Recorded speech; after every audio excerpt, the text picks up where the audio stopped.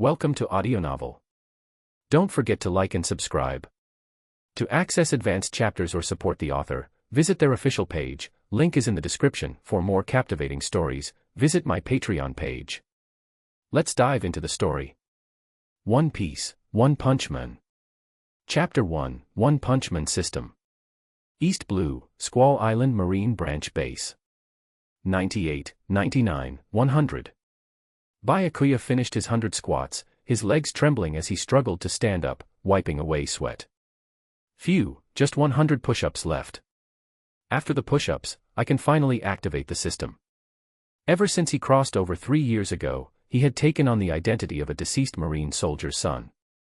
As is typical for transmigrators, Byakuya naturally possessed a cheat system, the One Punch Man template system. In the One Punch Man world, Saitama, the protagonist, belonged to the ceiling level of strength. In that world, anyone's strength paled in comparison to Saitama's, as distant as millions of galaxies or even the universe. The force of Saitama's full-powered punch could even pierce through the planet.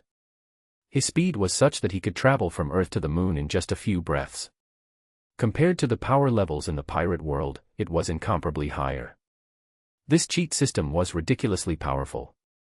However, activating the One Punch Man template system required some annoying conditions. Byakuya had to follow Saitama's training regimen, 100 push-ups, 100 sit-ups, 100 squats, and a 10-kilometer run every day. He had to do it all, without fail, for 3 years straight to successfully activate the system. Thus, for the past 3 years, Byakuya has been diligently working to meet his training goals. But such exercise levels in the pirate world had only a minimal effect. Due to the system's rules, Byakuya hadn't participated in the training expected of Marine soldiers. This meant that Byakuya's strength had hardly improved over the past 3 years. Yet, Captain Vaughn, mindful of Byakuya's deceased father and Byakuya's status as a minor, had kept Byakuya stationed at the Marine base, ensuring his safety. Over time, this naturally sparked dissatisfaction among some Marine soldiers. Plus, Lieutenant Commander Harley, who had always been at odds with Captain Vaughn, incited discontent among the soldiers, exacerbating the resentment throughout the Marine branch. Of course, Harley's actions weren't specifically targeting Byakuya, he simply aimed to stir up resentment against Captain Vaughn through Byakuya. Byakuya had heard countless mocking remarks like those just now. From initial anger to now calm composure, these words had toughened Byakuya's mentality immensely. Throughout these 3 years, Byakuya always knew what he wanted and what he needed to do. Today, the time for reaping the rewards had finally arrived. Last set of exercises, 1, 2, 99, 100. Byakuya took a deep breath, his eyes shining with unusual brilliance, as he completed 100 push-ups with the most standard form. At the same time, an ethereal voice resounded in his mind. Ding! Activate One Punch Man template system.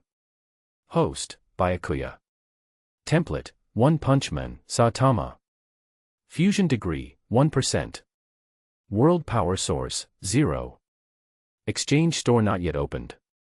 Hearing the sudden sound of the system, flashes of light flickered in Byakuya's pitch-black eyes. It had finally come. However, what disappointed Byakuya slightly was his assumption that activating the system would grant him Saitama's full power. That was the strength capable of destroying stars. However, according to the system panel, he could only fuse with 1% of Saitama's strength for now.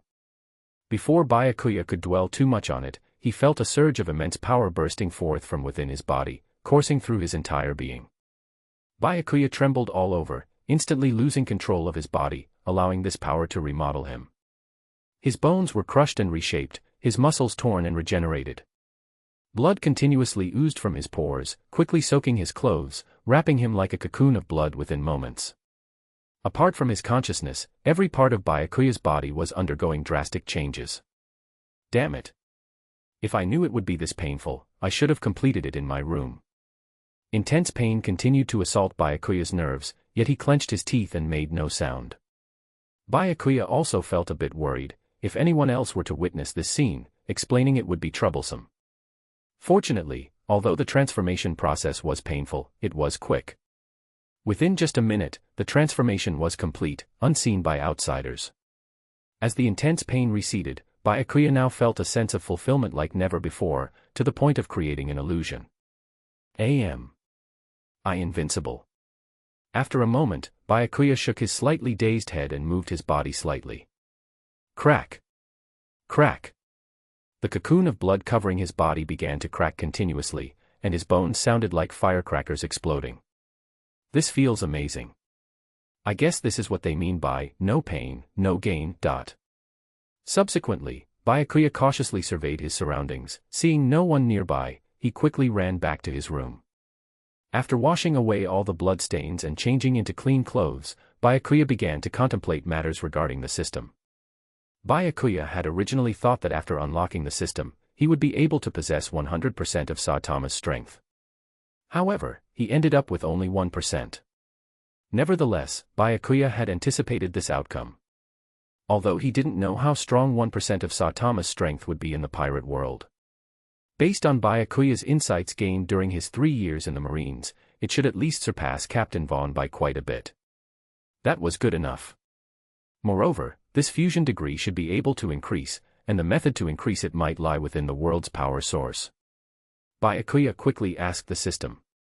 At this moment, the ethereal sound of the system prompt resounded once again.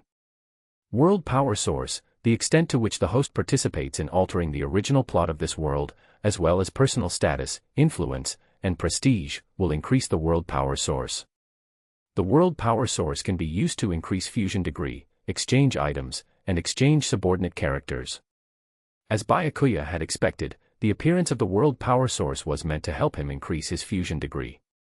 According to the system's explanation of the world power source, Byakuya also had his understanding. If the development in the anime belongs to the fixed development route of the original plot, then Byakuya's appearance is a variable. It means that the future direction will be different from the original plot. The greater the change, the more world power source Byakuya can harvest. Not only that, Byakuya's status, influence, and prestige are also taken into account. In this regard, the acquisition of a world power source is closely related to every choice Byakuya will make next. A crazy idea popped into Byakuya's mind.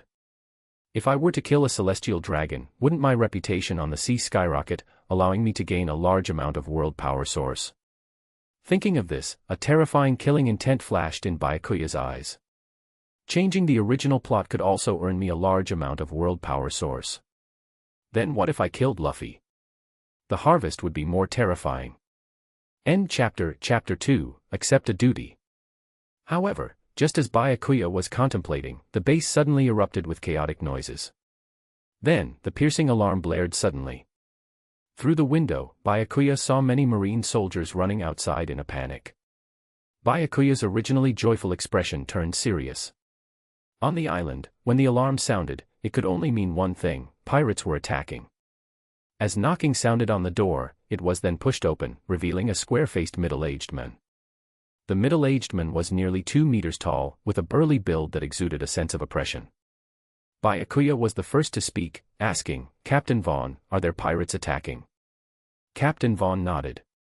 "The patrol unit observed pirates heading towards our island, but we don't know which pirates yet.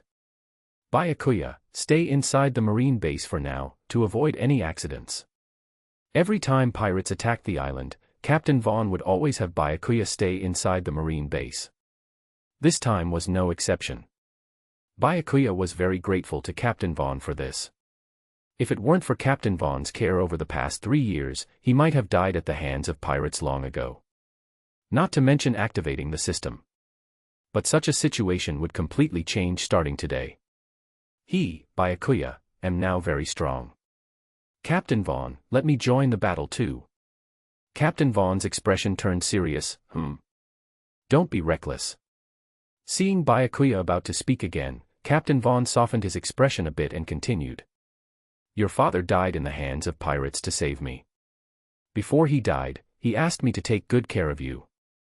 If something happens to you, how can I explain to your father after I die? Looking at Byakuya, Captain Vaughn's expression was complicated. It was because of the battle 3 years ago, that Byakuya's father died at the hands of pirates while trying to save him.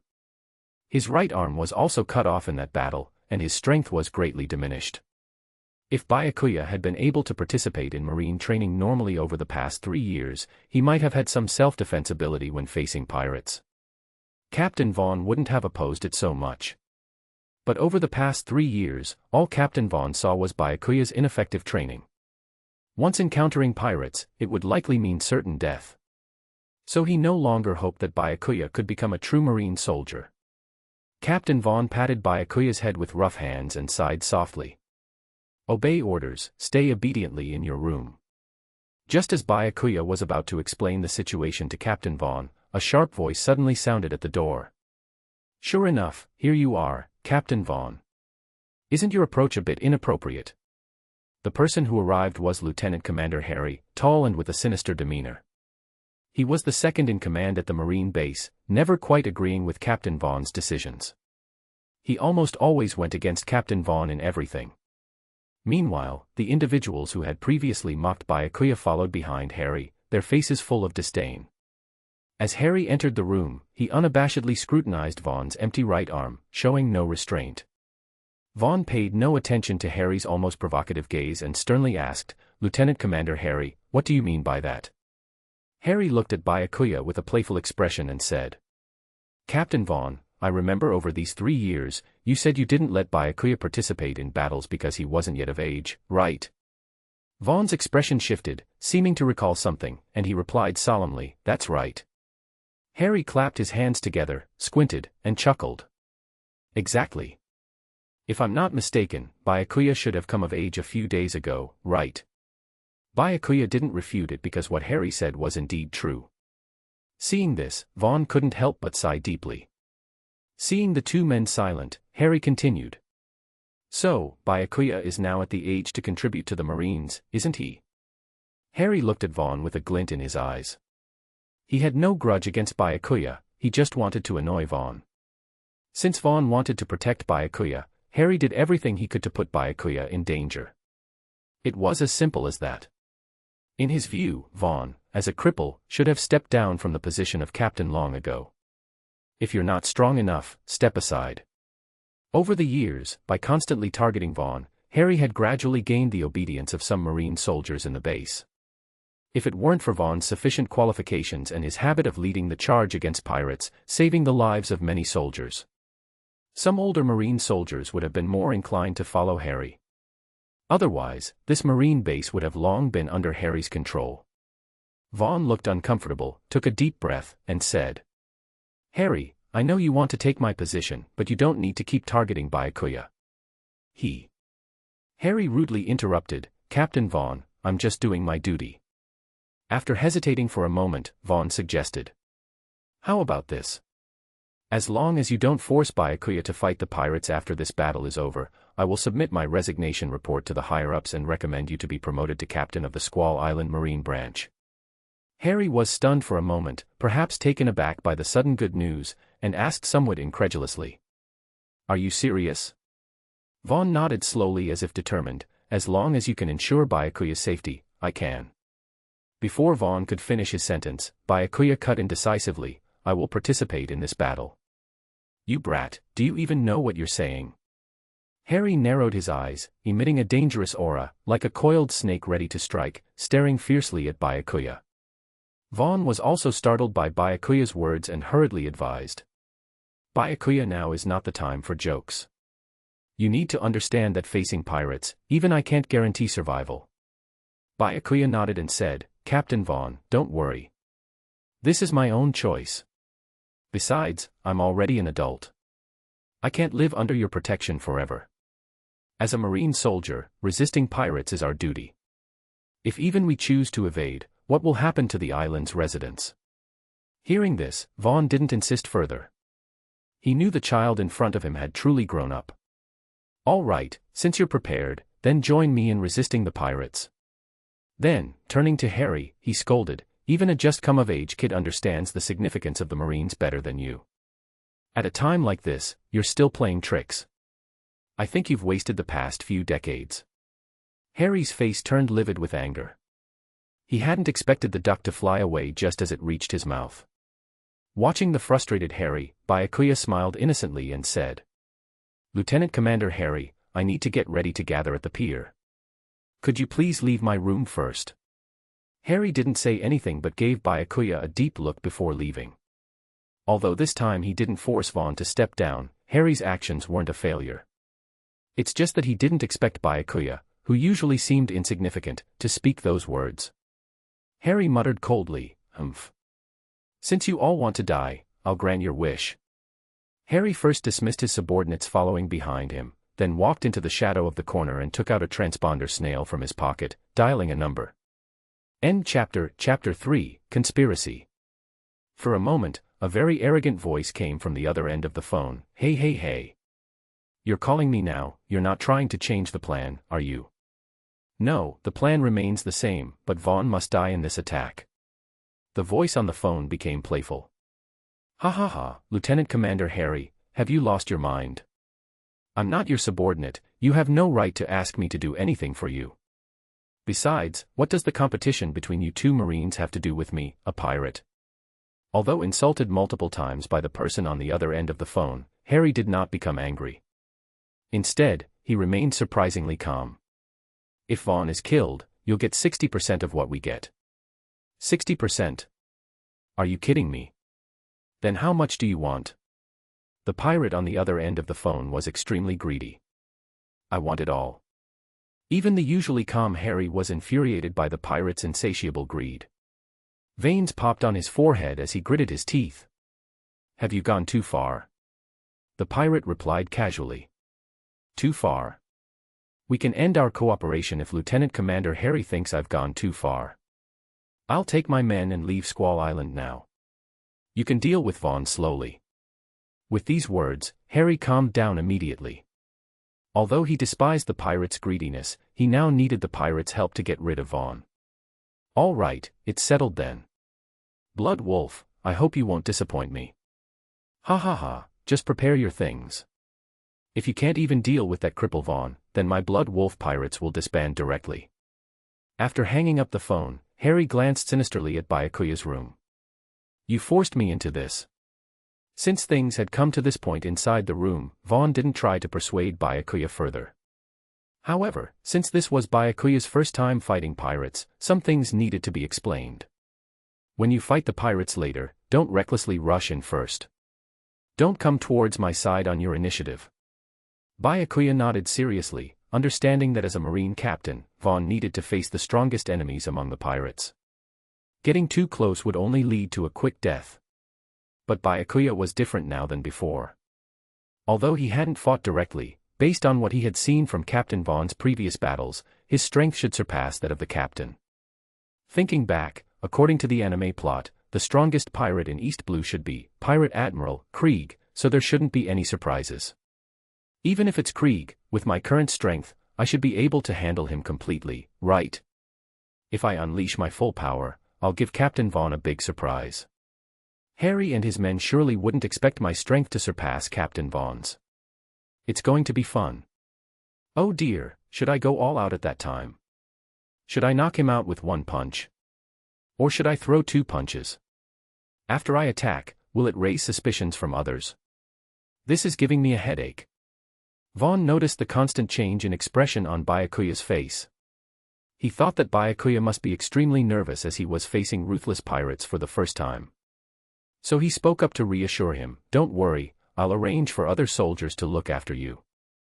Just be careful, and you'll make it through."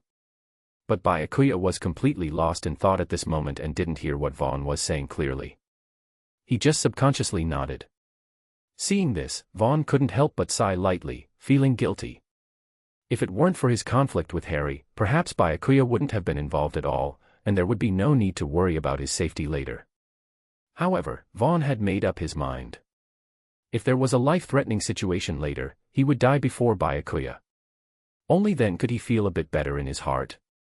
Walking to the door and looking back at the still serious Byakuya, Vaughn cleared his throat and said, "Gather at the pier in half an hour. We'll discuss the details then. You don't need to worry too much now." "Oh, okay."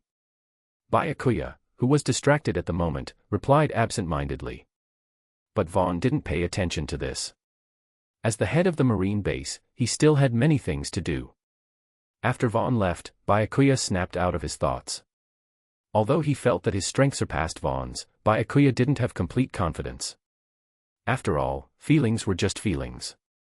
In the case of a life-and-death battle, if Byakuya found out that his feelings were wrong when he acted, he would have nowhere to cry later. Thinking about this, Byakuya returned to the training ground. The once lively training ground was now empty, with almost all the Marines gathered at the pier. This provided a perfect opportunity for Byakuya to test his strength. Byakuya took a deep breath, and swung his right fist towards the eastern wall with force, leaving a trail in the air. A violent fist wind suddenly appeared, rushing forward. The next moment, with a loud boom, the wall seemed to collapse instantly under the heavy blow, forming a gap over 3 meters wide. Cracks like spider webs spread all over the surrounding walls, on the verge of collapse. This is so awesome. Byakuya looked at his hands in disbelief, his face full of uncontrollable excitement. After being a waste for so many years, he finally turned the tide. When Byakuya arrived at the pier, all the soldiers from the Marine branch were there. However, the atmosphere seemed extremely eerie.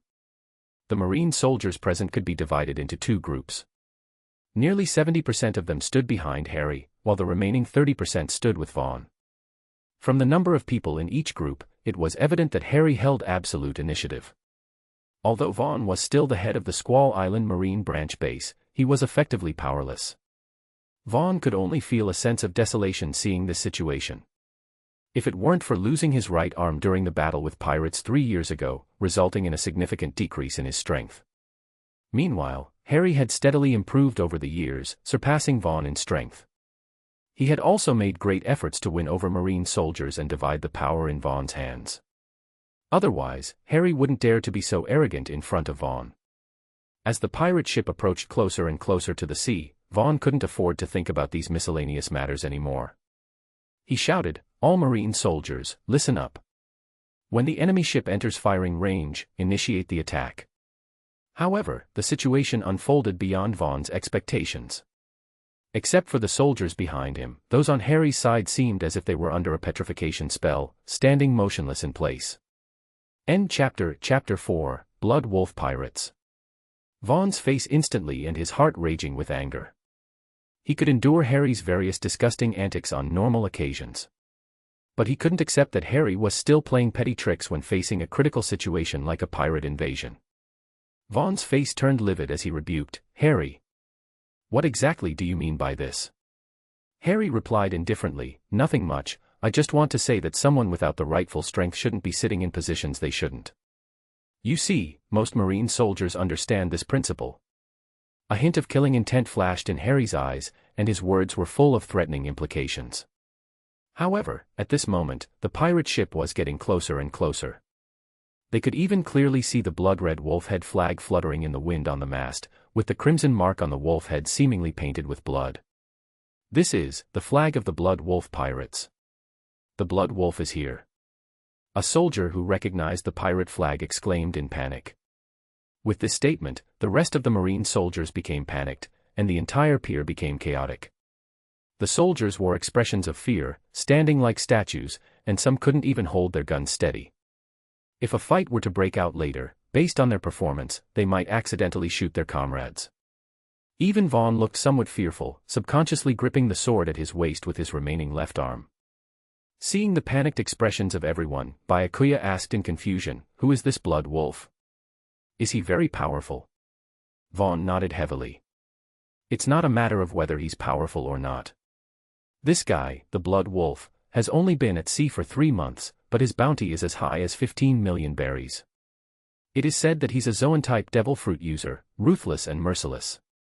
Every town he attacks is completely wiped out, leaving no survivors. Now, we're really in danger." An atmosphere of unease began to pervade the crowd. Byakuya looked at the Blood Wolf Pirates on the sea, a pensive glint in his eyes, subconsciously tightening his right fist as he murmured, "A character worth 15 million berries should be able to withstand my punch, right?"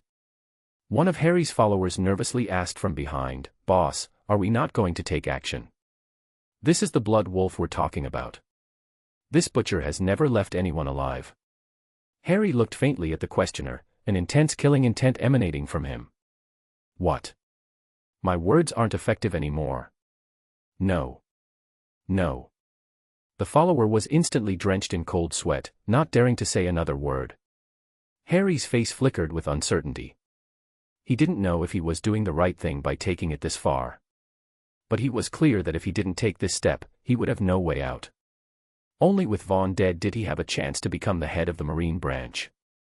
The sudden attack of the Blood Wolf, combined with the majority of the Marine soldiers not taking action, was all to ensure that Vaughn would die in this battle. Once Vaughn was dead, the Blood Wolf would surely be injured, allowing Harry to kill him, demonstrate his strength, and solidify his reputation.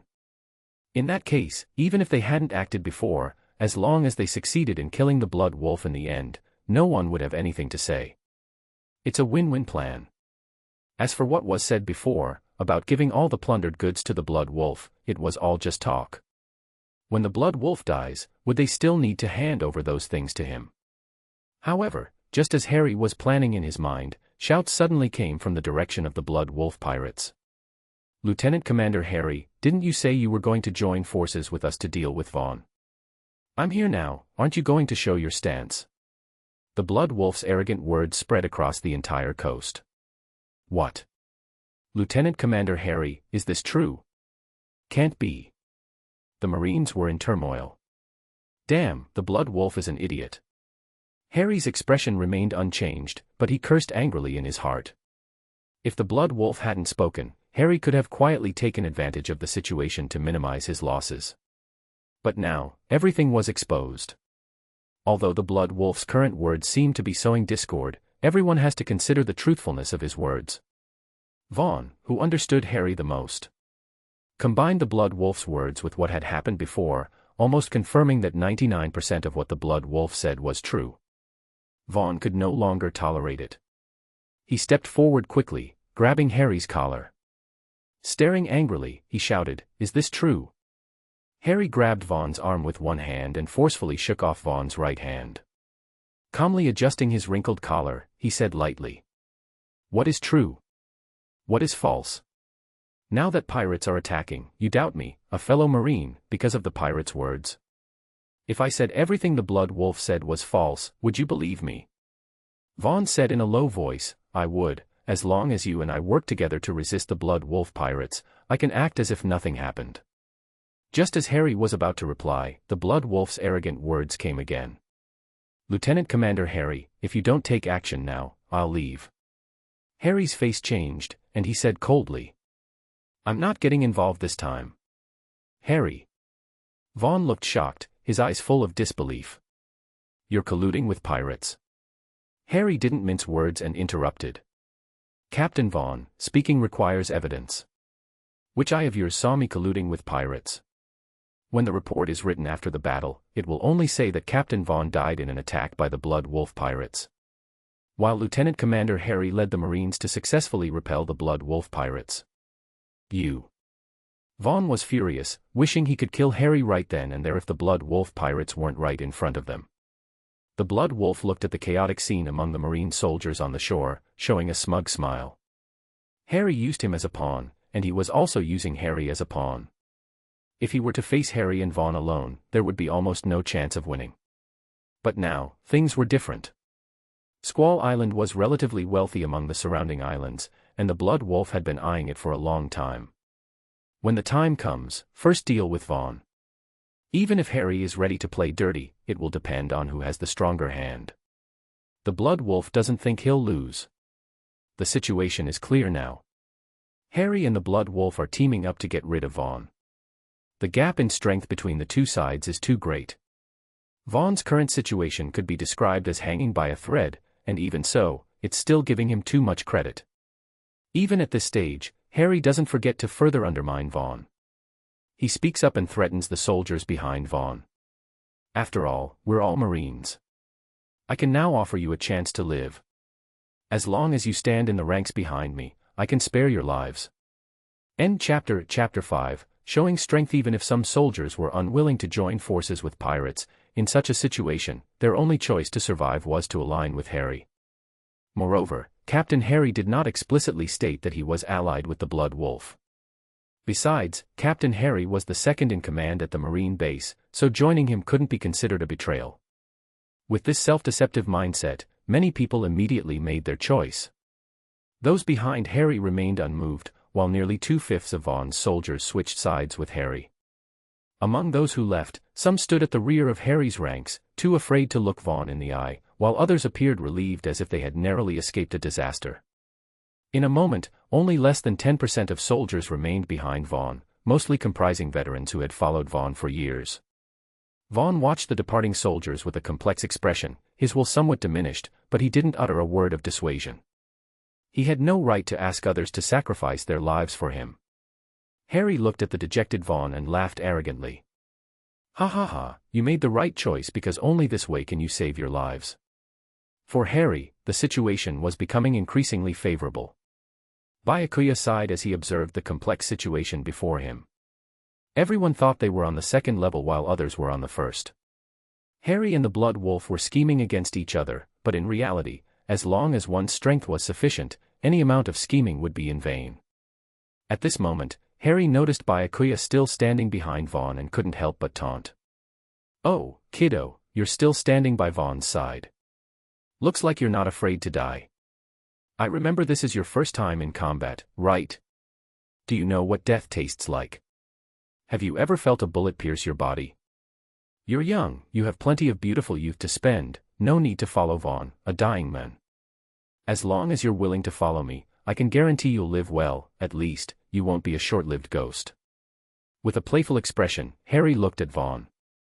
Harry knew Vaughn treated Byakuya very well, so if even Byakuya chose to betray Vaughn at a time like this, it would be a heavy blow to him.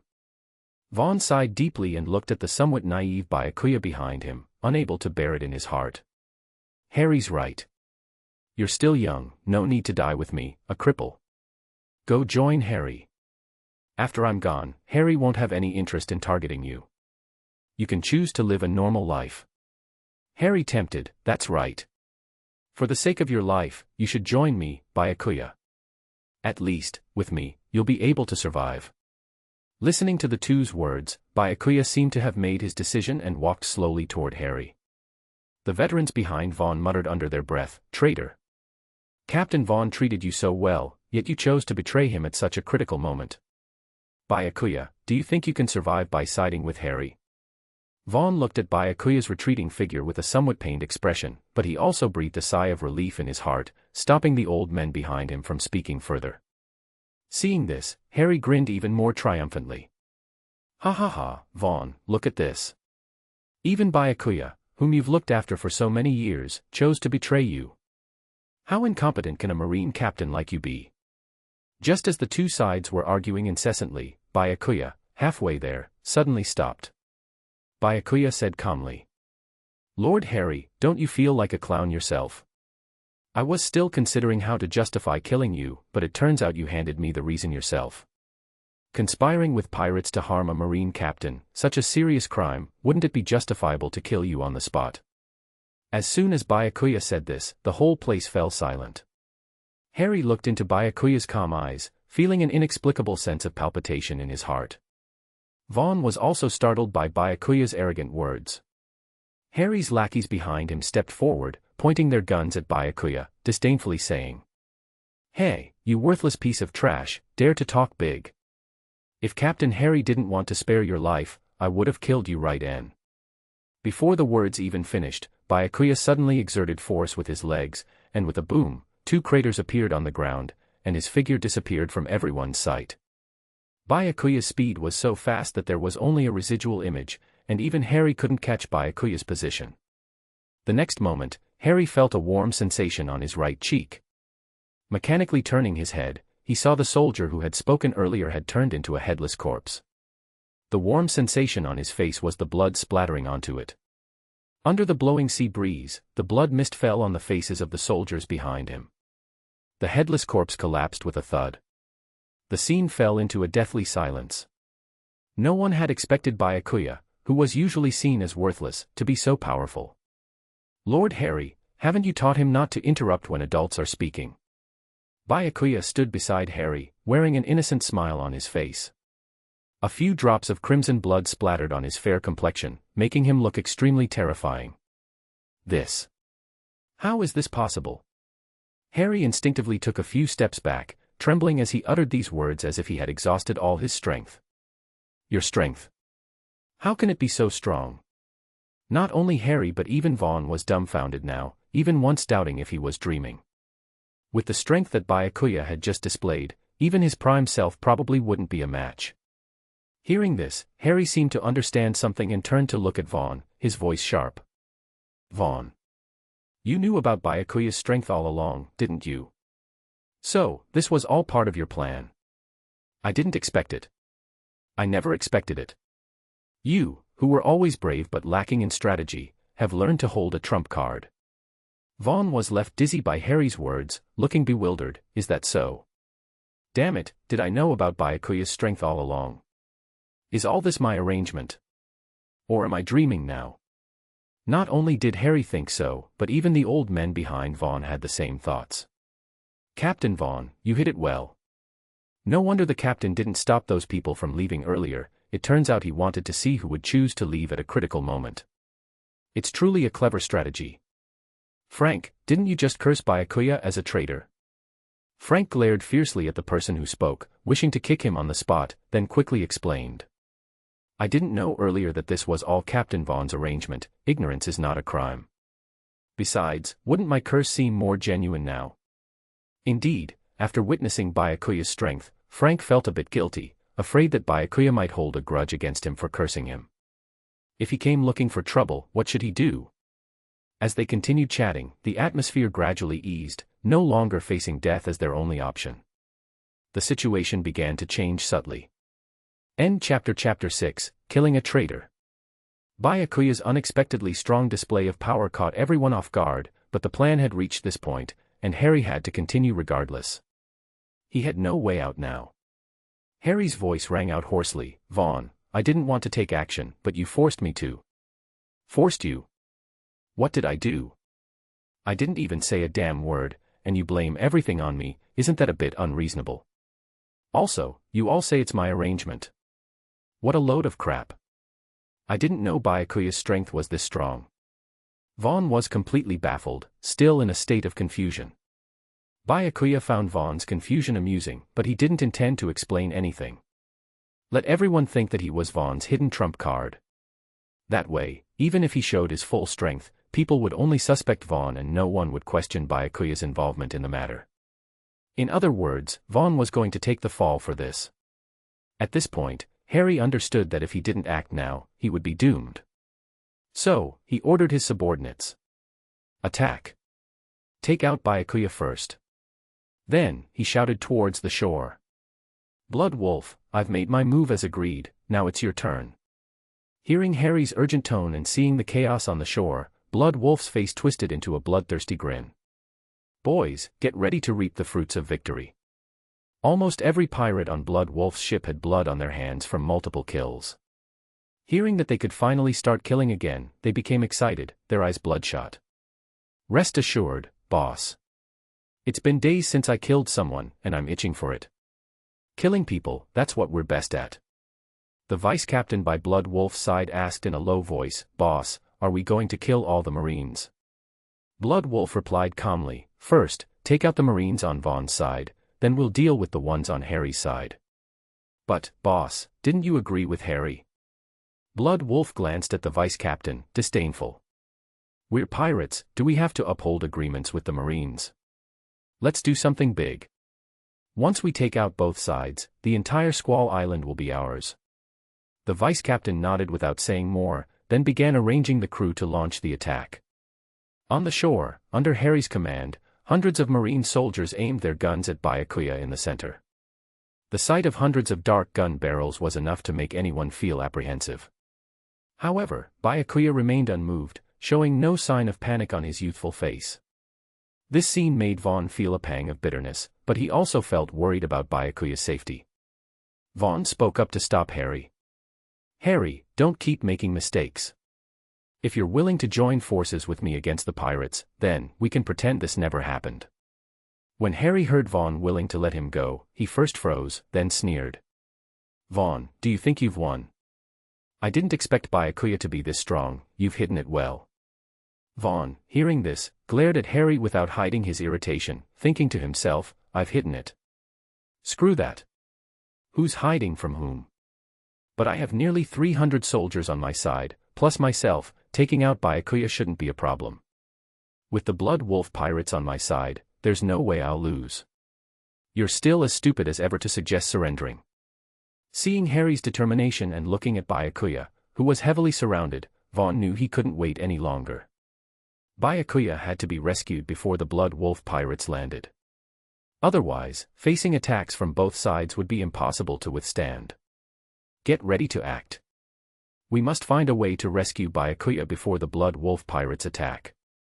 Frank and the others stopped joking around, their expressions becoming serious. Harry quickly backed away, creating distance between himself and Byakuya, and sneered. Kid, you're strong, even stronger than me, but no matter how strong you are, you can't beat over 300 of us. Harry bellowed, attack. Over 300 soldiers simultaneously fired at Byakuya, the dark gun muzzles emitting dazzling flashes of light, and countless bullets surged toward Byakuya like a torrent. But to everyone's astonishment, Byakuya was as agile as a snake, dodging past countless bullets. Monster. He's not human, he can't be Byakuya. The soldiers who had betrayed hadn't seen anything like this before, each one petrified by Byakuya's display. In what seemed like the blink of an eye, Byakuya appeared in front of Harry, sneering. Numbers mean nothing in the face of absolute strength. Harry, seeing the strength Byakuya before him, was greatly alarmed, but his years of combat experience prompted a response. Harry drew his sword from his waist and swung it down heavily, gritting his teeth. Kid, are you asking for death? Byakuya raised his left hand and grabbed the sword directly, taunting. Why do I feel like the one looking for death is you? Harry's muscles bulged as he tried to pull the sword from Byakuya's hand. But it seemed like the sword had taken root in Byakuya's hand. No matter how hard Harry tried, it wouldn't budge, leaving Harry red-faced with frustration. Do you want it? Byakuya's face was full of smiles. With a sudden force from his left hand, he directly crushed the sword body, and sharp fragments flew in the air. With the sword suddenly shattered, Harry didn't have time to react, and his body fell backward. Then I'll give it back to you. Byakuya selected a larger piece from the airborne fragments with his right hand, muscles tense, and threw it directly at Harry. The shard was as fast as a flash of light, piercing through Harry's body in an instant, leaving a crater nearly a meter deep when it hit the ground. The ground trembled slightly, and smoke filled the air. When the smoke cleared, Harry lay lifeless on the ground. A wound the size of a bowl opened in his chest where his heart was, his eyes wide open, a look of fear mixed with incomprehension on his face. Perhaps until the moment of death, he still couldn't understand why, with Byakuya's strength, he had endured 3 years of humiliation without revealing his true power. Until today, when he chose to unleash his strength. Unfortunately, no one would answer this question for him. But perhaps it was a good thing for Harry. If he knew that Byakuya had indeed been a waste for the past 3 years, without any strength, it would be a different story. It just so happened that he successfully activated his power today, gaining immense strength. Yet, he chose to join forces with the Blood Wolf pirates to go after Vaughn at this moment, running straight into Byakuya's trap. It was just like a stroke of luck. If he knew the truth, Harry might have performed resurrection right then and there, coming back to life from sheer anger. End chapter. Chapter 7, catching the pirates from Byakuya stepping out towards Harry to successfully killing him. Less than 5 minutes had passed. But in these 5 minutes, the situation underwent a complete upheaval. The mood of everyone was like riding a roller coaster, full of ups and downs. Before, it was Vaughn's side in ambush and Harry's side rising, but now it had become Vaughn's side rising and Harry's side falling. Seeing Byakuya kill Harry in a matter of seconds, even the Blood Wolf pirates, known for their bloodthirstiness and cruelty, couldn't help but gasp in shock. They cursed inwardly, can't Harry investigate properly first? Now he's implicating us. Serves him right to get killed. The Blood Wolf pirates knew deep down that with Harry dead, they might not stand a chance against Byakuya's strength alone. With Vaughn still around, going up against him would only lead to certain death. Seeing the unfavorable situation, the Blood Wolf pirates didn't hesitate for a moment. They immediately ordered loudly, "Quick, turn around, and get out of here." Yes, yes. Quick, turn around. Even the Blood Wolf pirates were terrified, let alone their crew members. As the ship approached the shore, they made a sudden 180-degree turn and accelerated away in the opposite direction. Earlier, they had hoped the ship would go faster to land sooner, slaughter the Marines, and plunder the money. Now, they wished the ship had wings to fly them farther away from the dangerous men as soon as possible.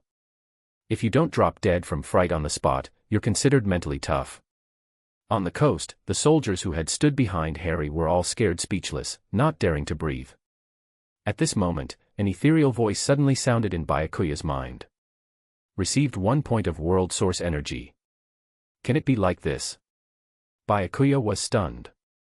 He hadn't expected that killing trash like Harry would also earn him world source energy. It was truly a pleasant surprise. Byakuya immediately shifted his gaze to those betrayed soldiers. Lieutenant Commander Harry only gave 1 point of world source energy, and these soldiers combined probably don't have much world source energy either. But even a mosquito, no matter how small, is still meat. For such traitors, Byakuya had no psychological burden when it came to killing them. After all, this was precious world source energy. The over 300 Marines, surrounded by Byakuya, seemed to sense the killing intent emanating from him. Coupled with the terror of Byakuya's strength, they were even more frightened, unable to stand steadily. Just as Byakuya was about to take action, he heard Vaughn shout, "Not good, that guy Blood Wolf wants to run."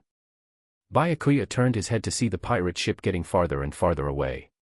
Normally, Byakuya wouldn't bother chasing after the Blood Wolf pirates if they ran. But since killing also earned him world source energy, he couldn't let the Blood Wolf pirates escape. "Captain Vaughn, keep an eye on these scoundrels colluding with the pirates, don't let them escape." "I'll handle the Blood Wolf." Vaughn nodded. "That's no problem, but the Blood Wolf is several miles away from us now. If we set sail to chase them, we probably won't catch up, right?" After witnessing Byakuya's strength, Vaughn felt much more relieved. Byakuya was no longer the child he needed to worry about. Byakuya chuckled, "That's simple." Leaning forward, he exerted force with his legs, then shot up like a bullet, soaring into the air. As Byakuya rose, the ground trembled slightly, and waves rippled on the nearby sea. This kid's strength is ridiculously strong. Vaughn stared blankly at Byakuya's disappearing figure. Then he thought again and pondered, why is this kid's strength so strong? Could it be the training method used by Byakuya? When I get back, I'll give it a try and promote this method, see if we can also cultivate a few strong ones. The Blood Wolf looked back at the increasingly distant Squall Island, gradually feeling relieved. Damn it, I didn't expect there would be such a strong person in the Marines. Luckily, I ran fast. The Blood Wolf said with relief on his face. The first mate, still trembling, said, "Yeah. Who would have thought there would be such a fierce person on Squall Island? I went for nothing, didn't gain any benefits, and almost lost my life. I've been at sea for 3 months, when have I ever suffered such a loss?" A subordinate stepped forward and asked, "Boss, where are we going now?" "Just find a nearby island, I'm full of fire now and need to vent." The Blood Wolf impatiently waved his hand, his face full of uncontrollable madness. He's chasing us."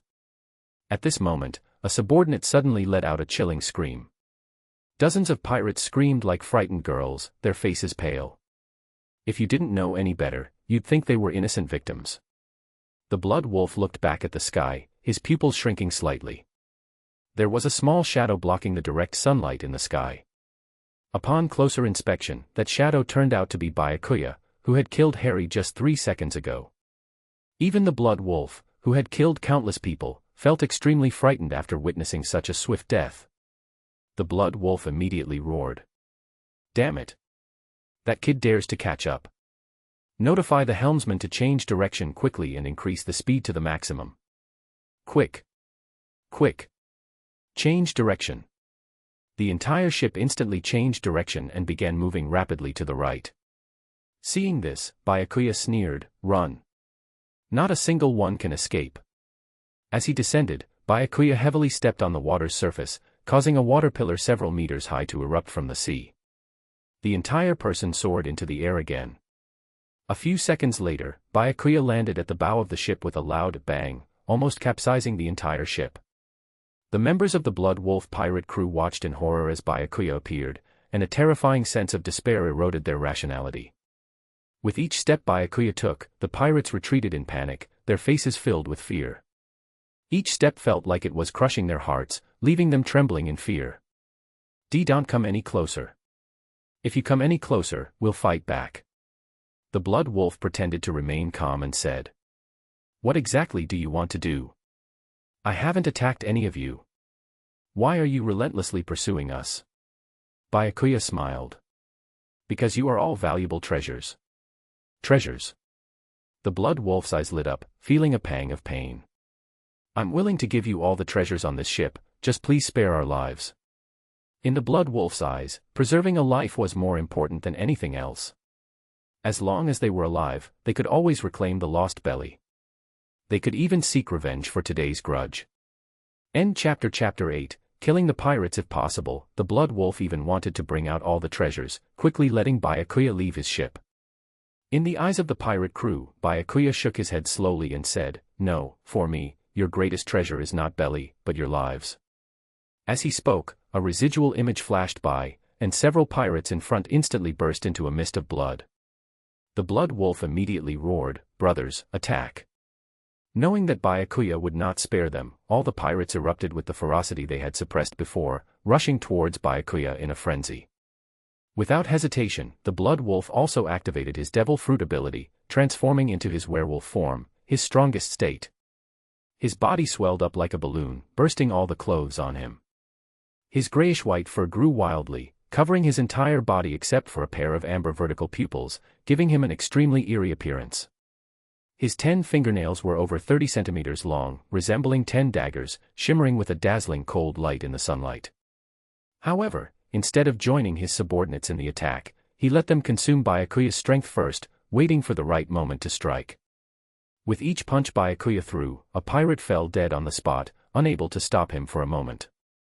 When Byakuya appeared in front of the blood wolf, the deck was littered with scattered bodies in disarray. The floor was soaked with blood, resembling a hellish scene. The blood wolf watched as Byakuya approached and didn't immediately attack, but instead pleaded bitterly, "What do you want from me? As long as you spare me, I'm willing to cooperate with you and hand over all the treasures we plunder every time. I've said it before, for me, your life is the most valuable." Byakuya approached closer, the smile on his face as innocent as a neighbor boy, making him seem harmless. Knowing he was no match, the blood wolf could only make a desperate attempt in this situation. "Since you're not willing to spare me, then just die for me." The blood wolf struck first, pushing his claws forcefully into the ground, directly piercing through the deck.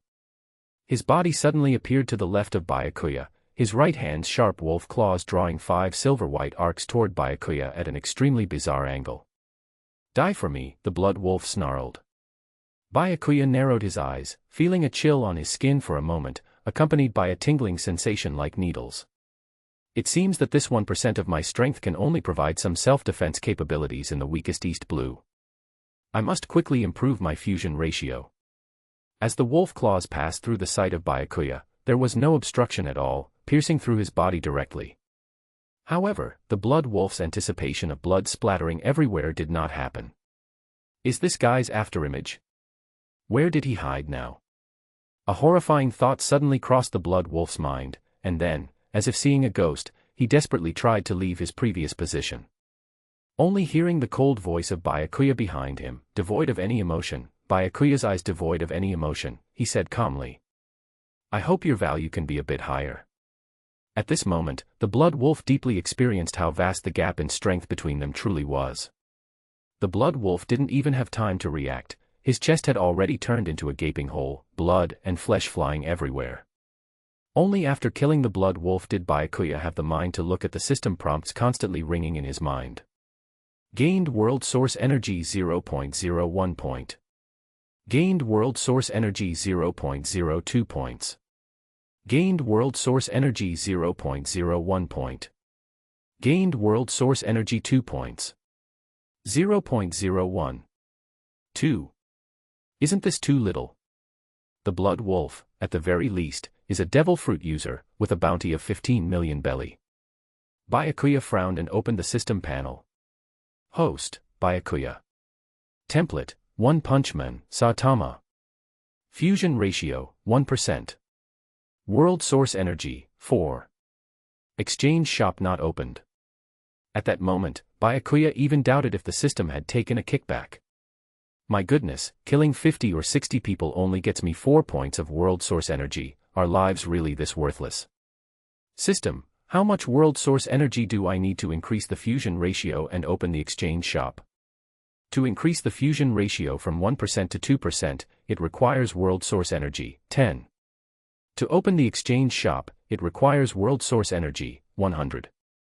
Seeing these huge values, Byakuya felt like his trigeminal nerve was hurting.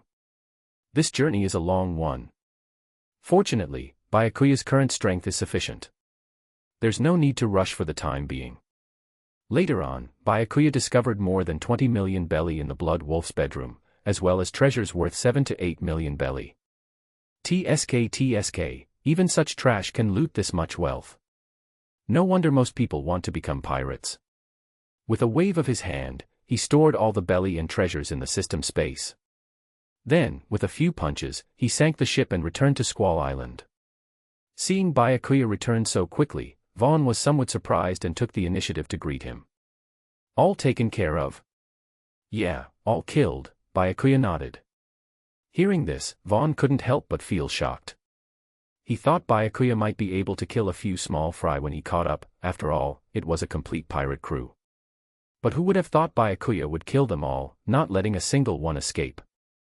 Byakuya didn't pay attention to Vaughn's expression but instead pointed to the more than 300 Marines being detained and asked, "What's the plan with these guys?" Hearing that they were going to be dealt with, many soldiers pleaded. "Captain Vaughn, I've been with you since I joined the Marines. I've killed over a dozen pirates.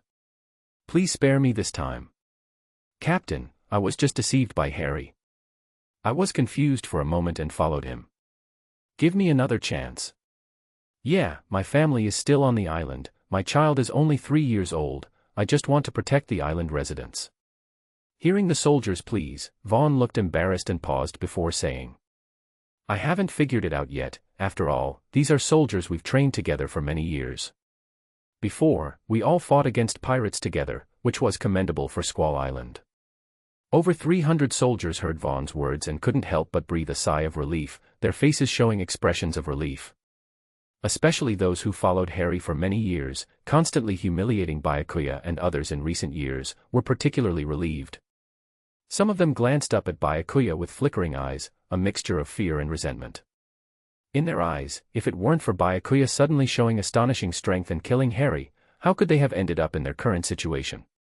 But when Byakuya looked at them, those few quickly lowered their heads, fearing that Byakuya would see their dissatisfaction. Byakuya withdrew his gaze and smiled, "Captain Vaughn, since you're unsure how to handle this, let me take care of it, all right." After some thought, Vaughn said, "I am a bit tired now, so I'll leave this matter to you to decide." "Don't worry, I'll handle it." End chapter. Chapter 9, Marine Ensign Byakuya walked slowly toward the detained soldiers, a bloodthirsty smile on his face. He spoke coldly. "Open fire and kill all these people." "What?" Everyone present looked at Byakuya with incredulous eyes. Even Vaughn, who had already left, stopped in his tracks.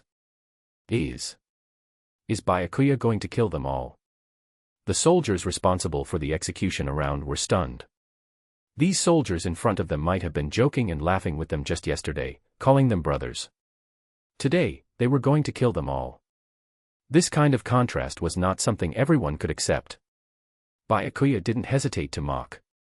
"If I hadn't stepped forward to kill Harry, it would be you guys who were being decided on life and death now. Do you think they would spare you back then? I didn't expect you guys to hesitate now. I don't know what to say." Byakuya's words echoed clearly in everyone's ears. Vaughn knew Byakuya was right.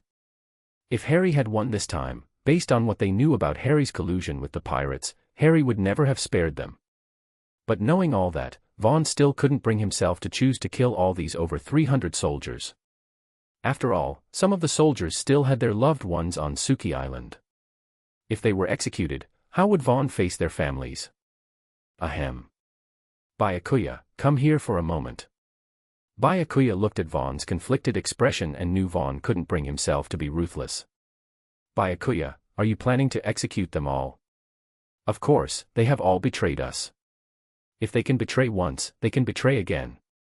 Keeping them will only cause more trouble. It's better to solve them all at once this time. But, if we kill them all, the strength of our marine will be weakened by more than half. If more pirates are invading. Vaughn felt something was wrong as he spoke. As long as Byakuya was here, whether or not there were marine soldiers on the island wouldn't make much difference.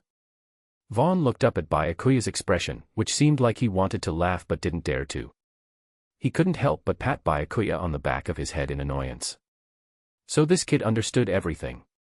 He was waiting to see Vaughn make a fool of himself because he knew Vaughn couldn't bear to kill everyone. Byakuya, tell me honestly, are you planning to get rid of them all? Byakuya nodded, but seeing Vaughn's conflicted expression, he couldn't help but speak up. Captain Vaughn, if you really can't bear it, we can just kill some of them and let the others go. Those who have been with Harry from the beginning must be dealt with. As for those who chose to follow Harry before, we can give them a chance to redeem themselves. What do you think? Vaughn thought about it for a moment and felt that this approach was relatively reasonable. After all, people always had to pay the price for their choices. After Byakuya left, Vaughn quickly blew on his slightly swollen right hand and grimaced in pain. This kid's back head is damn hard, it hurts like hell. Byakuya deliberately made a plea to Captain Vaughn in front of the detained soldiers, so he was willing to spare those who followed Harry later. This made those soldiers couldn't help but feel grateful to Vaughn, promising to obey his orders in the future. This made Vaughn happy but also somewhat relieved. After all, it was a kindness from Byakuya. Now, the remaining detained individuals were all in panic. Some even stood up to resist. Brothers, since we're all going to die anyway, why not fight BA? Bang. A bullet pierced through the speaker's mouth, instantly killing him. Byakuya tossed the gun, still emitting wisps of smoke, to the soldier next to him. Kill them all. With Byakuya's command, the soldiers, albeit with some reluctance in their eyes, raised their guns. They aimed at those who were their comrades just an hour ago. The sound of gunfire was deafening, and blood blossomed everywhere. The system's notification sounded as well. Obtained world source energy, 0.01 point. Obtained world source energy, 0.02 point. Obtained world source energy, 0.03 point. This is because they were the ones I ordered to be killed, so it also counts as world source energy, even if I didn't personally do it. With that said, the operability is too broad. Host, Byakuya. Template, One Punch Man, Saitama. Integration degree, 1%. World source energy, 6. Exchange store not open. In less than a day, I've gained 6 points of world source energy, which is quite a harvest. Byakuya closed the system panel silently. It was time to plan for the future. When he first obtained the system and learned how to obtain world source energy, Byakuya had already made some calculations in his mind. After experiencing this day, Byakuya became even more determined about his future path. That is, to become stronger and to seize power. He aimed to become the most powerful figure in the entire pirate world. Any dissenters would be subdued with just one punch. With a single word, he could decide the fate of countless people. Only by doing so could Byakuya obtain more world source energy. Currently, Sama had yet to appear. The most prominent figures in power on the surface were the 5 elders and the celestial dragons who claimed to be gods. However, Byakuya didn't see it that way. As the saying goes, might make right. Which celestial dragon would dare to flaunt their power in front of the 4 emperors? The reason why the 4 emperors could roam freely in the New World was because of their formidable strength. However, the most powerful force was not the 4 emperors' pirate crews, but rather the marines controlled by the world government. One marine could easily match 2 pirate crews of the 4 emperors. Yet, such a massive military force could only obey the commands of the world government. It was truly a waste. With this in mind, a terrifying gleam flashed in Byakuya's eyes. If he was going to do something, he would do something big. He needed to find a way to control the entire marine force. The next day, in the early morning, Vaughn gathered all the marine soldiers on the training ground. In front of everyone, he announced Byakuya's promotion to the rank of Marine Ensign. At the same time, the voice of the system echoed in Byakuya's mind. Congratulations to the host for becoming a Seaman 3rd class, gaining 0.5 points of World Source Energy. Congratulations to the host for becoming a Seaman 2nd class, gaining 1 point of World Source Energy. Congratulations to the host for becoming a Seaman 1st class, gaining 1.5 points of World Source Energy. Congratulations to the host for becoming a Petty Officer, gaining 2 points of World Source Energy. Congratulations to the host for becoming a Chief Petty Officer, gaining 3 points of World Source Energy. Congratulations to the host for becoming a Warrant Officer, gaining 5 points of World Source Energy.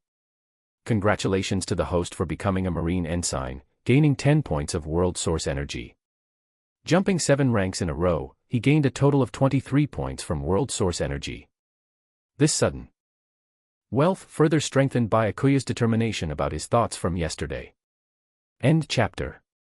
Chapter 10, Alvita Pirate and Koby. After the meeting, Vaughn pulled Byakuya aside. Last night, I reported everything that happened here. It said that Vice Admiral Enigmo from headquarters is very interested in you and is willing to recommend you to the elite training camp at Marine headquarters. So, let me ask for your opinion. Vice Admiral Enigmo, among the Vice Admirals, is one of the top figures. He belongs to the hawkish faction, much like Akainu, and is known for his ruthless methods. Byakuya directly dealing with over 100 traitorous soldiers is something that would appeal to hawkish leaders. So, Byakuya wasn't surprised by this. The elite training camp.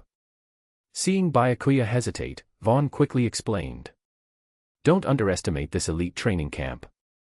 Many high-ranking Marine officers have come from there. The current 3 admirals of the Marines are the most obvious examples. The instructors there include the former Admiral Black Arm Zephyr. With your talent and Zephyr's guidance, you might even become the next Fleet Admiral. Although Vaughn exaggerated the elite training camp, for Byakuya, it wasn't very appealing. Considering Byakuya's strength, his main method of advancement relies on the integration provided by the system. As long as he gains a large amount of World Source Energy, his strength can increase rapidly. Instead of playing childish games at the Marine Elite Training Camp, he should go kill pirates and find ways to improve his rank.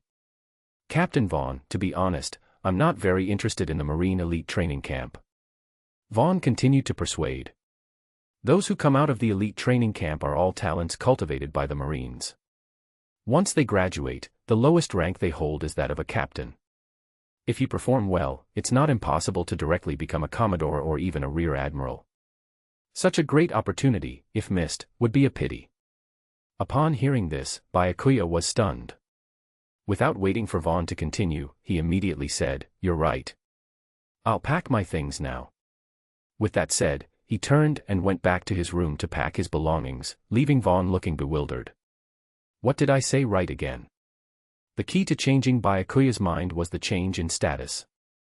Although it's said that as long as one's strength is strong enough, there's no fear of not being valued. But if we follow the normal procedure, Byakuya wanting to go from Ensign to Admiral step by step would take a very long time. But if Byakuya came out of the Marine Elite Training Camp, it would be different. It's like being gilded with gold. He would become a true insider. In the Elite Training Camp, many future elite leaders of the Marines can be recruited in advance. This is also very important for achieving the ultimate goal. It can be said that this invitation from Vice Admiral Enigmo came just at the right time. The earlier you enter the new world, the sooner you can experience the strength of various top-tier players in the sea.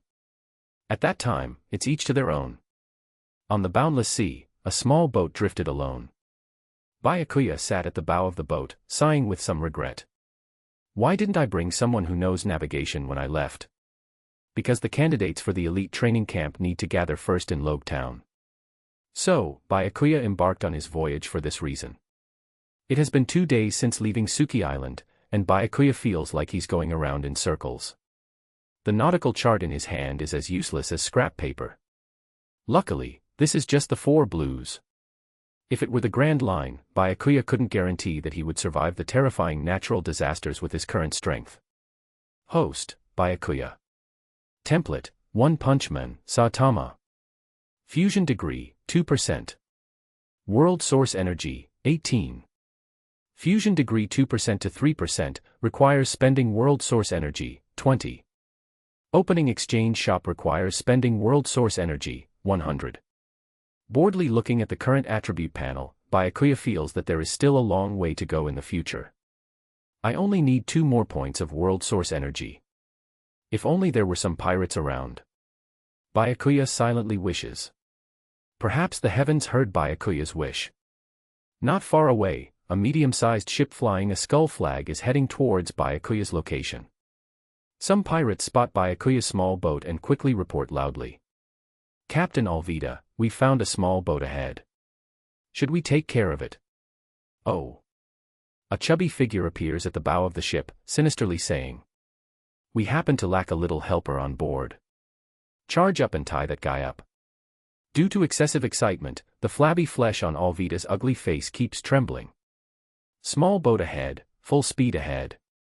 At this moment, Byakuya has resigned himself to fate. Either wait for fate to bring someone or just go with the flow of the waves.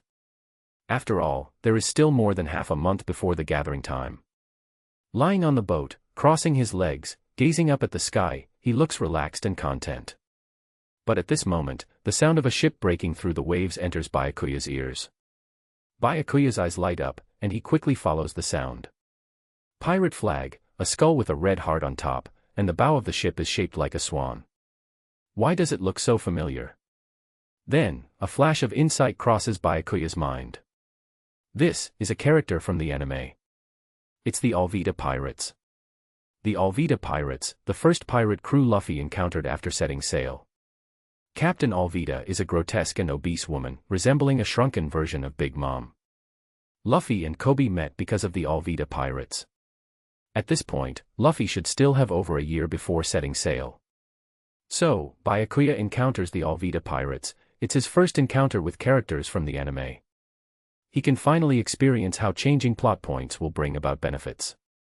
Byakuya vanished directly from the ship. When Byakuya reappeared, he was already on Alvita's ship. He looked at the little figure in front of him, with a mushroom-shaped head topped with cherry blossom pink, holding a broom in both hands, looking like a complete pushover. If I'm not mistaken, this should be Koby, right? Koby was instantly scared, backing away repeatedly, falling to the ground, holding his head, and crying out. Who are you? Please don't hurt me, I'm just a poor errand boy. Byakuya chuckled. Just as timid as in the anime. Who's timid? Koby buried his head in his arms, arguing indignantly. But his trembling body completely gave him away. You don't need to be afraid. My name is Byakuya, I'm a Marine. A Marine. Upon hearing Marine, Koby immediately stood up excitedly. Are you a Marine?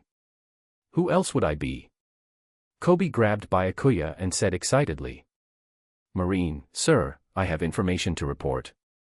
Koby told Byakuya everything he had seen and heard on the ship. Don't worry, I'll take care of these pirates. Now, let's talk about your situation. After I deal with these pirates, are you planning to go home? Or?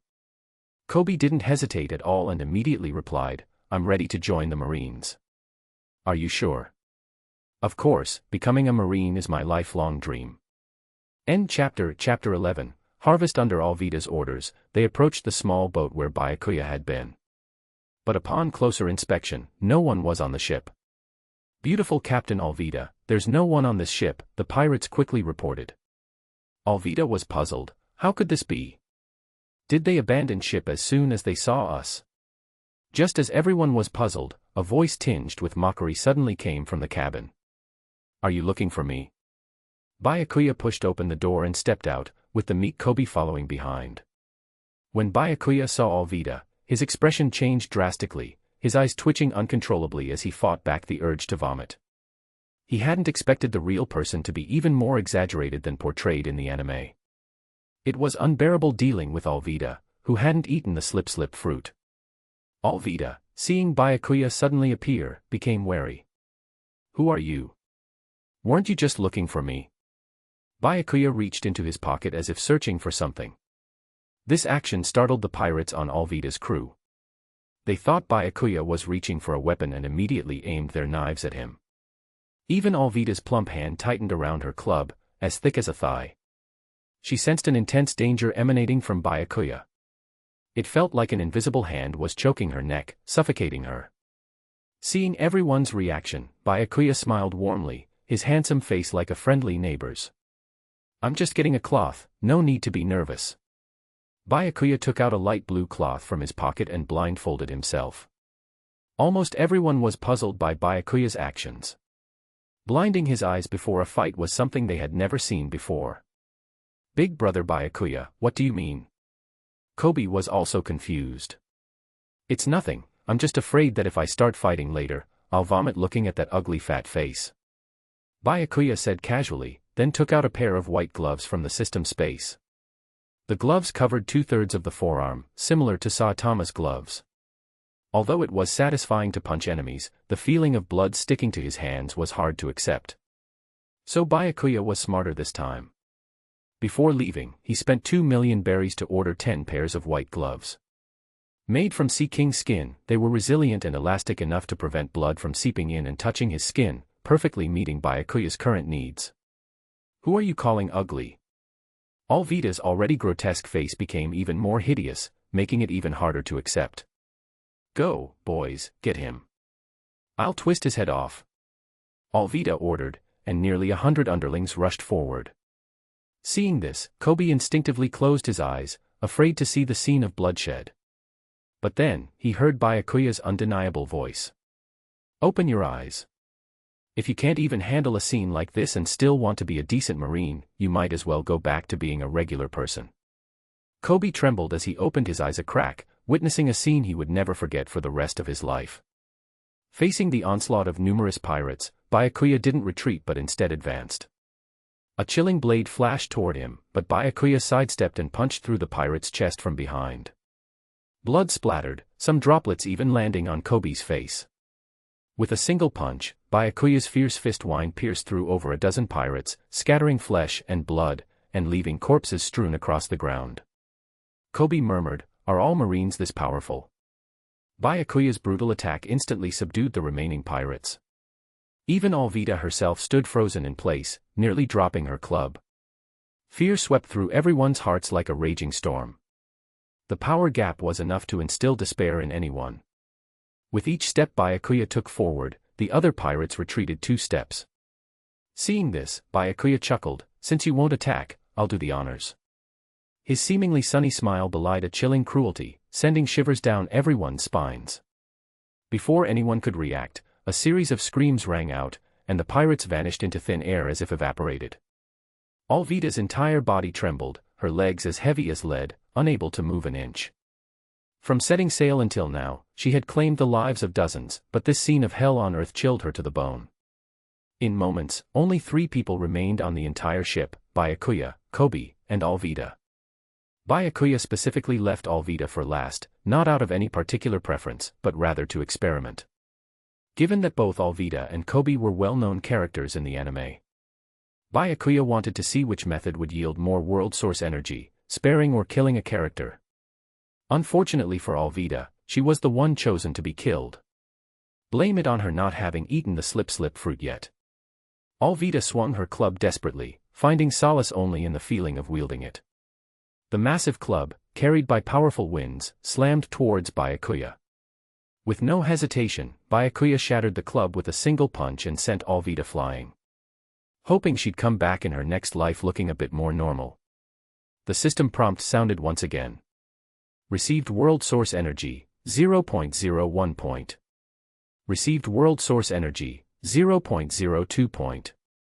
Received world source energy, 0.01 point. Received world source energy, 1 point. Ding. Congratulations, host, for killing Alvita, successfully altering the storyline. Alvita battles Luffy, Alvita allies with Buggy's pirate crew, etc. Received world source energy, 30 points. With 30 points, it's quite a drop compared to Koby's 50 points. However, in the anime, Alvita's role is much smaller compared to Koby's, so it's understandable. Byakuya untied the light blue cloth and discarded it along with the blood-stained, white, gloves on his hands onto the ship. Encountering Alvita's pirate crew, Byakuya directly harvested 82 points of world source energy. It could be considered a great harvest. Host, Byakuya. Template, One Punch Man, Saitama. Fusion degree, 2%. World Source Energy, 100. Fusion Degree 2% to 3%, requires 20 points of World Source Energy. Opening Exchange Shop, requires 100 points of World Source Energy. Looking at the system panel, Byakuya found himself in a dilemma again. With exactly 100 points of World Source Energy, he could either open the exchange shop or increase his fusion degree by several points. After much hesitation, Byakuya chose to increase his fusion degree. After all, every point increase in fusion degree would bring about a drastic change in Byakuya's strength. Moreover, in Byakuya's original plan, there was something he had to try. If successful, it would yield tremendous world source energy for Byakuya.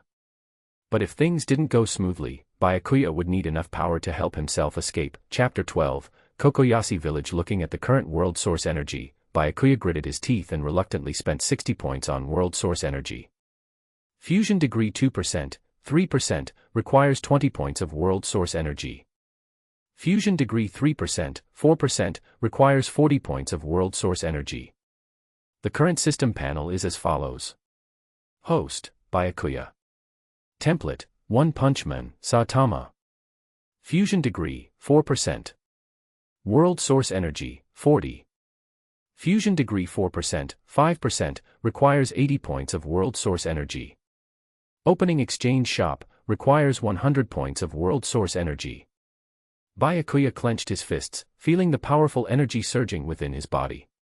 This sensation was enough to engulf him, making it hard to resist.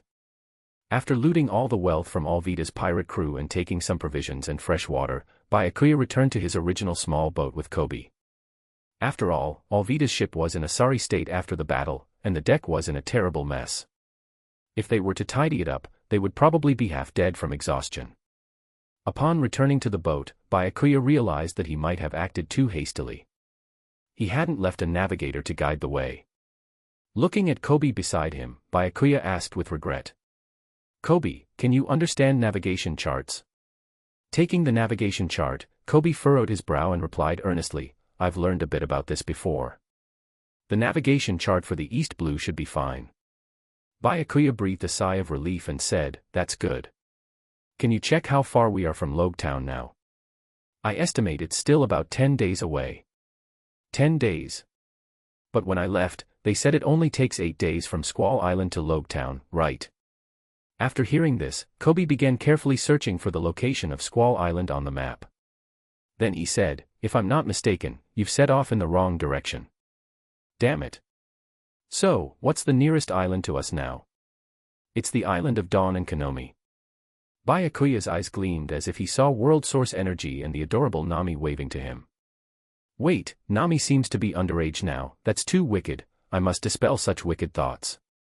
Then let's go to the island of Dawn and Nami.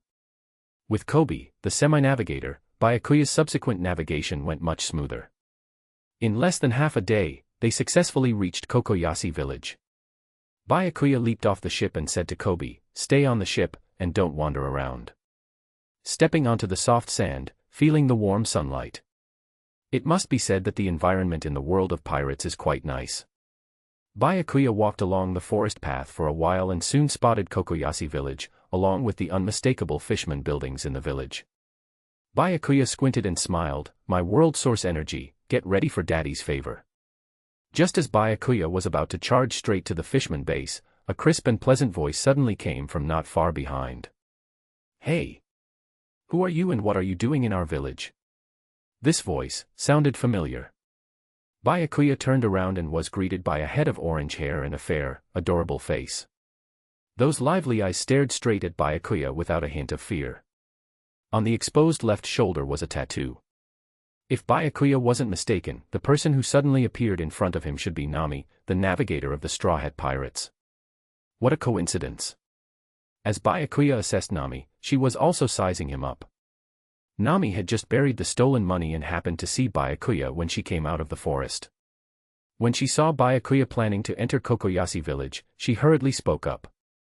After all, the village belonged to the fishmen. If the fishmen saw a stranger, they would probably kill the person on sight. Nami continued persuading, you'd better leave this island early. It's very dangerous in the village. Byakuya knew Nami was kind-hearted and was concerned for him, so she advised him to leave. However, the danger in Nami's eyes wasn't much of a concern for him.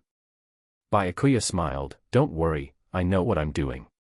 Seeing Byakuya's handsome face and warm smile, Nami's cheeks turned slightly red, and her voice unconsciously softened. But the village is dangerous." Looking at the somewhat shy Nami, Byakuya thought to himself, "I'm more dangerous than they are.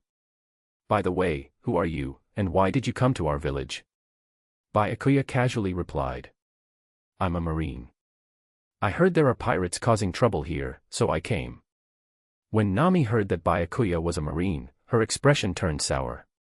It was because of the marines in action that Arlong had been dominating Kokoyasi Island for years. This made Nami's perception of the marines not very good. However, when Nami heard that Byakuya had come to deal with the Arlong pirates, she was stunned, the chill dissipated, and disbelief filled her beautiful eyes. "You said, lead the way. Every second wasted is torture for you and the villagers. Just you. It's very dangerous to go alone. I'm very strong. Just trust me and lead the way." For some reason, Nami, feeling entranced, led Byakuya to the fishman's lair. Perhaps it was Byakuya's gentle smile and the confidence in his words that made Nami subconsciously believe what he said. Half an hour later, the two stood at the entrance of the Arlong pirate's lair. It was only then that Nami realized what she had done. She didn't want Byakuya to sacrifice himself in vain. Even though Byakuya was the marine she despised.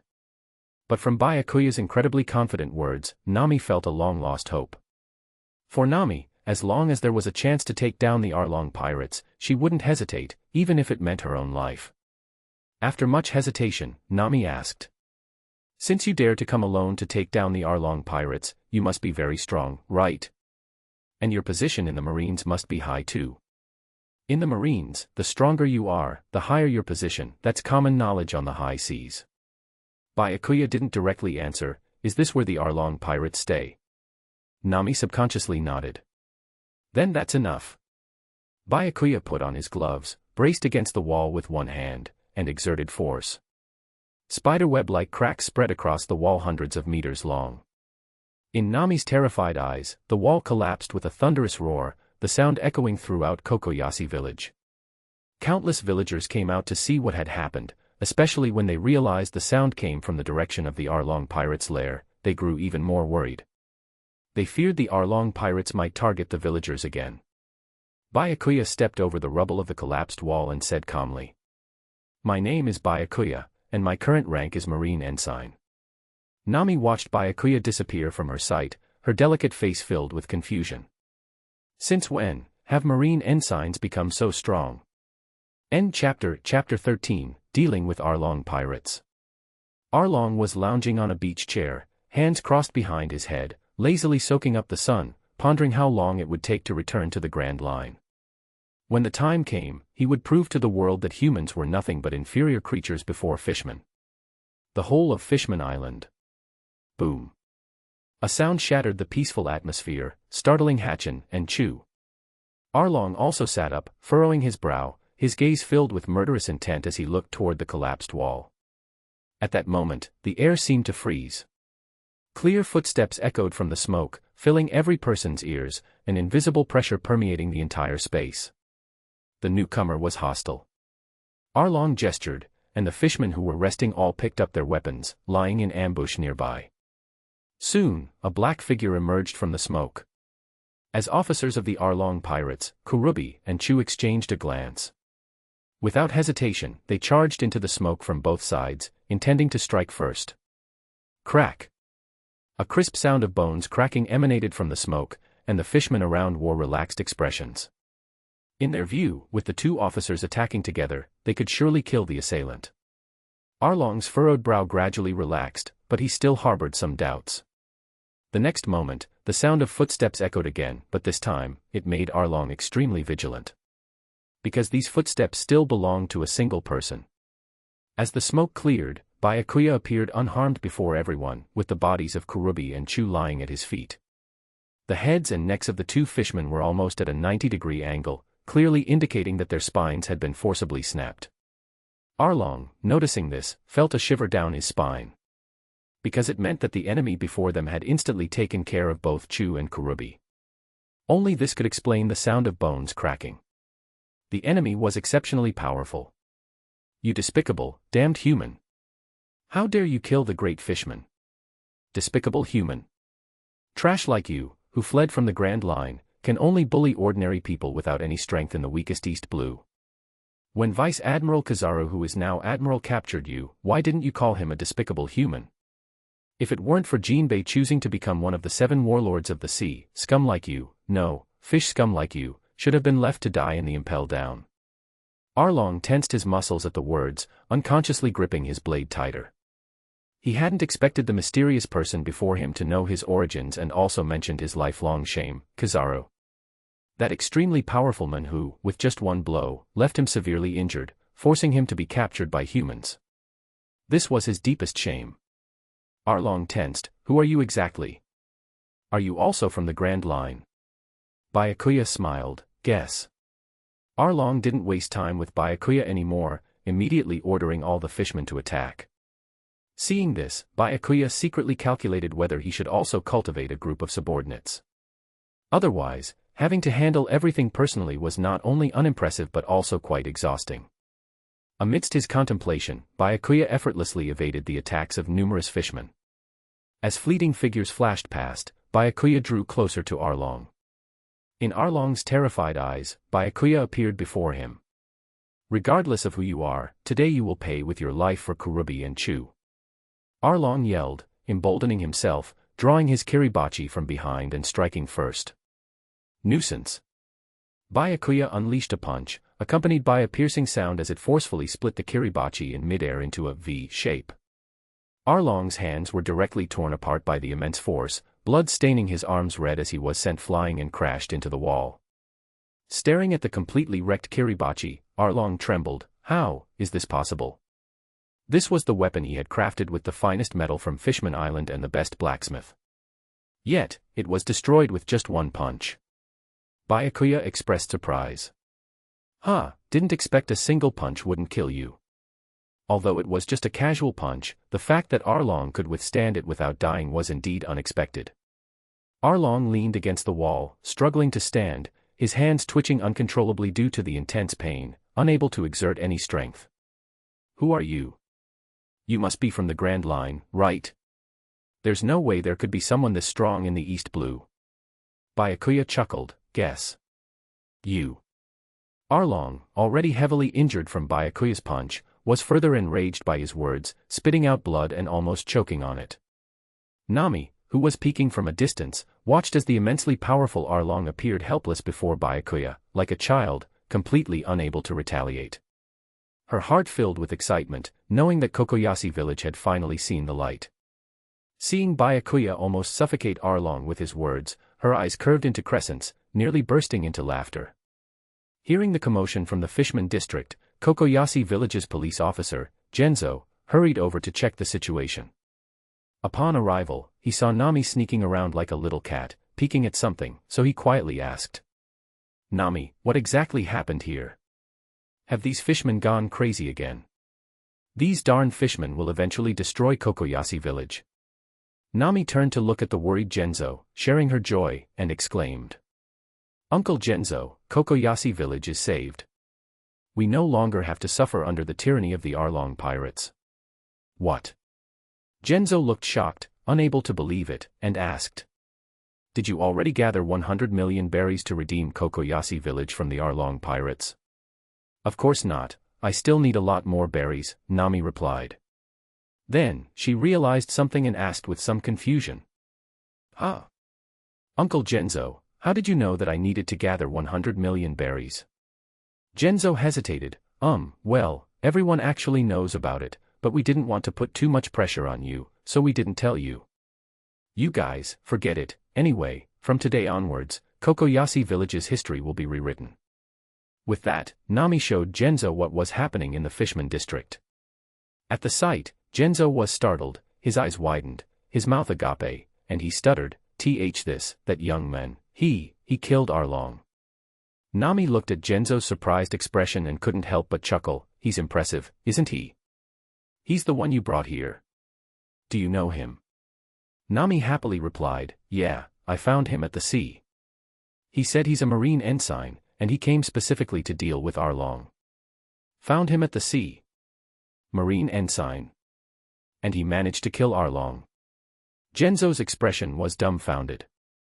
Can this even be true? End chapter.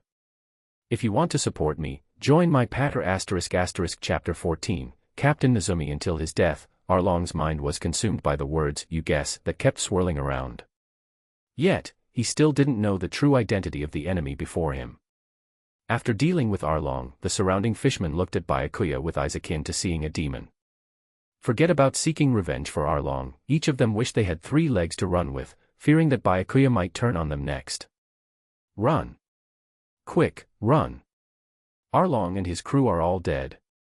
So, like madmen, the fishmen rushed into the pool that connected to the sea, swimming with all their might to escape the terrifying men. In the water, they exerted all their strength, desperate to flee from that horrifying men. Thoughts of revenge didn't even cross their minds. Watching the fishmen fleeing in panic, Byakuya didn't rush to attack. He pondered, seems like Octopus Hatchin isn't here. Maybe he took that sea cow to feed somewhere. What a lucky guy. If he hadn't encountered Hatchin, it was fine, but if he had, Byakuya wouldn't show mercy. Although Hatchin, compared to other fishmen, hadn't committed many evil deeds, his hands were not free of innocent villagers' blood. Plus, he enjoyed the resources plundered by the Arlong pirates from the villagers. Even if he were killed, he wouldn't cry out for injustice. Nami walked slowly in, seeing the bodies of Chu, Kurubi, and the lifeless Arlong nearby. The smell of blood in the air constantly stimulated Nami's nerves. A sensation she had never experienced surged in her heart. Is it finally over? The pressure that has plagued Kocasi Village, the burden I've carried for 10 years, is it all gone today? Nami's eyes were unfocused as she murmured. Byakuya chuckled, it's not completely over yet. What do you mean? Nami looked puzzled. Byakuya lifted his right leg, twisted his waist, and suddenly exerted force, slamming his right foot down. Instantly, an unparalleled force spread to the ground. Under Byakuya's precise control, the force only covered the area of the fishman's lair. The ground began to shake violently, and the houses on the surface collapsed with a loud rumble. The tower that had imprisoned Nami for 10 years also turned to rubble. Nami looked at the ruins of the Fishman district, a sense of relief flashing across her face. With a smile on her lips, 2 clear tears slid from the corners of her eyes. At this moment, she had truly broken free from all constraints. Meanwhile, the sea surface turned crimson, with countless pieces of flesh and blood floating on it. The scene was bloody and terrifying. These were the fishmen who had fled into the sea earlier. They were all turned into minced meat by the shockwave caused by Byakuya's foot. With an indifferent expression, Byakuya took off his gloves and casually threw them onto Arlong's lifeless body. He reached out and wiped the tears from Nami's cheeks. Now, this is what truly marks the end. Nami lifted her charming and enchanting little face, with a captivating smile, her lively eyes fixed on the men in front of her. His already incredibly handsome face, at this moment, added another layer of dazzling brilliance. Meanwhile, Byakuya heard the continuous system notification sound echoing in his mind, and a satisfied smile appeared on his face. Seeing the smile on Byakuya's face, Nami's cheeks flushed, and she murmured, "Can I follow you? Don't get me wrong. I just want to chart the entire world's sea routes. It's my lifelong dream." After saying these words, Nami buried her head into his chest, her 2 delicate and fair ears resembling red crystals. However, after a while, Nami still didn't get a response. When she looked up, Byakuya seemed to have not heard what she said at all, his expression unchanged, still smiling happily. The shyness on her little face disappeared instantly, replaced by a sulky expression. Of course, Byakuya had no mind to care about what was happening around him at this moment, as he was fully immersed in the wonderful system notification sound. Obtained 1.5 points of world source power. Obtained 1.8 points of world source power. Obtained 0.08 points of world source power. Obtained 0.05 points of world source power. Obtained 5 points of world source power. This is too awesome, isn't it? The strength of fishmen is generally much stronger than that of ordinary pirates. So the harvest of world source power is also very rich. Just wiping out the Arlong pirates brought in a profit of 12 points, and there will be another substantial profit from the event settlement later. This trip to Kocasi Village is truly bountiful. When Byakuya snapped out of the joy of the bountiful harvest, he saw Nami's face puffed up like a steamed bun. What's wrong? Did something happen again? From between her tightly clenched teeth, Nami blurted out 2 words, nothing. Her 2 little fangs grinding audibly. Thinking of what had just happened, Nami felt her face burning. Byakuya looked at Nami's strange expression but didn't think much of it. Instead, he began to ponder, feeling like something was missing from this whole situation. Like something that should have happened, but didn't. It seemed incomplete. Seeing Byakuya frown again, Nami realized that he hadn't heard a word she said. Her little feet kicked and stomped on the ground in frustration. At this moment, a crisp whistle sounded from outside. Byakuya knew immediately that it was a whistle belonging to the Marines. The sound of footsteps from the periphery. Judging from the sound, there were nearly 100 people in the group. Byakuya's eyes lit up as he watched a sneaky figure walk in from outside. That's it. So it's you. That's right, in the anime, along with the Arlong pirates, the 16th Marine branch, Captain Nezumi, was also the culprit. If it weren't for Captain Nezumi colluding with the Arlong pirates, the crimes of the Arlong pirates, once reported to higher levels of the Marines, would attract attention from the higher-ups. It wouldn't have resulted in the current situation. Allowing the Arlong pirates to run rampant here for over a decade, subjecting Kocasi Village to years of torment and suffering. As Captain Nezumi and his men entered, they were stunned by the scene inside. Whether it was the lifeless bodies of Chu and Kurubi lying at their feet, or Arlong, not far away, broken into 2 sections with a look of panic on his face, or the pool of crimson flesh floating above the 10-meter pool. Everything confirmed a terrifying fact. The Arlong pirates had been wiped out by someone, most likely the men standing there with an indifferent expression, whose strength must be terrifying. However, Captain Nezumi had his plans. With a wave of his hand, he ordered, "Get them. Surround them for me." Seeing this, Nami quickly shouted in defense, "We're not pirates. We're not a pirate. The pirates have all been killed by Byakuya, he's also a Marine." End chapter. Chapter 15, Killing Nezumi. Although Nami was disgusted by the inaction of the Marines, upon meeting Byakuya, her perception of the Marines underwent a slight change. When Captain Nezumi heard that Byakuya was also a Marine, he couldn't help but become wary. He wasn't here to avenge Arlong.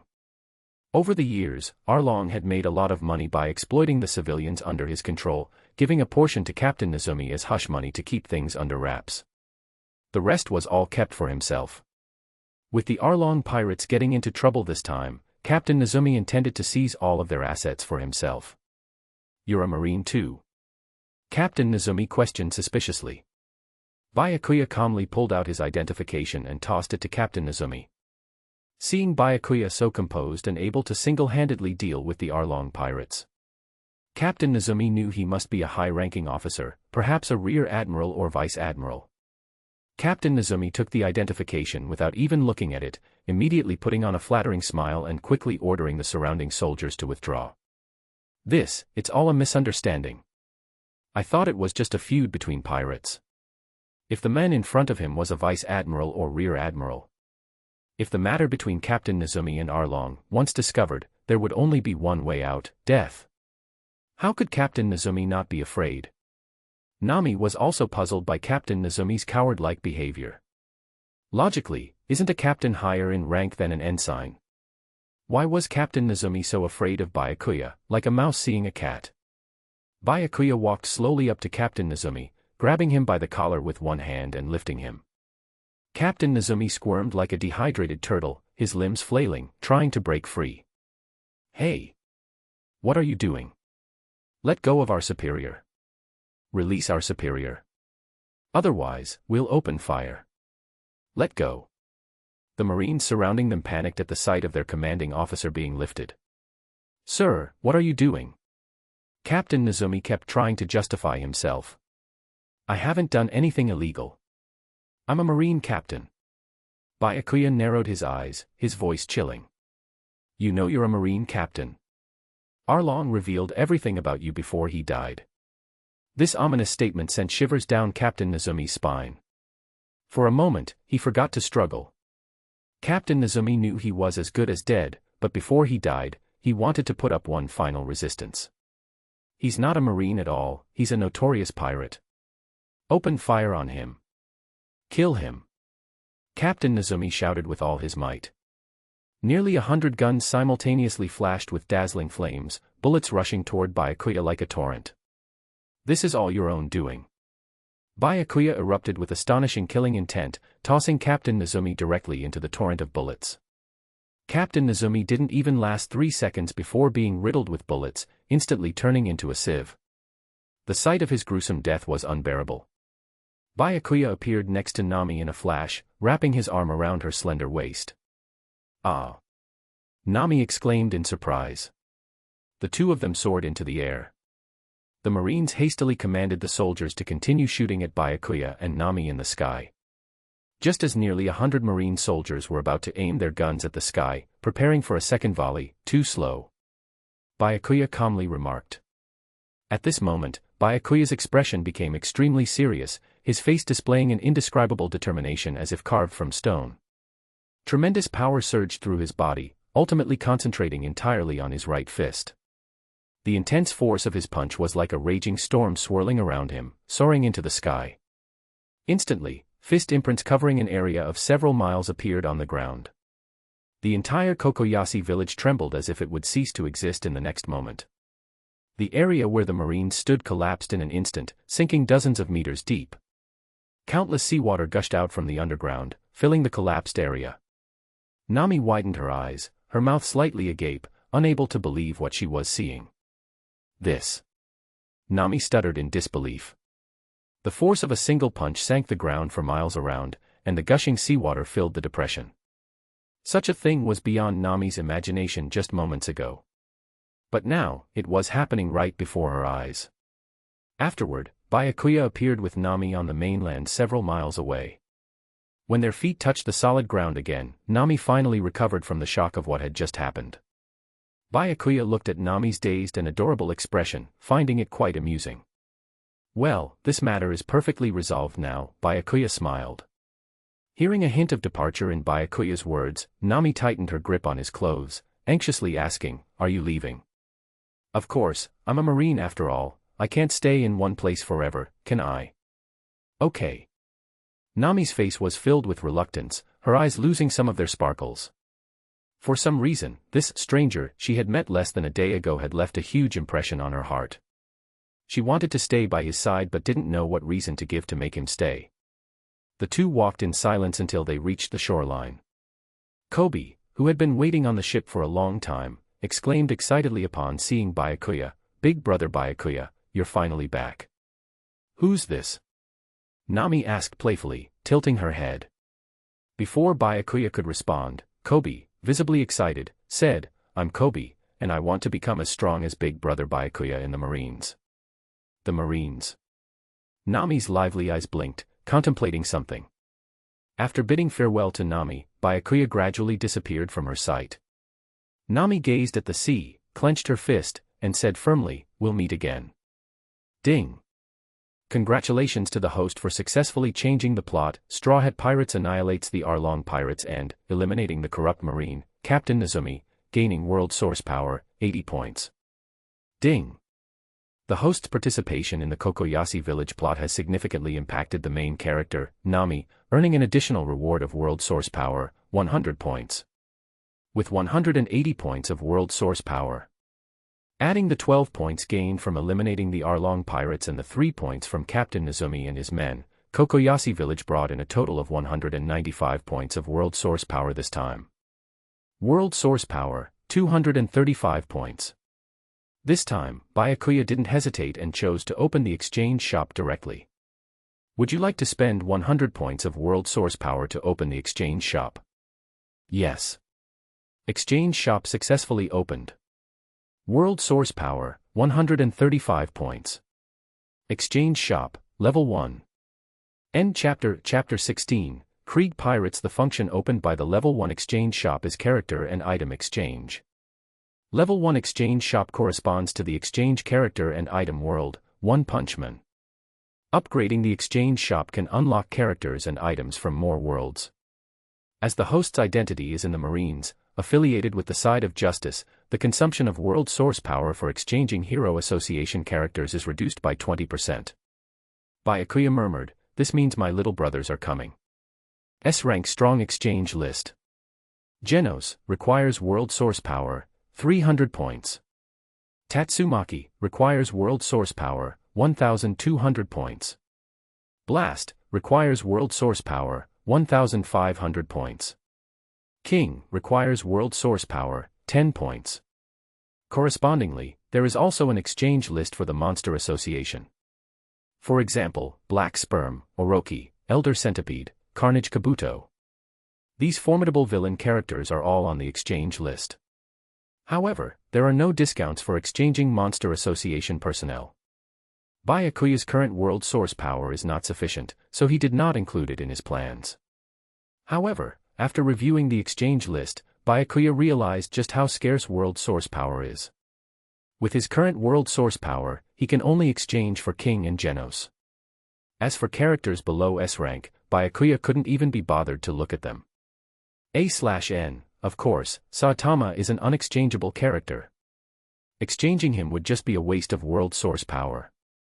After careful consideration, Byakuya decided not to exchange characters immediately. Because there are still many plot points he can intervene in the East Blue.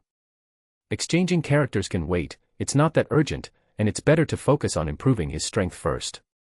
So Byakuya spent 80 points of world source power to increase his fusion level. Host, Byakuya. Template, One Punch Man, Saitama. Fusion level, 5%. World source power, 45. To increase fusion level from 5% to 6% requires spending world source power, 160. To open the exchange second level shop, requires spending world source power, 1000. Strength increased once again. In the following days, a legend about a Marine Ensign began to spread across the East Blue. Initially, this news was only circulated among some lower-level pirates. But later on, any pirate with a bit of fame in the East Blue would know about the Marine Ensign, Byakuya. Moreover, those who had truly witnessed Byakuya's actions came forward one by one, expanding the scope of the spread. On a certain island, within a massive tavern, hundreds of pirates drank and reveled, making a noisy and merry scene. "Ha ha ha, I plundered a village a few days ago and made a whopping 8 million berries." A burly pirate sitting nearby shouted, "That's nothing. Just 8 million berries and you dare brag about it." As he spoke, he took out a large black chest from behind him. Upon opening it, it revealed a pile of shiny green berries. The burly pirate boasted, "Look at this, there's a 15 million berries here.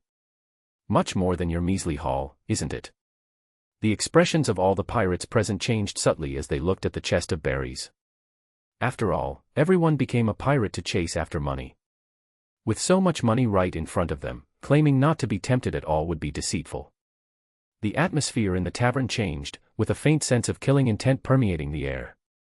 Some pirates' subordinates even instinctively reached for their weapons. It was only then that the burly man realized how foolish he had been. Seeing the gazes of the surrounding pirates as if they wanted to devour him, he suddenly broke out in a cold sweat. At that moment, a cold voice rang out, diverting everyone's attention. "Have you forgotten something?" The person standing up at the table spoke coldly. "When you choose to join the Krieg pirates, all your gains are to be handed over to Admiral Krieg for distribution. If anyone dares to embezzle, this table will be their end." With a loud bang, 2 weapons resembling crutches with iron balls at both ends smashed 2 holes into a table. The burly pirate had thought and picked up the chest full of berries, handing it to Jin. "Captain Jin, these were originally meant to be handed over to Admiral Krieg, so let's give them to you to hold onto for now," the burly pirate said obsequiously.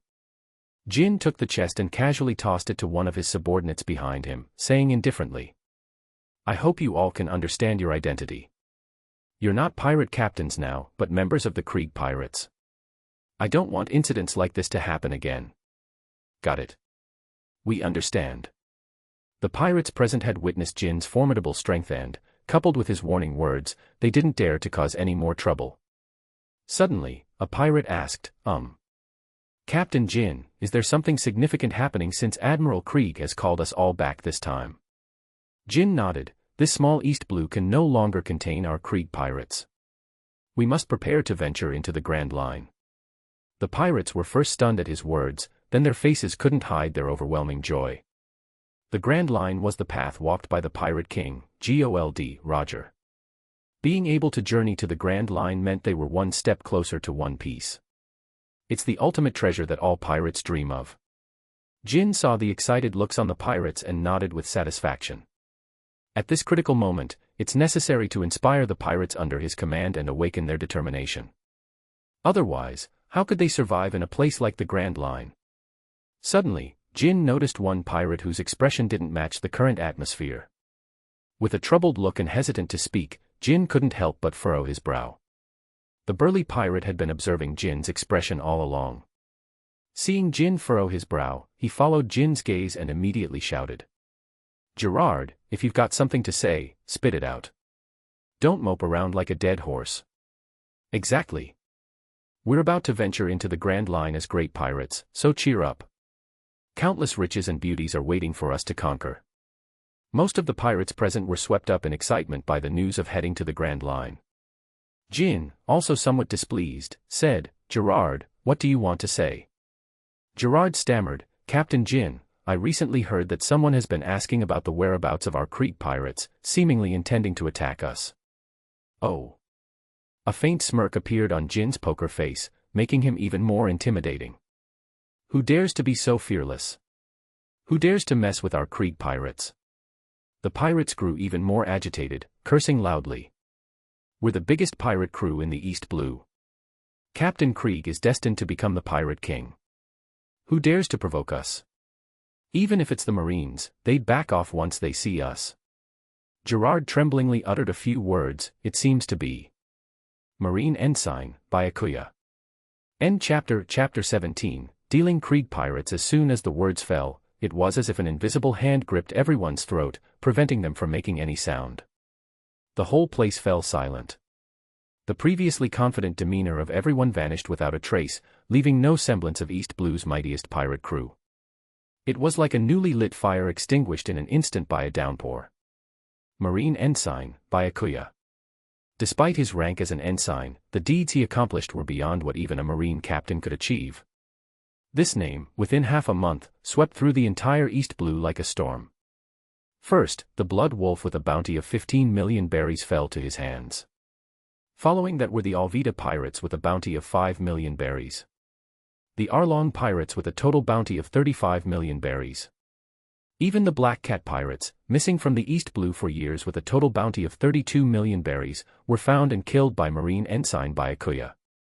As for the other pirate crews, one after another fell.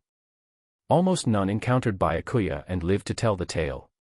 This led to fewer and fewer rookie pirates venturing into the East Blue in the past half-month, too frightened to set sail. Even the veteran pirate crews avoided encounters with Byakuya to prevent disaster. They never expected such a terrifying individual would set his sights on them. The burly man, summoning his courage, forced a smile and said, Even if it's Byakuya, so what? We are the Krieg pirates, the strongest pirate crew in the East Blue. If Byakuya dares to trouble us, it's a death wish. By then, let every marine in the East Blue know the strength of the Krieg pirates.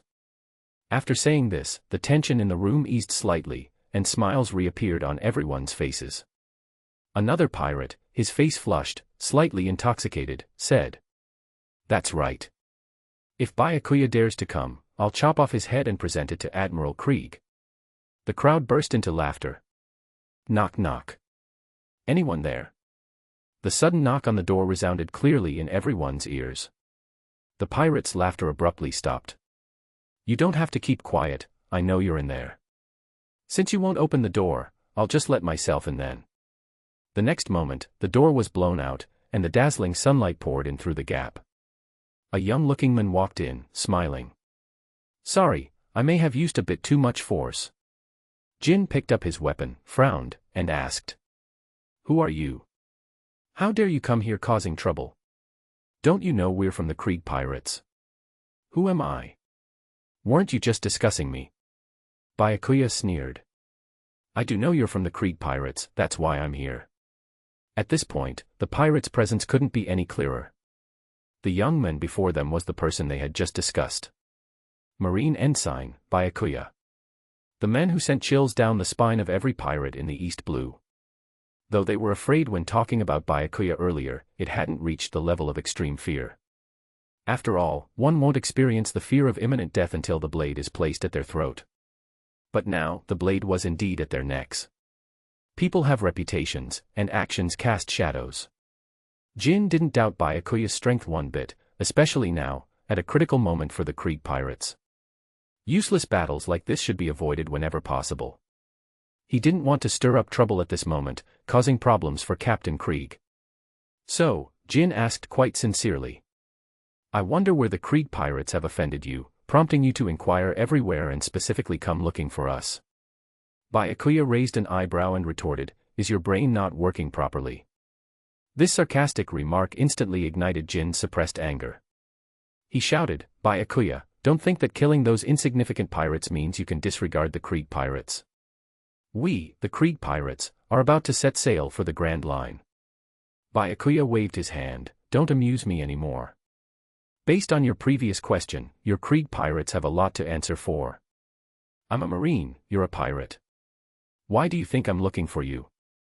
With your intelligence, it's no wonder you didn't last long in the anime. Hearing Byakuya's response, Jin was taken aback. Although Byakuya held the title of Marine Ensign, they had never seen an ensign capable of wreaking havoc in the East Blue.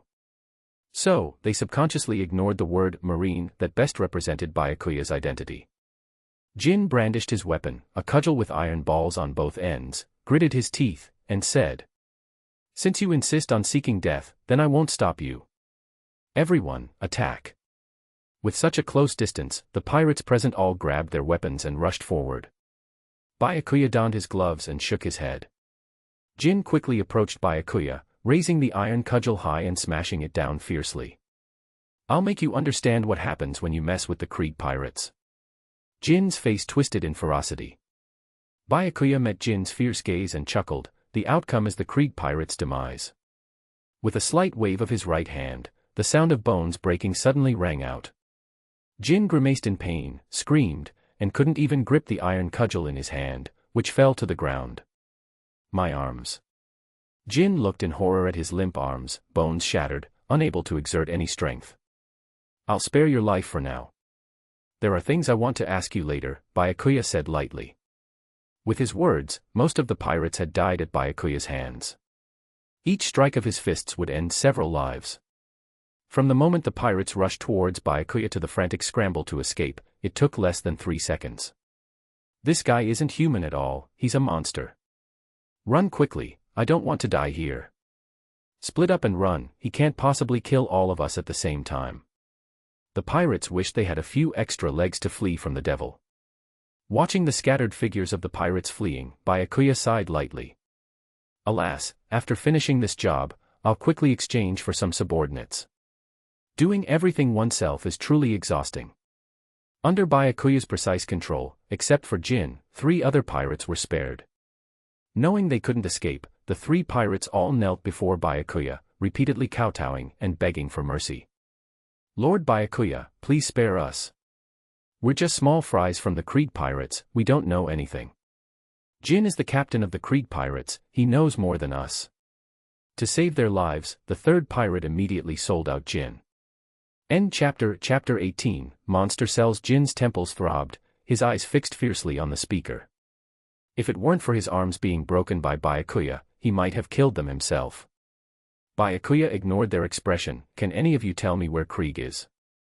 These pirates before him were small fry, it was the entire Krieg pirate crew that Byakuya wanted to deal with. This was one of the few big plot points in East Blue that could be altered. The 3 pirates kneeling on the ground all looked at Jin, who raised his chin defiantly, showing no intention of speaking. Byakuya sighed, oh, still stubborn, why bother? He lightly pinched his thumb and forefinger, then suddenly released, a burst of invisible force shooting towards Jin's right knee. Crack! Ah! The sound of bones shattering at Jin's knee mixed with his cries of pain. 2 limbs now crippled, 2 remaining. Jin grimaced in agony, his face pale, body swaying unsteadily. His right leg couldn't bear weight, and he barely managed to stay standing, avoiding collapsing to the ground.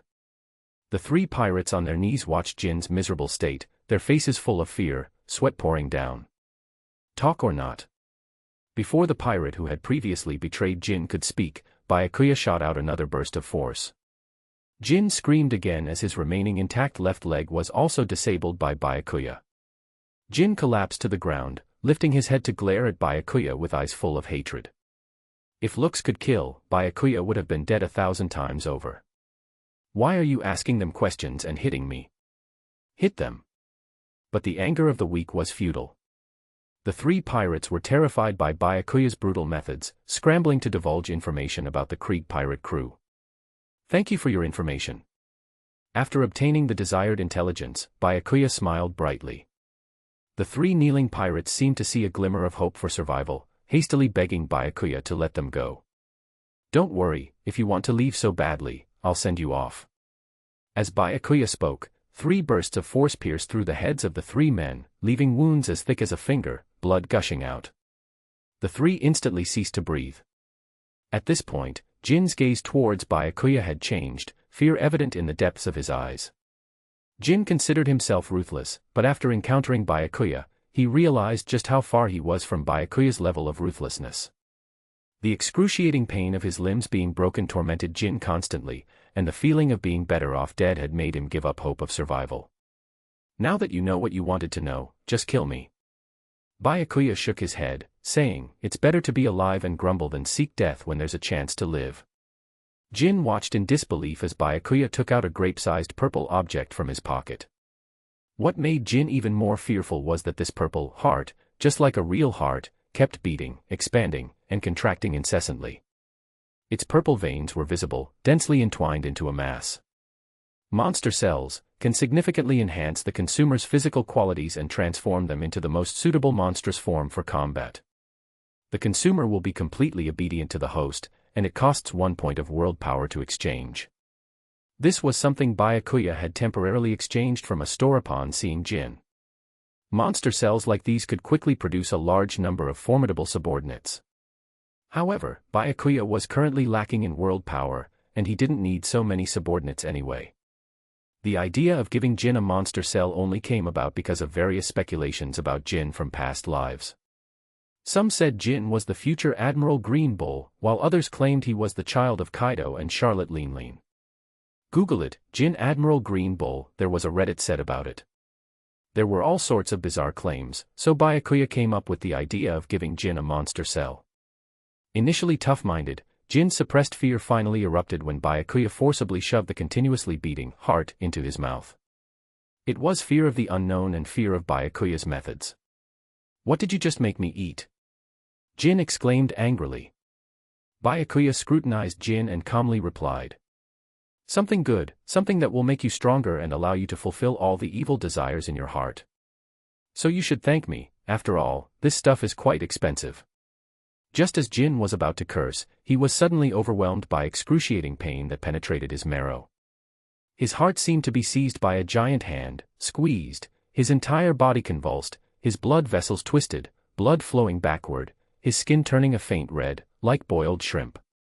His screams were several times more miserable than before, echoing from his mouth.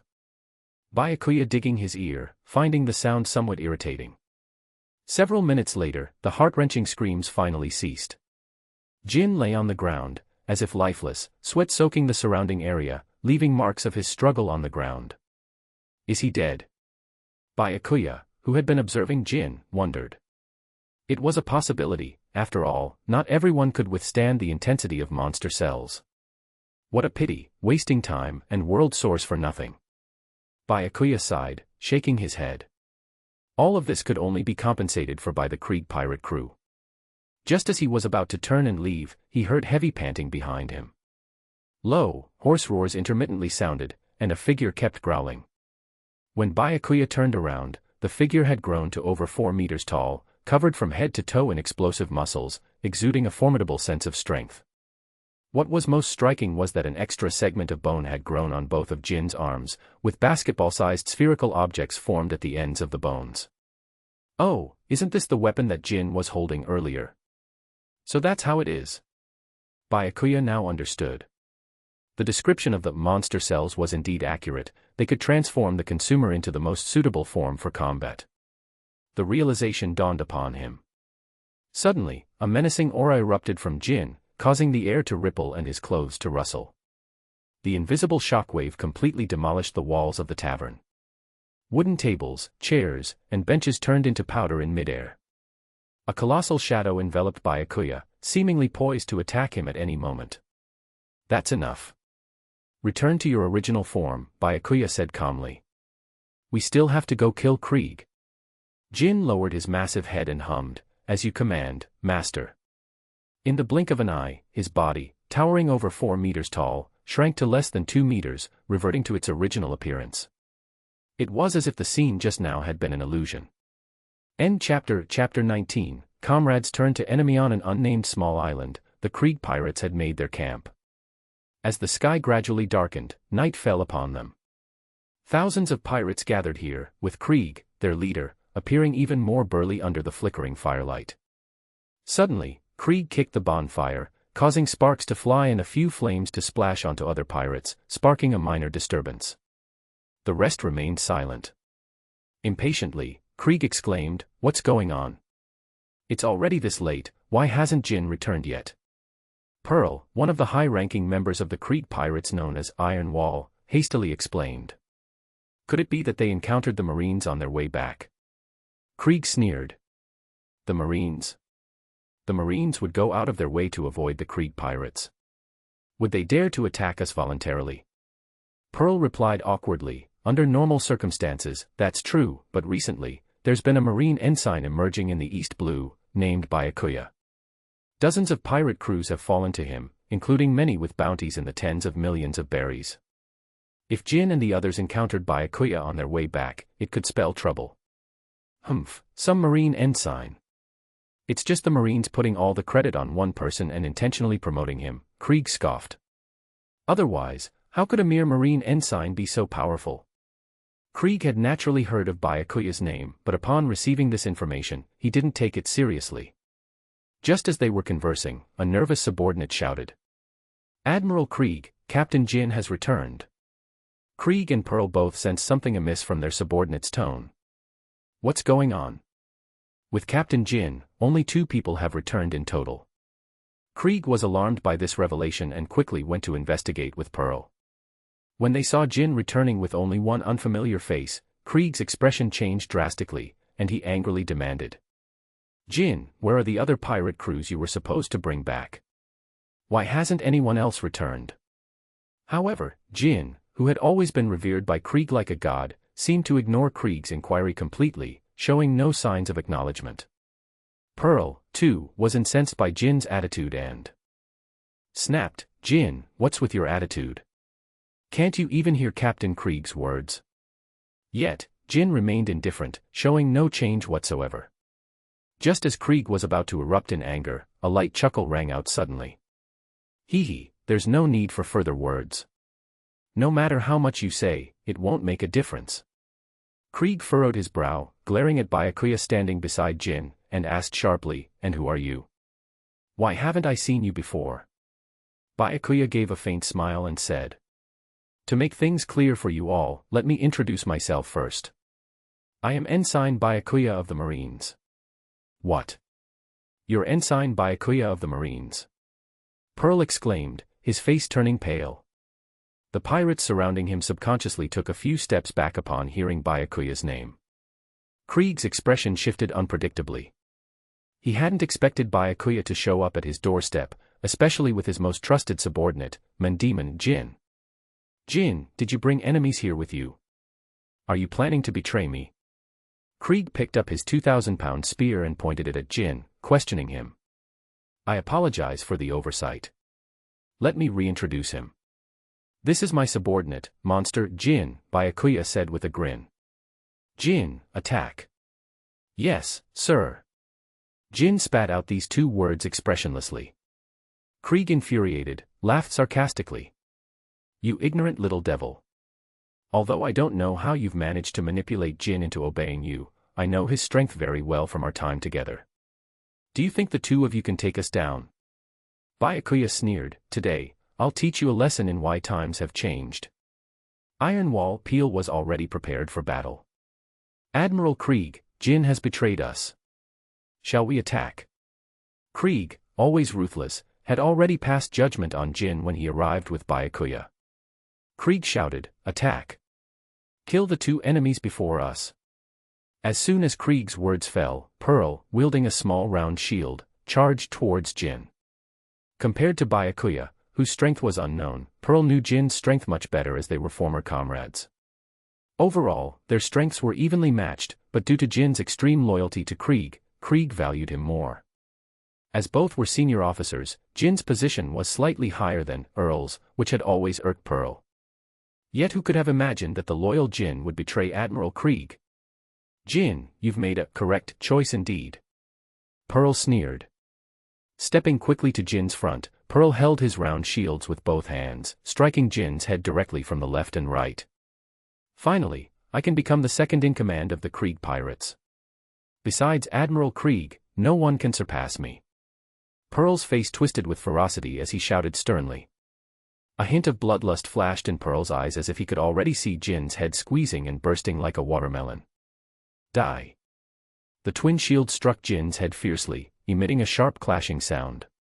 However, there was no hint of joy on Pearl's face afterward, only fear writ large across it.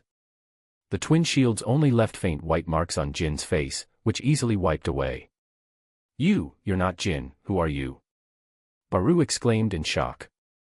Pearl's full force strike could even crush iron blocks into paper, yet it didn't inflict any damage on Jin, completely exceeding Pearl's expectations. When Krieg witnessed this scene, his expression darkened. What have you done to Jin? Byakuya replied calmly, the real show is just about to begin. Suddenly, a deafening roar erupted from Jin's mouth, and an invisible shockwave spread wildly in all directions. Weaker pirates' ears bled, and chaos ensued. It's a monster, someone shouted.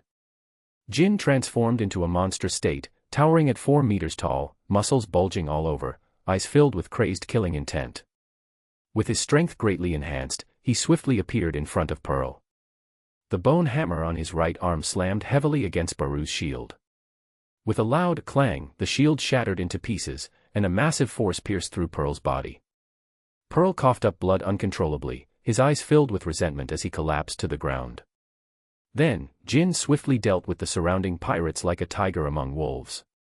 The sound of wailing filled the air as it became a one-sided slaughter. End chapter. Chapter 20, Crazy Idea. Krieg watched in horror as Jin went on a rampage, feeling a chill run down his spine. He knew that even he might not be a match for Jin, let alone the looming threat of Byakuya, who hadn't even made a move yet. Despite this, Krieg didn't want to give up his last hope and decided to make one last struggle.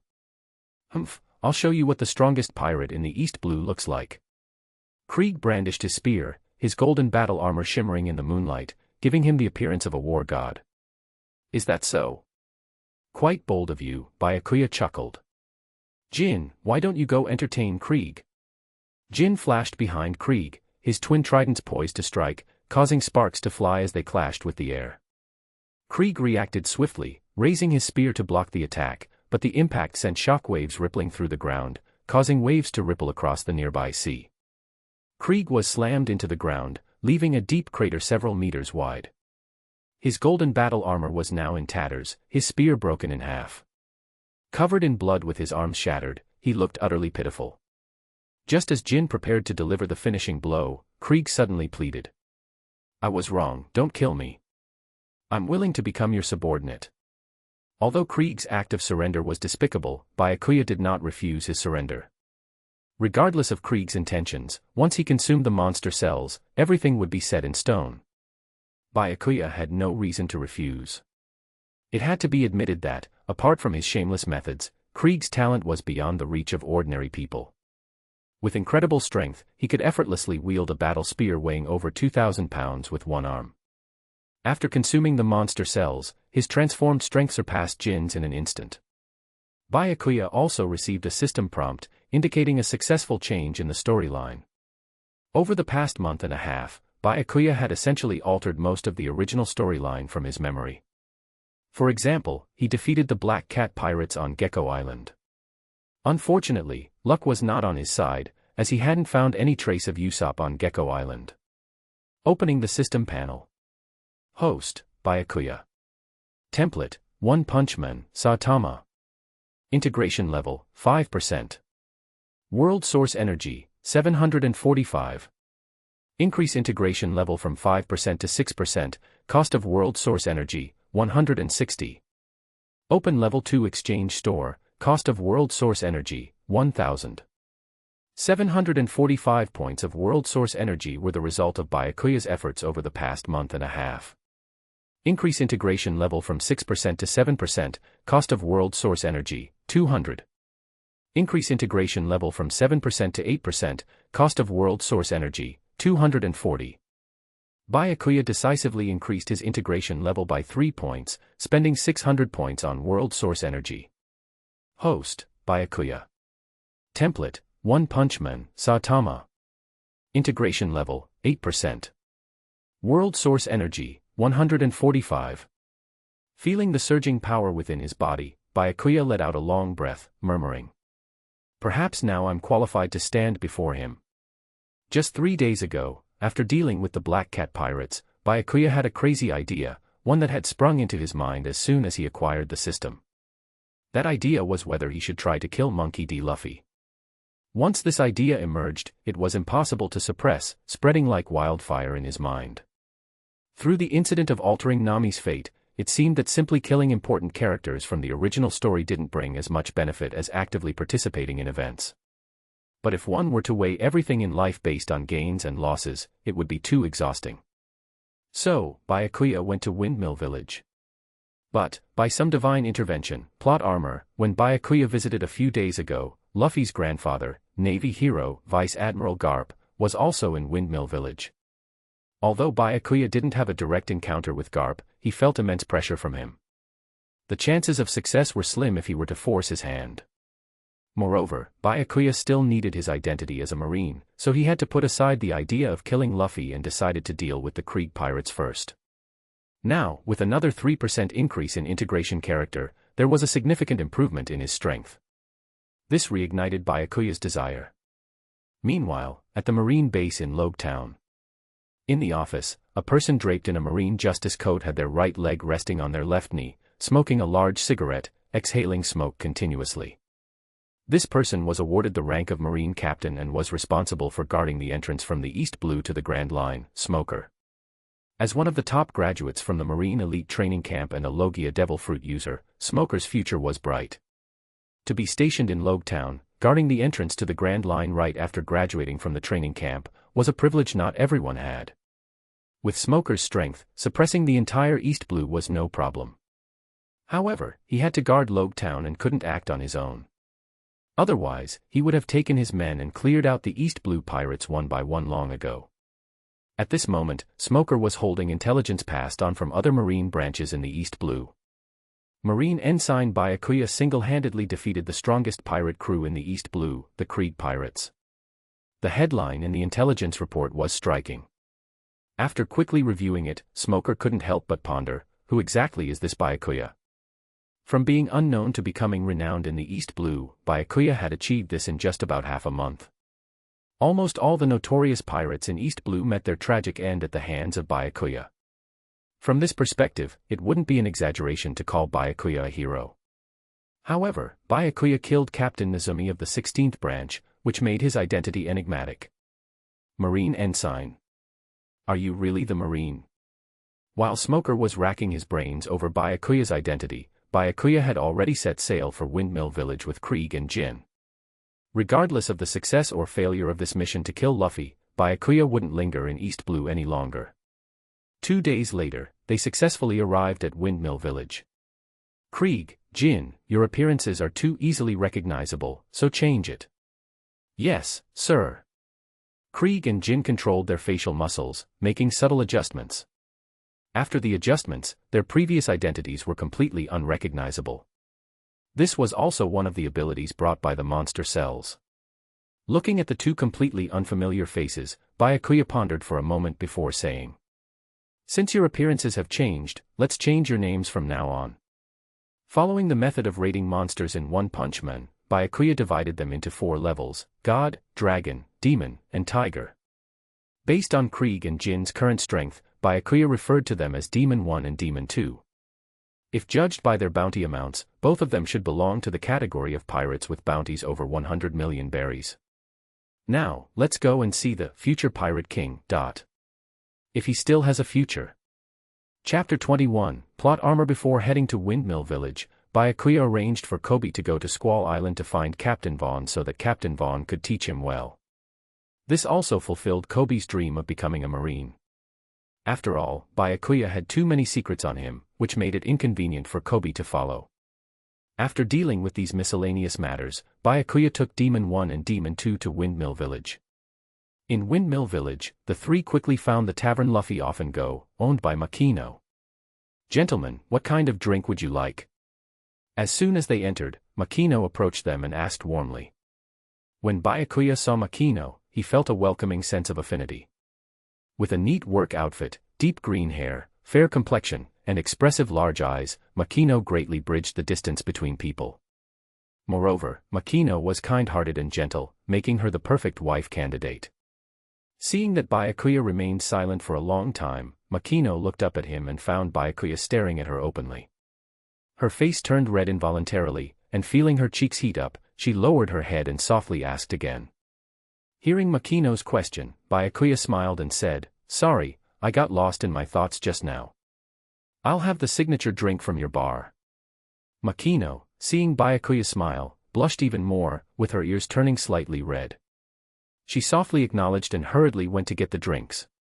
Seeing Makino's cute and flustered appearance, Byakuya chuckled lightly. Being handsome indeed makes you popular everywhere. If it were an ugly man staring at Makino just now, although Makino wouldn't get angry due to her personality, she wouldn't blush like this either. Makino placed the drinks on the table in front of Byakuya and then returned to the counter to wipe the glasses. Every time Makino inadvertently looked up and saw Byakuya smiling at her, she felt her heart fluttering. Several times, she almost dropped the glass she was wiping. The mysterious aura emanating from Byakuya made people unknowingly immersed in it.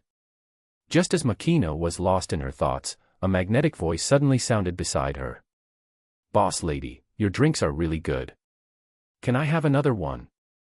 Startled by the sudden voice while lost in thought, Makino subconsciously loosened her grip, and the glass slipped from her hand, almost falling to the ground. Makino exclaimed, "The glass," trying to reach out to catch it. But at this moment, her mind was already in chaos, and her actions became clumsy. Instead of catching the glass, she slipped and fell backward.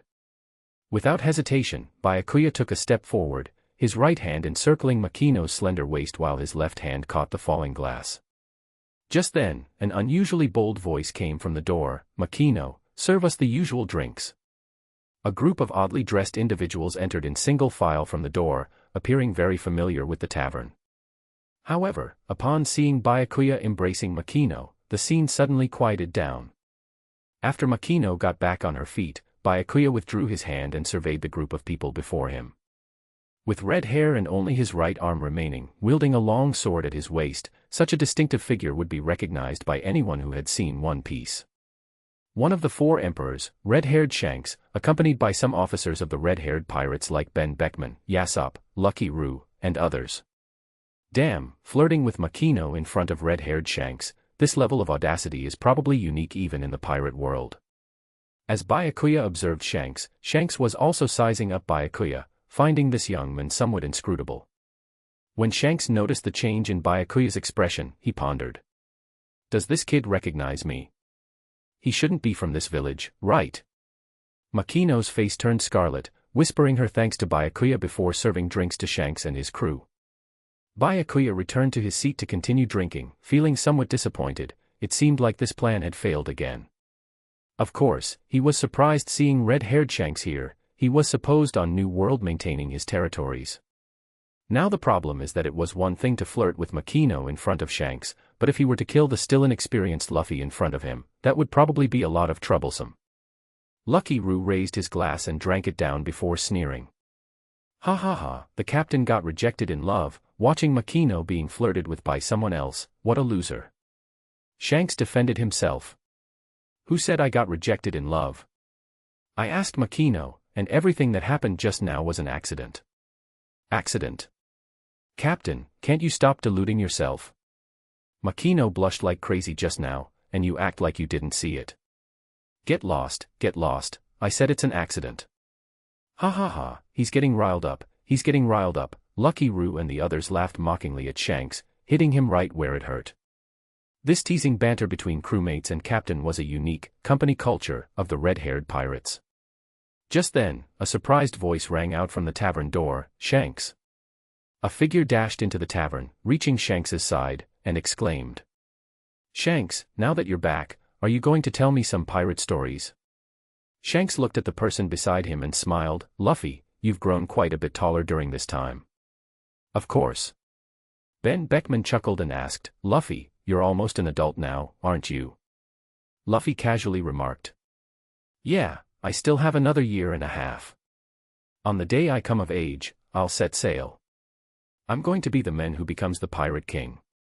Luffy's words were filled with confidence, as if becoming the Pirate King was something he was destined to achieve. Having known each other for many years, Luffy, Shanks, and the others were very familiar with each other, chatting lively. So, this is Luffy. Seeing Luffy right in front of him, Byakuya felt an itch in his heart like a cat's scratch. In Byakuya's eyes, Luffy was no longer just a person but an inexhaustible source of world power. As the chosen one of the pirate world, the central figure of the Pirate King, almost all the plots revolve around him. If he were to be killed, Byakuya reckoned he could gain at least 100,000 units of world power, maybe even directly raise the fusion rate to over 50%. Unfortunately, with Shanks here, such thoughts were simply impossible to realize. Truly, Luffy was worthy of being the protagonist. Just a few days ago, when Byakuya came to Windmill Village, he had to return empty-handed because of Garp's presence. Just when Garp left and Byakuya arrived in the village, Shanks appeared, thwarting Byakuya's plans once again. Byakuya couldn't help but let out a sigh. It seemed like the god or the plot armor was protecting him after all. Chapter 22, Night Organization was that aimed at me. How did it disappear? Was the feeling I just sensed an illusion? Shanks suddenly felt a faint killing intent. Although it quickly vanished, it still caught his attention. Just as Shanks was puzzled, Ben Beckman furrowed his brow and subtly nudged Shanks. As the vice-captain and sniper of the Red Hair Pirates, Beckman's senses were also very sharp. He had just felt that killing intent. Shanks and Beckman exchanged a glance, confirming that the feeling just now was not an illusion. Shanks remained composed and asked in a low voice, "Who do you think wants to go after us?" Beckman shook his head, indicating that he didn't know either. The killing intent dissipated too quickly, and amidst all the noise, they hadn't paid much attention. "I'm not too sure either, but those three guys seem suspicious." Shanks pointed in the direction of Byakuya and his companions. Following Shanks' gesture, Beckman chuckled and said, "Captain, are you sure you're not picking a fight with him because Marquino got scooped up by him?" Shanks retorted, "Well, I told you, it was an accident. Besides, am I really that petty?" After teasing Shanks, Beckman resumed a serious expression. "Why do you think there's something wrong with him?" Shanks replied, "I just feel like that kid is a bit strange. Earlier, it seemed like he recognized me from his gaze. You know, I'm one of the 4 emperors of the New World. Ordinary people are scared stiff just hearing my name, but that kid recognized me and yet remained so calm, casually drinking there." Hearing Shanks' words, Beckman also felt that the kid was indeed a bit off. "If you're not sure, I'll go test him," Beckman advised. That's one way to do it, but be careful not to unleash too much power. Garp doesn't know we're in Windmill Village yet. If that old man finds out, we'll have trouble." Though the Red Hair Pirates weren't afraid of Garp, they also didn't want to provoke such a strong opponent. After all, being targeted by such a powerful opponent would be troublesome. One-on-one, Garp isn't afraid of fighting with Shanks. After finishing his drink, Byakuya was about to leave when he saw Shanks approaching with a glass of wine in hand. He realized he probably couldn't leave now. He hadn't expected Shanks to be so keenly aware of killing intent. He had only revealed a trace, yet Shanks had noticed. However, it was inevitable. In the past half-month, more than 10 pirate crews had been wiped out by Byakuya. Dealing with so many people, Byakuya's control over his killing intent was naturally not as precise as before. It would take some time for him to settle down. Since he had been discovered, he could only find a way to deal with it. The aura emanating from Shanks was very ordinary, just like any average person, making it impossible to tell any difference during normal times. If Byakuya didn't know Shanks' identity, he wouldn't have been able to associate Shanks with the Pirate Emperor. "You seem unfamiliar, my friend. You're not from Windmill Village, are you?" "Right, I just arrived at Windmill Village today. I think this place is pretty nice." Byakuya finished his drink. "The wine is good, and the landlady is beautiful. I quite like it here." There was no direct relationship between Shanks and Marquino, at most just some goodwill, and their previous interaction had just been some banter among companions. But hearing Byakuya talk about it in front of him, Shanks, despite his good temper, felt a bit annoyed. "What's your purpose in coming to Windmill Village?" In his words, Shanks subconsciously exuded a hint of conqueror's haki. Although the aura was weak, it was extremely thick. He seemed like a lone leaf thrown into an endless storm, letting the waves crash and the winds rage, yet still floating on the surface. Under the impact of this aura, the tables and chairs around Byakuya suddenly cracked, and his clothes fluttered without any wind, but his expression remained unchanged. Byakuya didn't answer Shanks' question.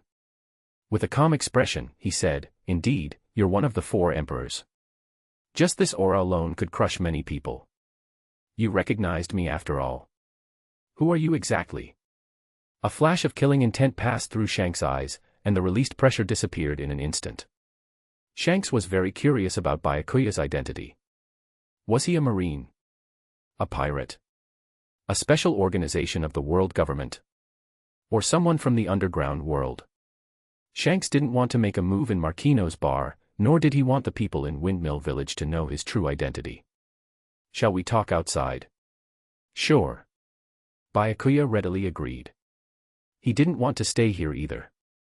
The reason was simple: there were too many strong individuals here, and if a fight broke out, it wouldn't be easy to escape. Byakuya wasn't foolish, he didn't think his current strength could match Shanks. However, after seeing Shanks, a bold idea emerged in Byakuya's mind. The two walked out of the bar side by side and headed towards the sparsely populated coastline. Their departure did not affect the bar, which remained lively and bustling.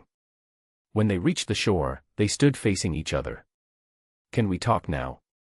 Byakuya looked at Shanks, who was ready to strike at any moment, with a calm expression and said, "Let me introduce myself. I'm Harry, from Night Organization. Byakuya wasn't about to reveal his real name. When you're out, you use an alias, that's just being cautious. Night Organization. Shanks furrowed his brows, even more puzzled. That's the name of our organization. Our people are scattered all over the world. Some are responsible for gathering intelligence, while others are responsible for selling it. I'm one of the sellers. An information broker. How come I haven't heard of your organization in the New World?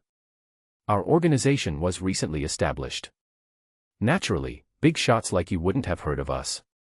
Shanks didn't fully believe Byakuya's explanation and countered, "So, you came to find me this time because you have information to sell.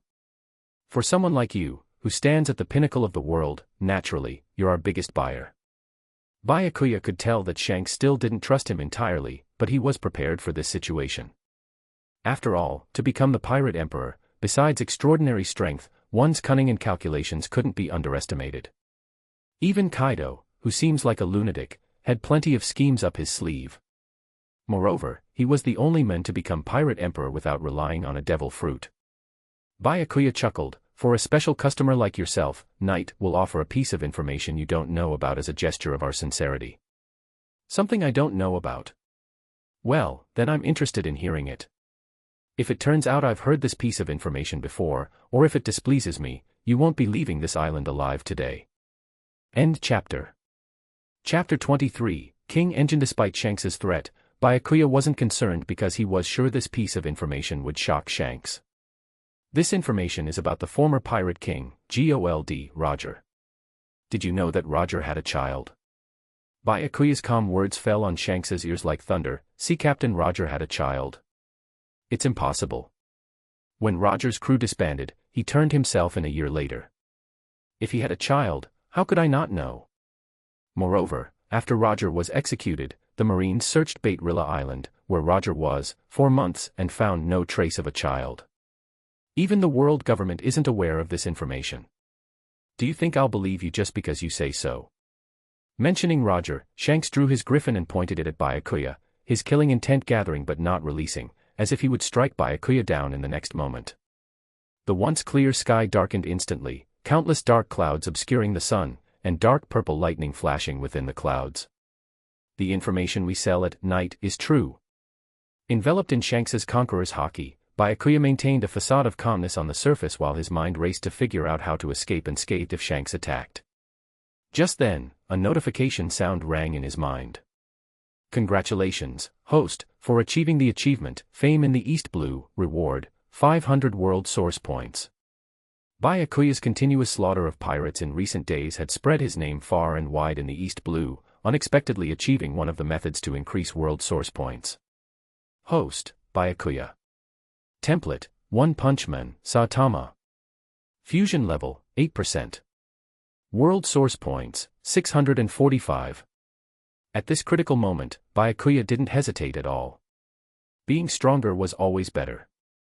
Fusion level 8% to 9% requires spending 280 world source points. Fusion level 9% to 10% requires spending 350 world source points. Congratulations, host, for achieving fusion level 10%, you can randomly draw a special ability of a powerful figure from the One Punch Man world. Damn, this is such a stroke of luck. Byakuya was overjoyed. Drawing complete, congratulations, host, for obtaining the ability of S-Class Hero King, King Engine. King Engine allows the host's heart to beat violently, emitting a terrifying heartbeat sound.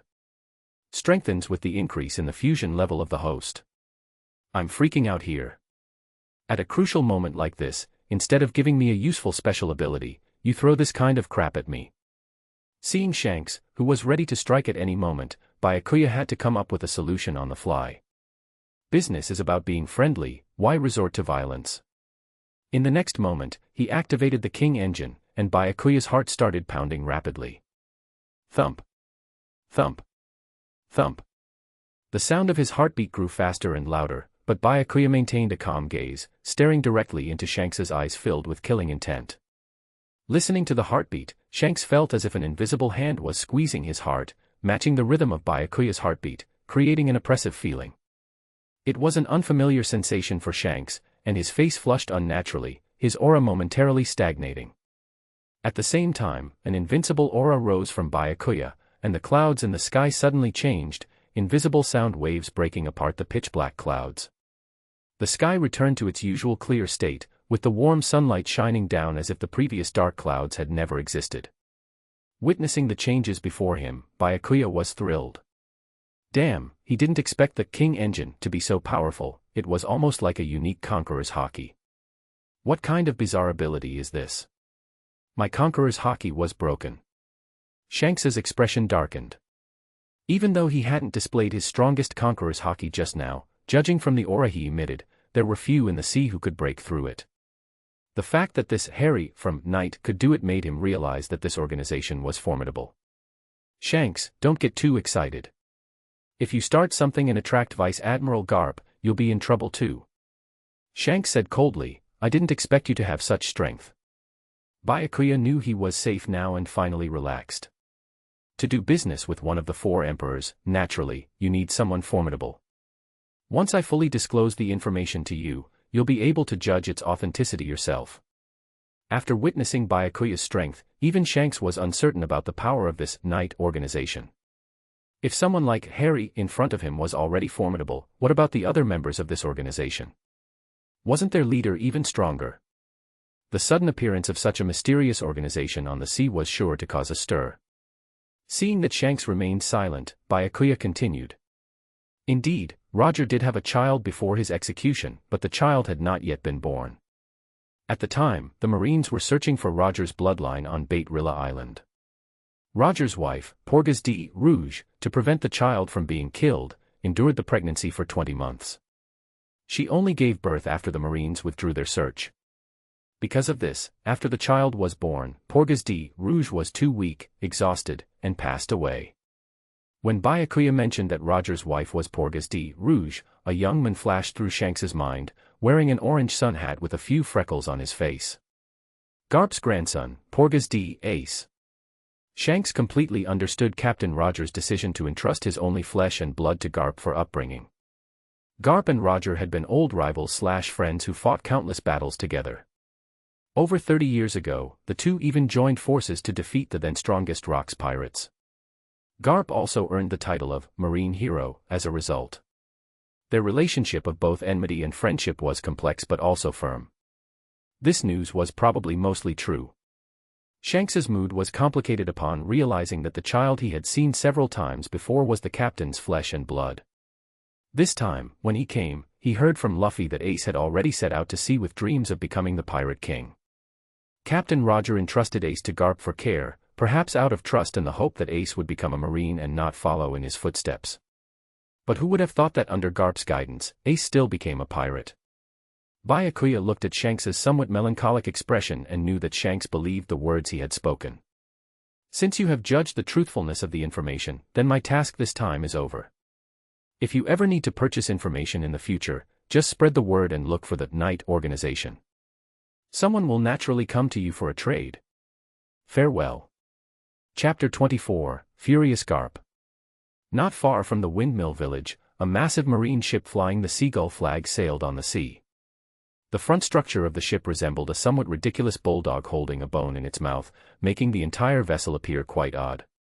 However, it was precisely this somewhat comical ship that struck fear into the hearts of pirates in the New World.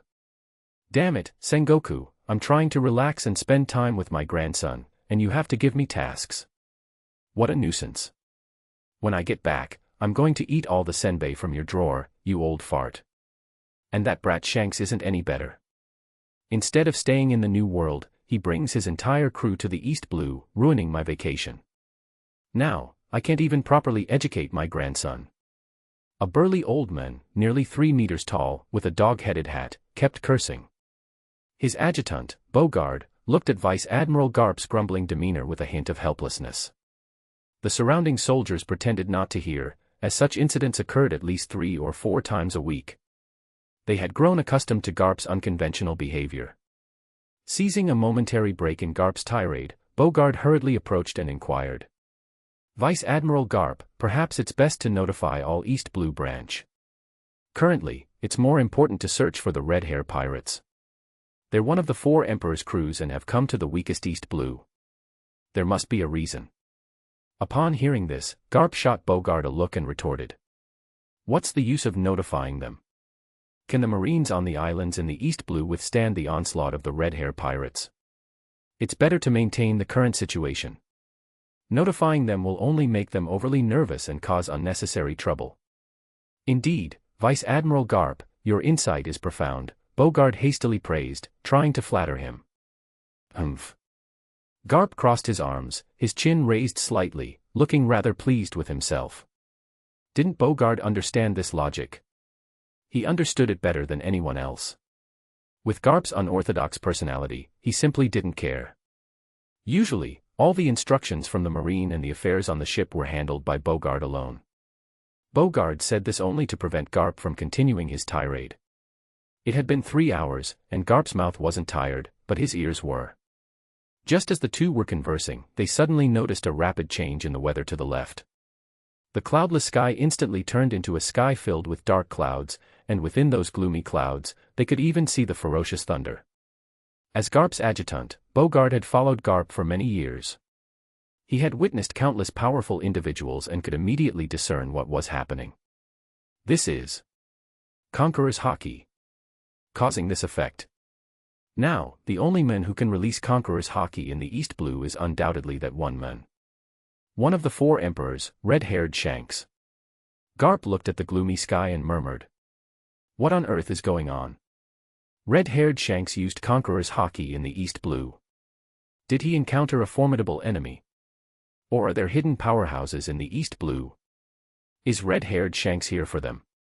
Just as Garp was pondering, a soldier stepped forward to report, Vice Admiral Garp, it seems that direction is towards Windmill Village.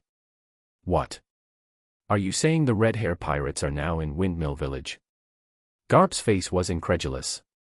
Just a few days ago, he had to cut short his vacation because he received news of the red hair pirates appearing in the East Blue. He left Windmill Village to search for the red hair pirates' trail in the East Blue. Yet these past few days have been fruitless, and now you're telling me the red hair pirates are in my hometown. What could attract the attention of the red hair pirates in Windmill Village? Could it be that Shanks knows about Ace's true identity? Impossible. This information is known only to me. Then who else could be Shanks' target? Is it Luffy?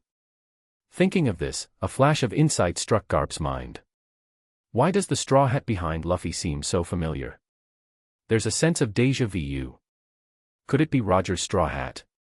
At this, Garp suddenly remembered a piece of news from over a decade ago. Back then, after red-haired Shanks went to the East Blue, he unexpectedly lost his left arm. A 4 Emperor lost an arm in the weakest East Blue. This was a huge piece of news at the time. Despite this, the red-hair pirates did not explain. Coupled with red-haired Shanks' continued strength, the matter was left unresolved. But since then, every time Garp returned to Windmill Village for vacation, he would see his grandson Luffy wearing an ordinary straw hat. It was from then on Luffy kept shouting about becoming the Pirate King and setting sail to become a pirate. This annoyed Garp to no end, and he had been beating up Luffy for years. But no matter how much he beat him, Luffy remained determined to become a pirate. This also made Garp extremely frustrated. Well, today, he finally found the reason. The problem lies with red-haired Shanks. Every time he comes back to teach my grandson to be a good Marine, as soon as he leaves, Shanks comes over and encourages Luffy to become a pirate, spreading the benefits of being a pirate, and undoing all the teaching he has done. Shanks has been playing a big game since 10 years ago. The more Garp thought about it, the clearer and angrier he became. Garp roared angrily, head full speed towards Windmill Village. We must catch the red hair pirates. I'll make that damned Shanks taste the power of my iron fist. Meanwhile, Byakuya, accompanied by Demon 1 and Demon 2, was already heading towards Logue Town. There's less than a week left until the deadline for the rendezvous, so they should make it in time. While their trip to Windmill Village didn't achieve the final goal and almost ended up in a showdown with red-haired Shanks, for Byakuya, this mission wasn't a failure. Originally, when Byakuya mentioned the night organization to Shanks, it was just something he made up on the spot using his name due to the urgency of the situation. However, upon further reflection, the existence of such an organization might be necessary.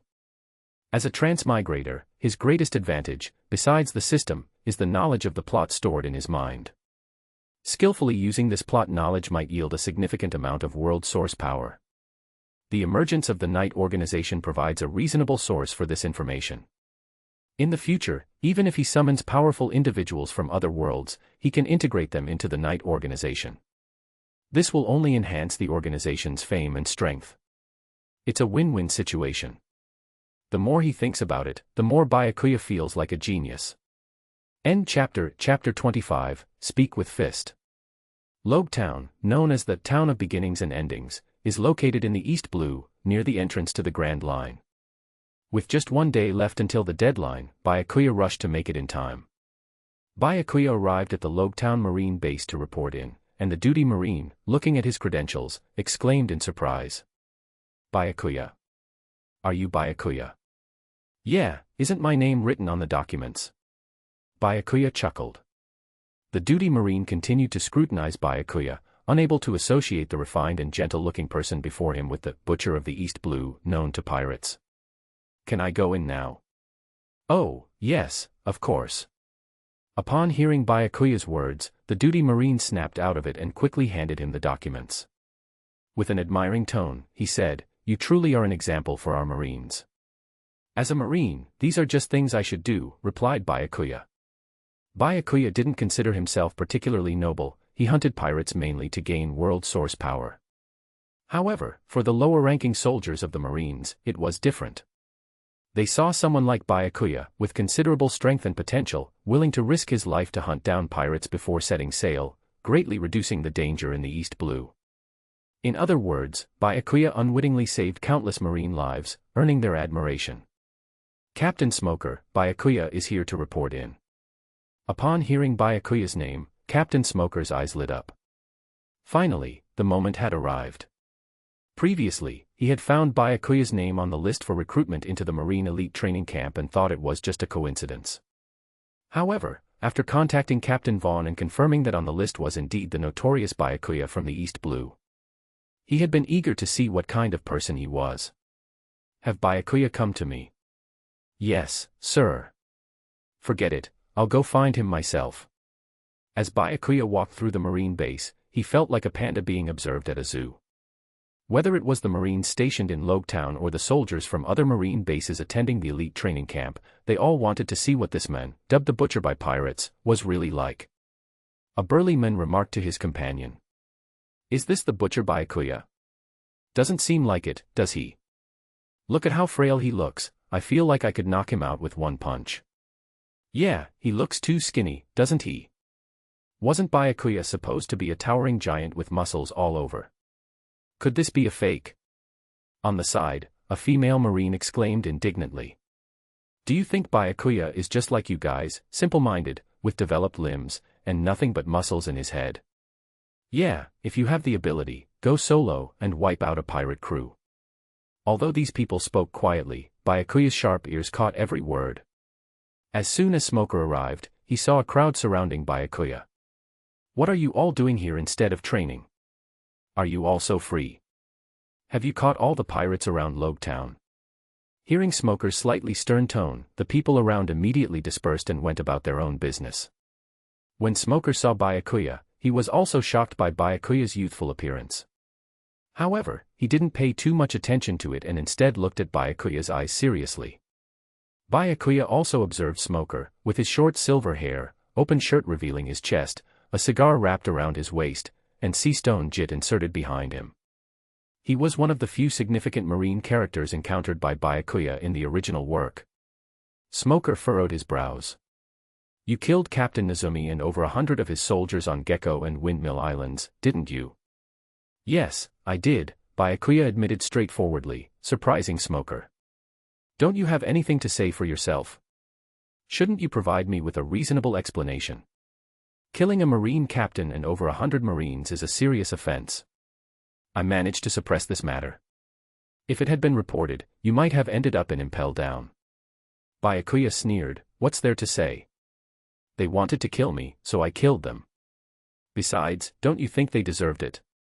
The Arlong pirates have been oppressing Kocasi Village for over a decade, and many people have died under Arlong's hands during these years. As the captain of the Logetown Marine Base, you oversee all the Marines in the East Blue. Yet, you let this matter drag on for so long. Don't you think you're deeply involved in this? I helped you deal with the rotten apples in the Marines, and now you're here to charge me. Smoker was left speechless by Byakuya's words. After a moment of silence, he spoke up. You're right, I do bear a great responsibility for this matter. But you can choose to report this issue, and we will naturally handle those colluding with the Arlong pirates. With a contemptuous laugh, Byakuya mocked mercilessly, is your brain filled with crap? Smoker snapped, watch your language, Ensign Byakuya. You're speaking to your superior now. Speaking. Right now, I just want to speak to you with my fists. Before Byakuya's words had finished, his figure vanished from Smoker's sight. In the next moment, a punch was aimed straight at Smoker's head. Such speed. Smoker was astonished. He hadn't expected Byakuya to be so fast. If that punch landed, it would surely cause severe injury if not death. The fist whistled through the air with a sharp sound, and even before it reached, the forceful wind it carried made Smoker's clothes rustle. Though Byakuya was only an ensign, Smoker dared not underestimate him. After all, the reputation of single-handedly defeating over a dozen pirate crews was not just talk. It came from a seasoned fighter who had emerged from countless battles. But even so, Smoker realized he couldn't evade, so he immediately activated his devil fruit ability. Byakuya's fist struck Smoker's head, and though the entire fist sunk into it, it felt like hitting empty air as Smoker's head dispersed into smoke. Drawing sea-stone jit from his waist, Smoker struck fiercely, enveloping Byakuya from both sides. End chapter. Chapter 26, Reasoning. Look, Byakuya and Captain Smoker are fighting. Someone nearby noticed the clash between Byakuya and Smoker and shouted. What? How did Byakuya end up fighting Captain Smoker? What's happening? What's going on? The crowd that had dispersed gathered once again, nervously watching the intense battle unfolding at the center. On one side was Captain Smoker, and on the other was Byakuya, whom they considered a role model. They never expected these two figures actually to come to blows. White Fist. After transforming his arms into a smoky form, Smoker fiercely launched his fists at Byakuya. Two fists spiraled and intersected in the air, leaving behind a long trail of white smoke, resembling a roaring dragon. Byakuya sneered, "All show, no power." Byakuya aimed a punch at the dragon's head, causing the entire smoky dragon to collapse. "You may be strong, but don't underestimate me, you bastard." Smoker transformed his lower body into smoke, resembling a jet, swiftly moving through the air by rapidly expelling smoke. Smoker left behind a large amount of smoke to confuse Byakuya, continuously darting in and out of the smoke to launch attacks. Byakuya kicked away the jit attacking from the right side, then punched Smoker's chest again. Smoker quickly activated his elemental transformation once more, allowing Byakuya's punch to pass through his chest harmlessly. Byakuya snorted. The Logia Devil Fruit ability was indeed quite troublesome. Without mastering armament hockey, there wasn't a particularly effective way to deal with Logia Devil Fruit users. All he could do was launch repeated attacks, continuously draining the stamina of the Logia Devil Fruit user. Although Byakuya couldn't effectively harm Smoker, Smoker had no way to deal with Byakuya either. He didn't understand why Byakuya was so powerful. His strength, speed, and reflexes were all extraordinary. After the exchange, he hadn't inflicted any damage on Byakuya, and he had already exhausted half of his stamina. If this continued, he probably wouldn't last much longer. Byakuya is so strong. Captain Smoker used his Devil Fruit ability, but still couldn't defeat him. How do we stop it? We don't even have the qualifications to participate in this fight. At this point, Byakuya and Smoker's battle had escalated into a heated clash, and Byakuya was already feeling fed up with this futile fight. This further strengthened Byakuya's determination to learn hockey at the Marine Elite Training Camp. "Hey, do you have any other tricks besides Logia transformation? This fight is getting boring." Smoker remained focused, still hiding within the smoke, occasionally ambushing Byakuya.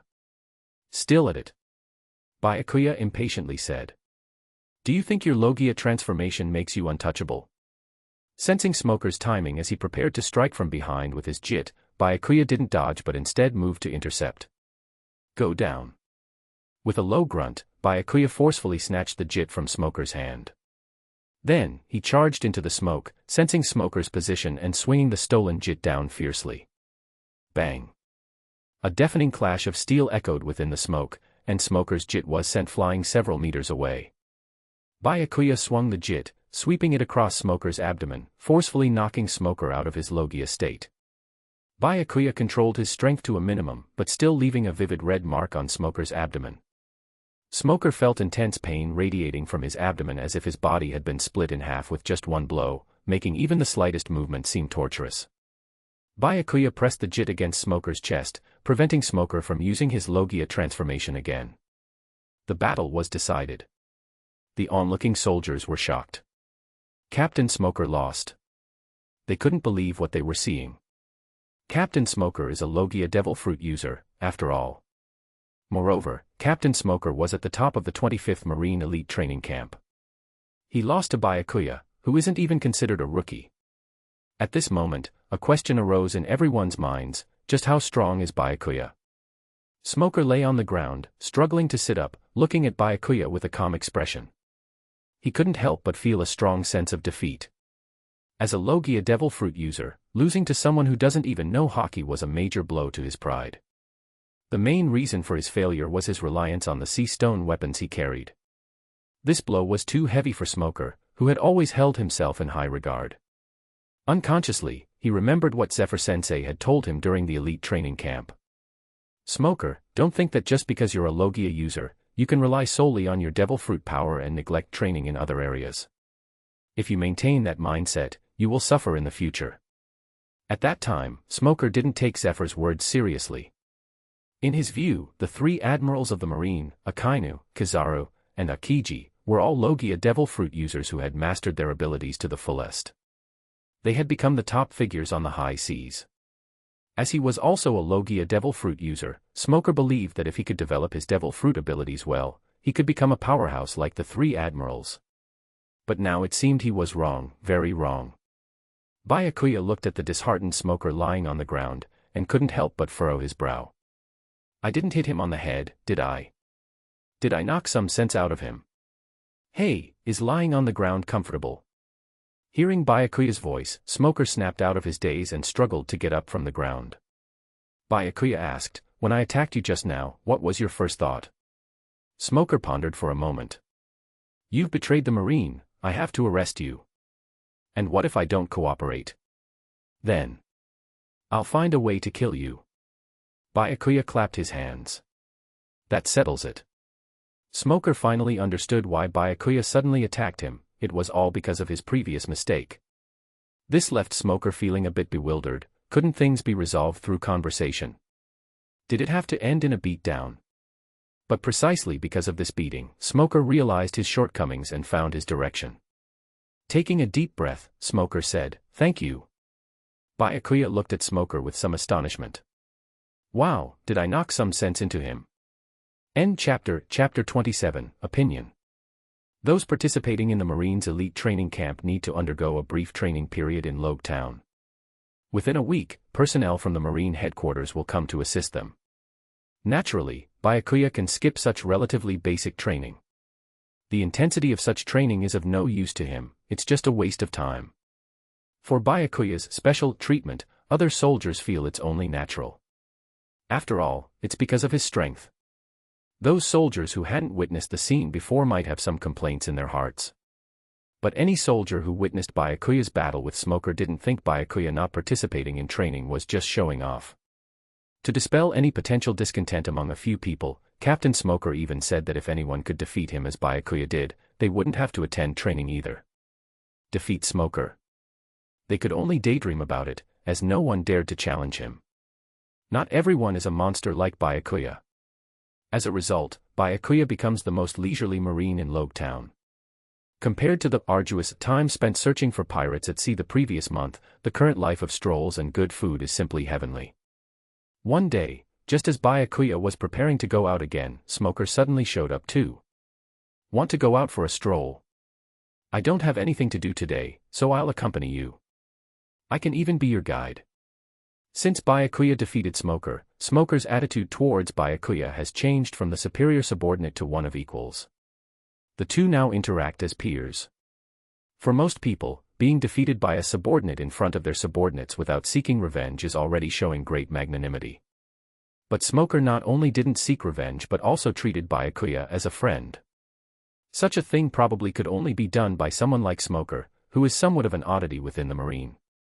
Byakuya has no ill feelings towards Smoker either.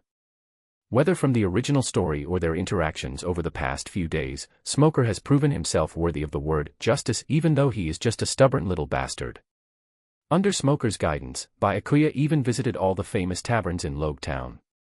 The two went out in the morning and ended up drinking until sunset before heading back.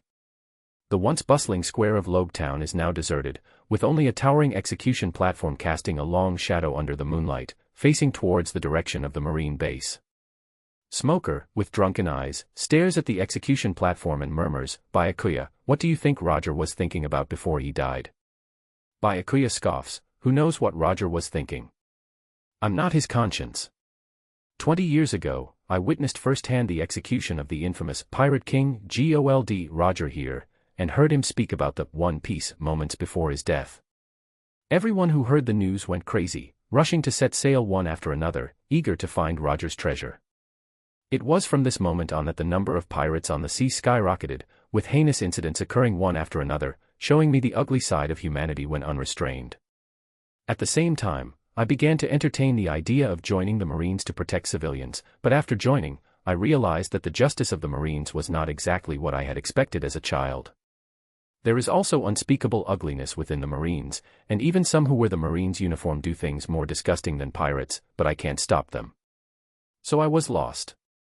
After graduating from the Marine Elite Training Camp, I voluntarily applied to return to my hometown, Logue Town. At the very least, I wanted to use my abilities to ensure that my hometown would not be invaded by pirates. But pirates are like an endless stream.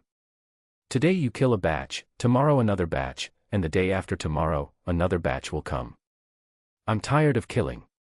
Listening to Smoker's words, Byakuya's expression was complex, and he couldn't help but sigh softly. Smoker was indeed a bit drunk, and it was only because he considered Byakuya a friend that he spoke his mind. He had indeed been too tired over the years. Byakuya said softly, as long as Seven Sin exists in people's hearts, there will be an endless stream of people setting sail to become pirates. There's no way around it. Smoker buried his head in his hands, distressed. Is there no way to stop it? Of course, there is. Smoker's eyes lit up, somewhat excited as he grabbed Byakuya's arm. What method? Byakuya uttered a few words, kill them all. As soon as the words were spoken, Smoker suddenly felt a chill, as if the temperature had dropped several degrees out of nowhere. The bone-chilling cold sobered up the somewhat intoxicated Smoker instantly, hesitating. Isn't that what we're doing now? Byakuya shook his head. It's different. The methods now are too soft. Capturing those big-time pirates and not killing them, instead locking them up and impel down. Smoker defended, but that's because if we kill those big-time pirates, their devil fruit abilities will reappear in the sea. If they are picked up by other pirates, it could lead to major losses again. If other pirates pick it up, it could pose a danger. But what if it's found by the Marines? Is it that difficult for the Marines, with our strength, to find devil fruits? The Marines' current actions are like cutting off one's nose to spite one's face. Why worry about the enemy getting stronger? Why not think about how to make ourselves stronger? Byakuya's words plunged Smoker into contemplation. Byakuya's point was valid, but such actions were a double-edged sword. If not careful, they could easily hurt themselves. So what if it's picked up by pirates? I can kill the previous user of the fruit, and naturally, I can kill the next user. I'd like to see if those pirates still dare to eat devil fruits if we keep killing them like this. Byakuya's voice, though not loud, struck Smoker like thunder. Yes. Always being afraid, how can anything be done? If I can kill the previous user, naturally, I can also kill you, the next user. If the devil fruit is found by the Navy first, it would further strengthen the Marines' power. Smoker exclaimed excitedly, what else? Furthermore, there's the matter of the 4 emperors in the New World. As long as the 4 emperors exist, it's like setting an example for other pirates below them, fueling their desire to become pirates. Smoker said sadly, but the 4 emperors' pirate crews are too powerful, and we can't deal with them at all. Byakuya thought to himself, is it that we can't deal with them, or that we don't want to deal with them due to the so-called balanced? That's hard to say. End chapter, chapter 28, M. Smoker. Ding. Congratulations to the host for having a significant impact on the ideological aspects of the original character, Smoker, rewarding world source power, 500 points. The system's prompt tone, which hadn't been heard for a long time, sounded again. Can one influence thoughts too? Isn't that too abstract?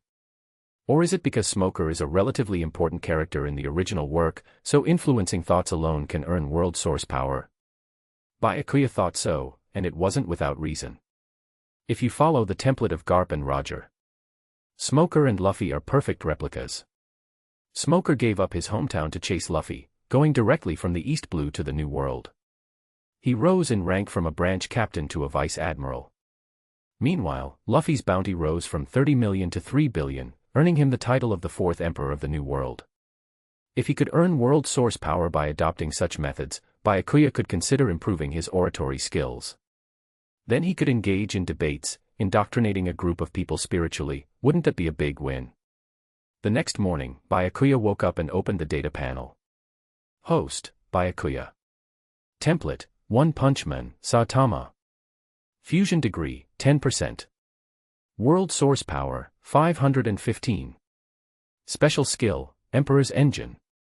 Fusion degree 10% to 11%, requires expending world source power, 400 points. Feeling a bit distressed by the increase in fusion degree, with only 115 points of world source power left, he suddenly became broke again. However, the effect was still very obvious. Byakuya could feel himself becoming a bit stronger. He had been thinking about exchanging characters from the shop or unlocking the second-level exchange shop. Now it seemed like wishful thinking. It would be better to strengthen his abilities first. Byakuya pondered for a moment. The only way to quickly obtain a large amount of world source power now seemed to be to increase his military rank. Bang, bang, bang. Suddenly, there was a knock on the door.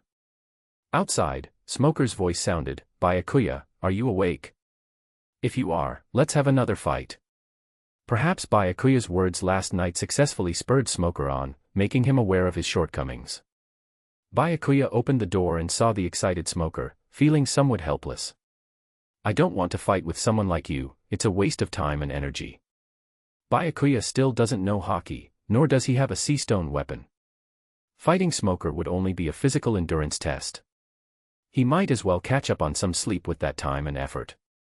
Smoker naturally understood Byakuya's meaning and hastily assured, patting his chest. "I promise not to use my devil fruit power during the fight." Byakuya asked suspiciously, "Not using devil fruit power?" "Yeah, I promise." Byakuya scrutinized Smoker with a disdainful look. "Are you sure you don't have some masochistic tendencies?" Smoker's face went red in rage, his head almost emitting steam from anger. He just wanted to train his abilities other than the devil fruit. Seeing Smoker getting increasingly frustrated, Byakuya quickly agreed. Since someone wanted to get beaten up, then let them be beaten, it wouldn't hurt him anyway.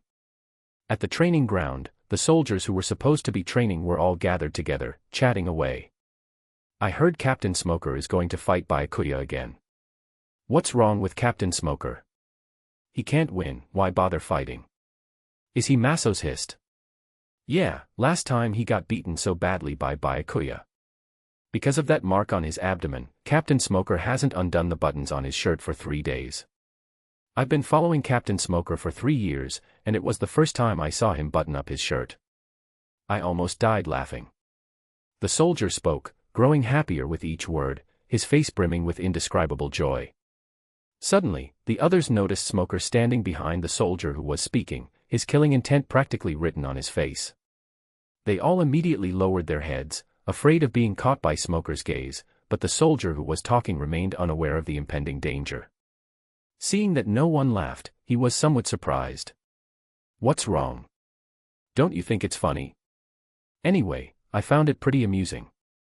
I even had 2 extra bowls of dinner that night." Sinister words escaped from between Smoker's teeth. "Mom, and if it's that funny, you better eat more at dinner from now on. If you're not full, don't even think about sleeping." Maman wailed, "Ah. Captain Smoker. I'm sorry. People tend to invite trouble." Maman did, and so did Smoker. One liked to speak carelessly, and the other liked to get beaten up. "Tashiji, lend me your sword for a moment." "Oh, sure." Tashiji awkwardly took out the shigear from her waist and carefully placed it in Byakuya's hand. Because Smoker's weapon was made of sea stone, its hardness far exceeded that of ordinary weapons. Shigear was one of the grade blades, with a hardness almost comparable to sea stone. That's why Byakuya borrowed the sword from Tashiji. Swing. The sound of a katana rubbing against its scabbard was pleasantly heard. The blade was cold, its edge too thin and light, giving it an overall delicate appearance suitable for a lady's use. Smoker held his jit, his voice deep. "Byakuya, launch your attack at me." Byakuya sighed. The first time he heard such a despicable request, it seemed satisfying him was unavoidable. "Be careful then." Before Byakuya's words had even settled, he appeared in front of Smoker, gripping the shigear tightly with one hand and bringing it down heavily. Smoker, without using his devil fruit power, couldn't dodge in time and could only reluctantly raise his jit to block. Bang. A tremendous force from the jit transmitted to Smoker's arm, the terrifying power making it impossible for him to defend, and his weapon were knocked out of his hand. Smoker seemed embedded in the ground, only his upper body visible, looking extremely pitiful. Watching from the sidelines, Tashiji rubbed her eyes, then put on her glasses, only to find that the scene in front of her hadn't changed.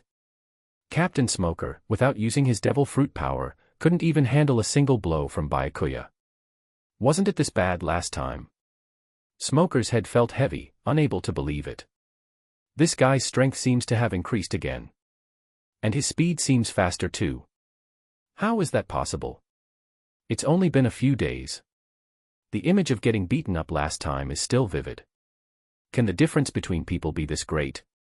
Looking at Byakuya's youthful face, then at his own nearing 30 years, Smoker suddenly had the urge to bury himself in the ground even deeper and never come out again.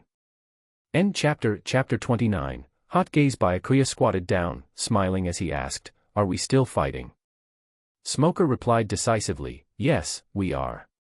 After Byakuya left, Smoker thought, why miss the chance to spar with someone as strong as Byakuya in the East Blue? Plus, after Byakuya's words last night, Smoker felt that Byakuya must be someone extraordinary. So young, yet possessed such immense power. Most importantly, Byakuya's words resonated with Smoker, reigniting his dormant fire. Recalling his childhood dreams, Smoker suddenly had an idea. Byakuya. What is it? Don't want to get beaten up. If that's the case, then I'll go back to sleep. Byakuya returned the sword to Toshiji and walked towards the dormitory. Smoker's tone was heavy. Byakuya, can you end the era of the great pirates?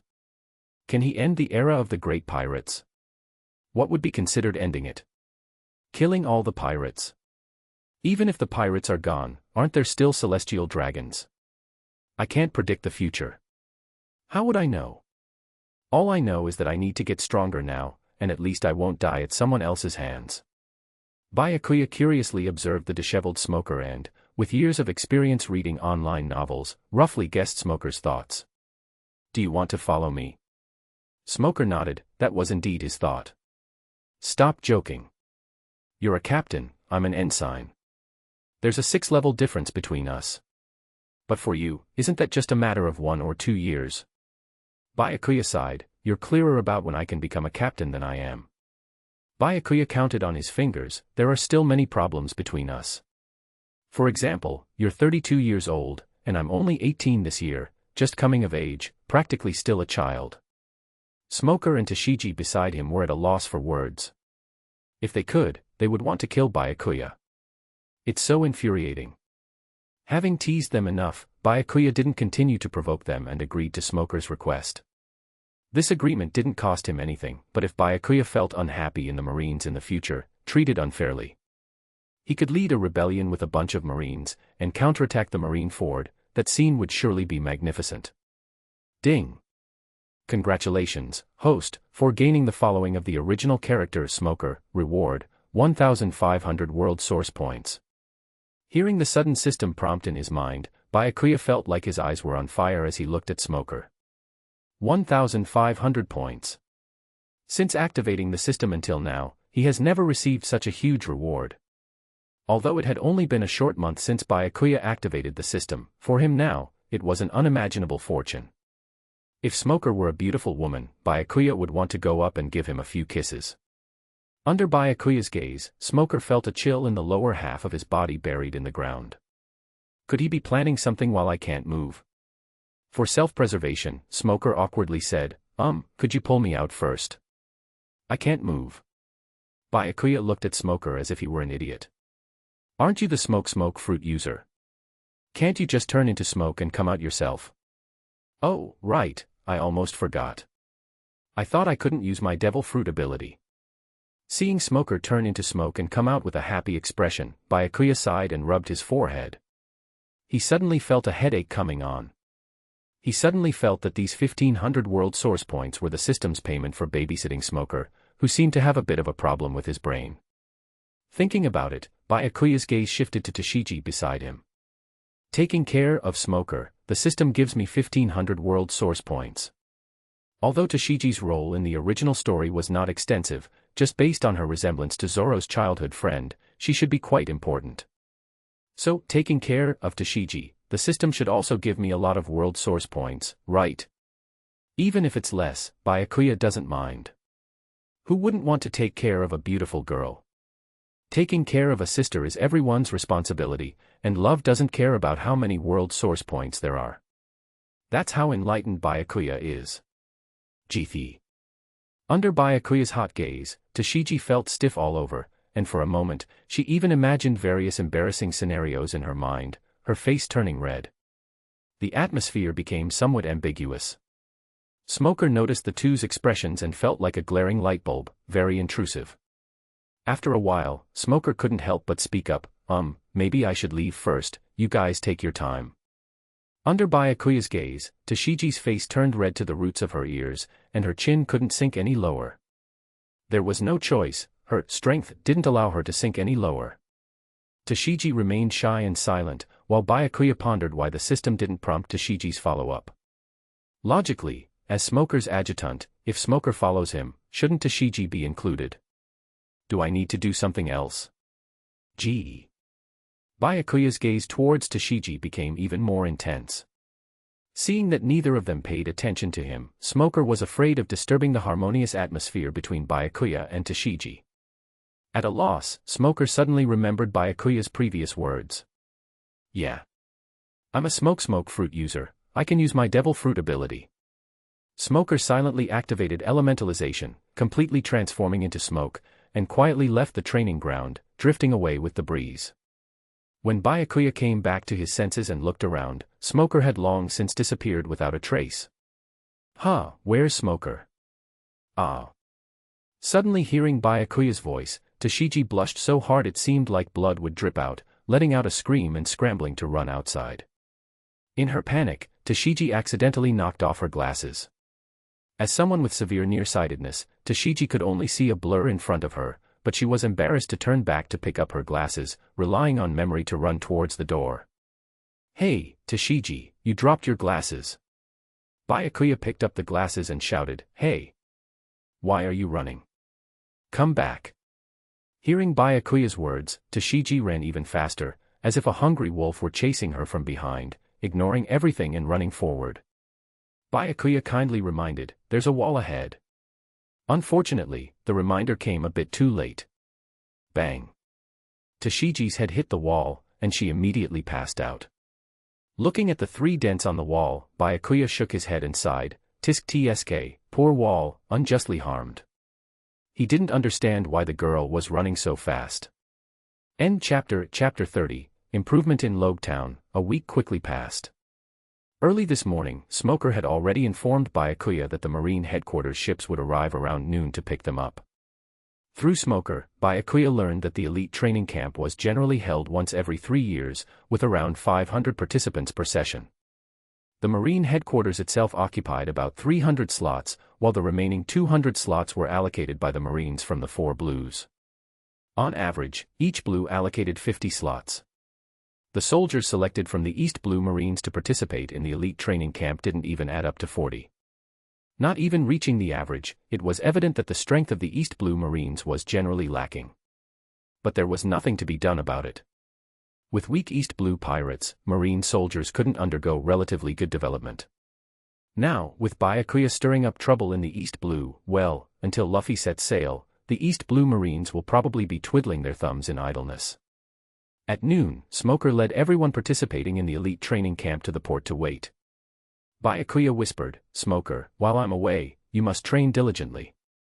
Don't neglect your physical abilities and devil fruit development. If after I graduate, your strength is still this pathetic, then you might as well retire in Logtown. Smoker nodded incessantly like a chick pecking at grains, repeatedly assuring, Don't worry, I'll step up my training. You too, Tashiji. Hearing Byakuya's address, Tashiji blushed all over, shyly replying, I will, Lord Byakuya. Then I'll feel relieved. As the 3 conversed, they saw a ship sailing on the sea, its sails marked with a seagull holding a set of scales, symbolizing the maintenance of peace and order in the world, particularly conspicuous. But even more conspicuous was the figurehead, a somewhat comical-looking bulldog holding a bone in its mouth. This caught Byakuya by surprise. Wasn't someone from the Marine headquarters supposed to come to pick them up? Why was it Garp? Shouldn't this old man be chasing after the red-hair pirates? As the ship docked, Garp disembarked, surprising Smoker. Vice Admiral Garp, you're here to pick us up this time. Oh, so it's Smoker. Having graduated from the elite training camp and being the top graduate of his class, Smoker was somewhat famous even at the Marine headquarters, so Garp naturally recognized him. Why are you still a captain in Logtown? Garp asked puzzledly. With the East Blue pirates being so weak, staying here is a complete waste of time." Garp's words carried a hint of dissatisfaction. After all, even if Smoker, being a user of the smoke fruit, might not be able to compete with the Admiral's devil fruits, but within devil fruits, he was considered relatively strong.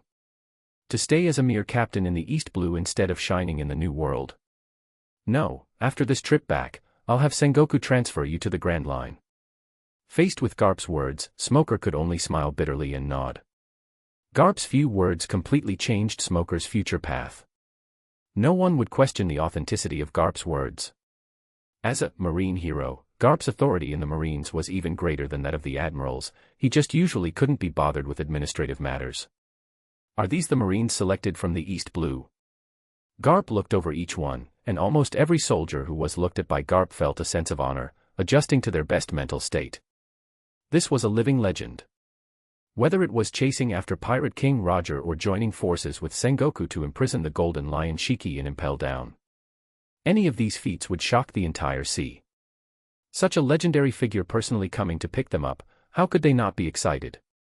Under Garp's gaze, although Byakuya remained unmoved, he felt a bit nervous inside. It was inevitable. Just a few days ago he was planning to kill Garp's grandson. Now that he met the real deal, he naturally had to keep a low profile to avoid attracting Garp's attention. Garp praised, "Very good, truly the elite of the East Blue Marines. I hope that after you arrive at the Marine headquarters, you will train hard and make contributions to protecting the people." The 37 Marine soldiers shouted, "For justice." Byakuya chimed in, subconsciously wanting to shout, "For freedom," but thankfully he reacted quickly and changed his words in time, otherwise it would have been awkward. "All right, Smoker, I will go first. That old man Sangoku treats me like free labor and has arranged a bunch of tasks for me. I'm just too busy." Cough, cough. Beside him, Bogard coughed to remind Garp that there were other soldiers present. He nearly coughed up his lungs. "What's with the coughing? I'm already doing them a favor not cursing in front of the soldiers. Isn't calling him an old man acceptable?"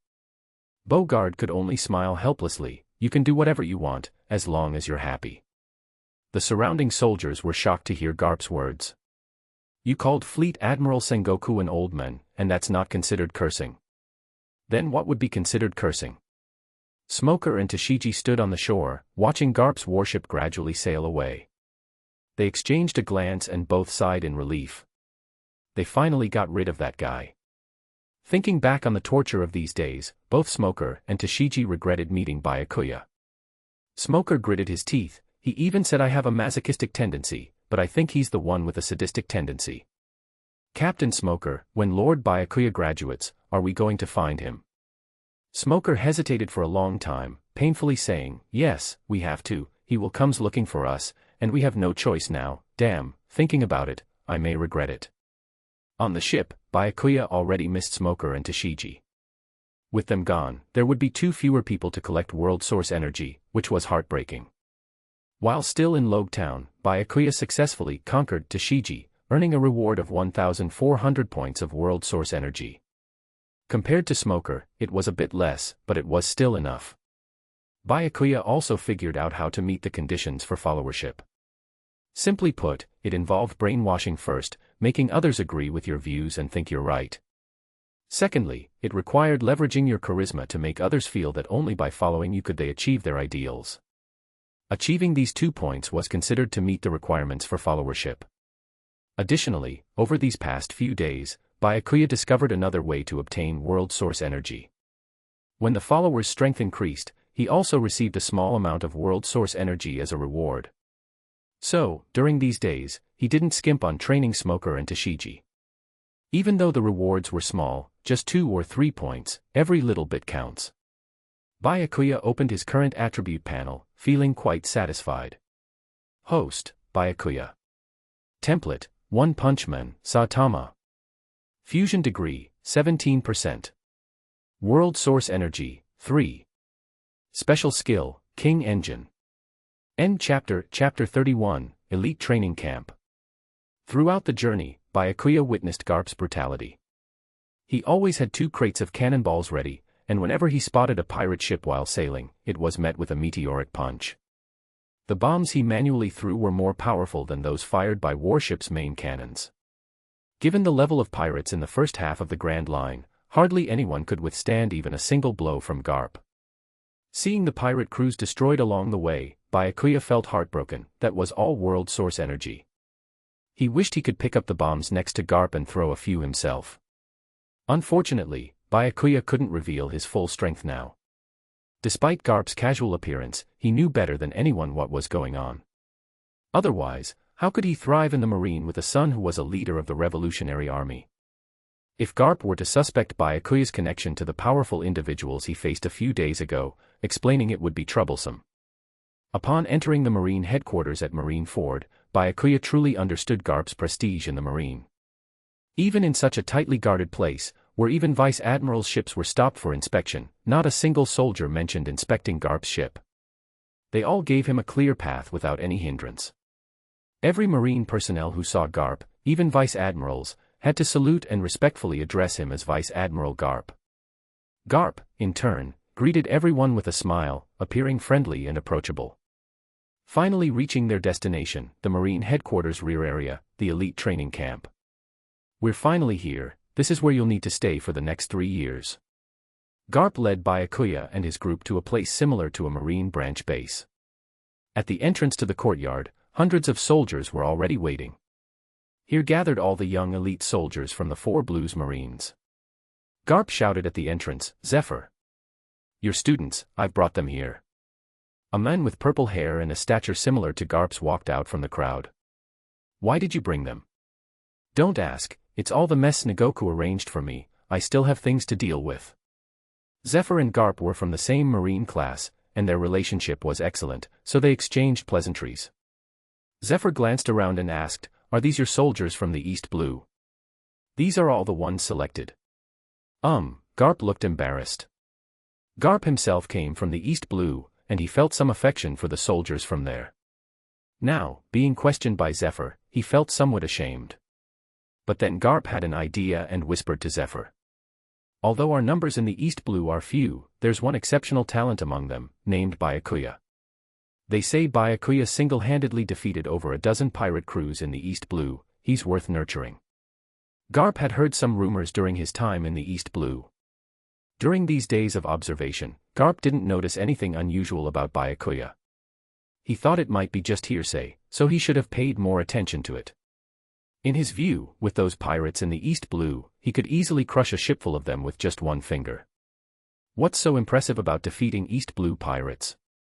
It wasn't until Zephyr mentioned it that Garp remembered someone like Byakuya. However, if he knew that Byakuya defeated those pirate crews, with just one punch to finish them off, he probably wouldn't have had such thoughts then. Listening to Garp's words and seeing his lack of confidence, Zephyr knew that Garp was probably deliberately saying this about Byakuya. What kind of person could defeat over a dozen pirate crews alone? If he had such ability, why would he come to the Marine elite training camp? To play house. Those so-called pirate crews were probably just a few strong people going to sea together, and that's considered a pirate crew. It's hard to say whether the entire crew had a total bounty of 1 million berries. With such pirate crews, any Marine headquarters soldier picked at random from the scene could handle them.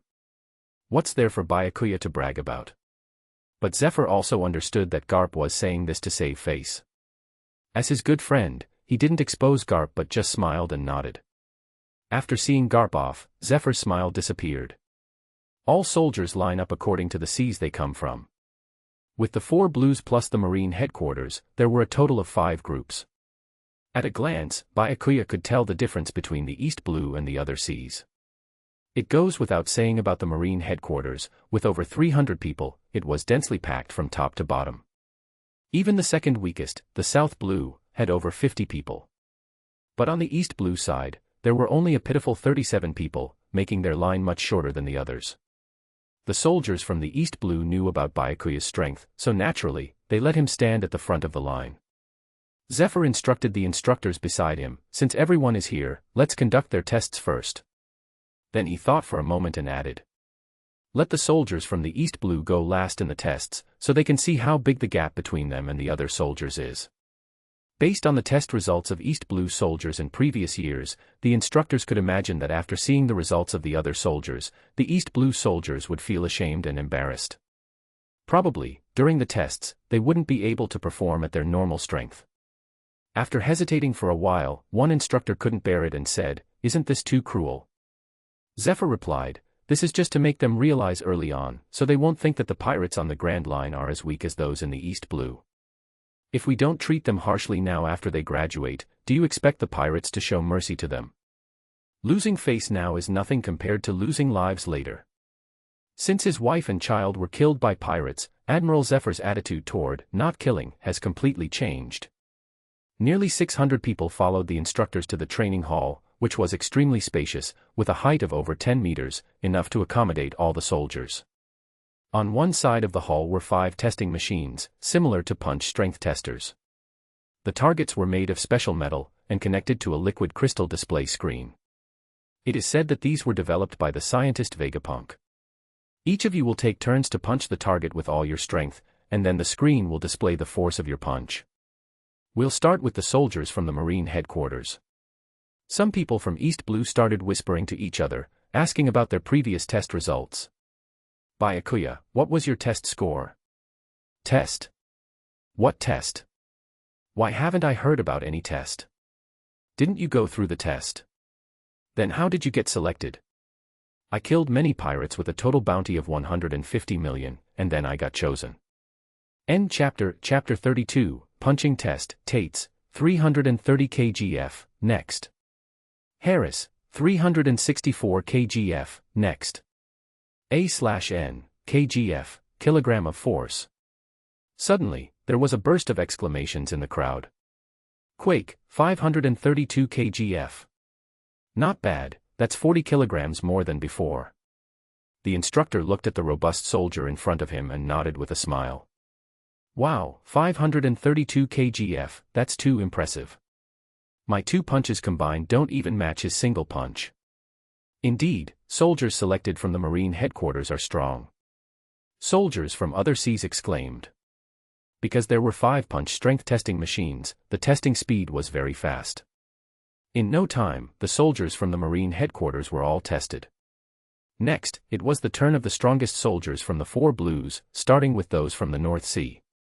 Although the soldiers from the North Blue as a whole were not as strong as those from the Marine headquarters, they were generally good. There were even a few outstanding soldiers who exceeded 300 kgf, while others were mostly around 270 to 280 kgf. The overall strength of the West and South Blue was not much different, with values mostly above 240 kgf. Next up were the soldiers from the East Blue. Meanwhile, Byakuya was contemplating how much strength to exert for the test. Should he go for the underdog comeback style or the peak genius style? After much thought, Byakuya decided that the underdog comeback style would be better. Just imagine, a weak soldier from the East Blue gradually becoming strong in the Marine elite training camp. What an inspiring growth curve. This kind of growth trajectory is smoother and more easily acceptable to others. By then, many Marine soldiers might be moved by his experience and willing to follow him. As for the disdain from others when pretending to be weak, Byakuya didn't care at all. He had heard enough of these words during the 3 years before activating the system. It's called hiding one's strength and biding one's time. While other soldiers from East Blue saw that Byakuya had not made a move yet, and the instructor was already urging them on, they hurried forward for the test. Under the slightly mocking gaze of the other soldiers, when the soldiers from East Blue stepped forward for the test, it felt like going to the gallows. Daniel took a few deep breaths, trying to calm his nerves. With all his might, he punched the target in front of him. 169 kgf, next. The instructor sighed almost imperceptibly. The difference between the soldiers from East Blue and those from other places was indeed too significant. 169 kgf, and it's still not as high as one of our female soldiers. Really? Can someone with such strength even participate in the Marine training camp? Is the selection standard in the East Blue too low? Understand this, we're here because there are only so many slots, and they're here because they only have this many people. Daniel felt ashamed when he heard the words of the people around him. His strength was not limited to this. Initially, during the first selection, he had 200 kgf. It's just that in such a situation, he was too nervous and his performance was abnormal. 172 kgf, next. 200 kgf, next. As the test results came out one by one, the disdainful voices of the other soldiers grew louder. The tested soldiers stood with their heads down, occasionally glancing at Byakuya. Even the soldiers who went up for testing looked at Byakuya before going up. Byakuya was surprised by their reaction. What are you all looking at me for? You don't want me to go up and shock everyone, do you? Byakuya waited until last to make a move to observe everyone's average strength. It's not good to show too little strength either. A mid to late number is more reliable. Byakuya, the East Blue is relying on you. Show your true strength and regain face for us. We believe in you. With your strength, you'll shock them out of their eyes. Faced with their trust, Byakuya felt speechless. What are you doing? I don't want to show off, I just want to act like a waste. Just as Byakuya was torn between heaven and man, the system prompt suddenly sounded. Congratulations, host, for activating a random mission, obtain first place in the entrance test. Completing the mission will reward you with 200 points of world source power. Damn, even the system is encouraging me. In the face of world source power, all thoughts of underdog comebacks and hiding one's strength are thrown aside. Let's just do it. Byakuya looked at the expectant eyes of the crowd and said firmly.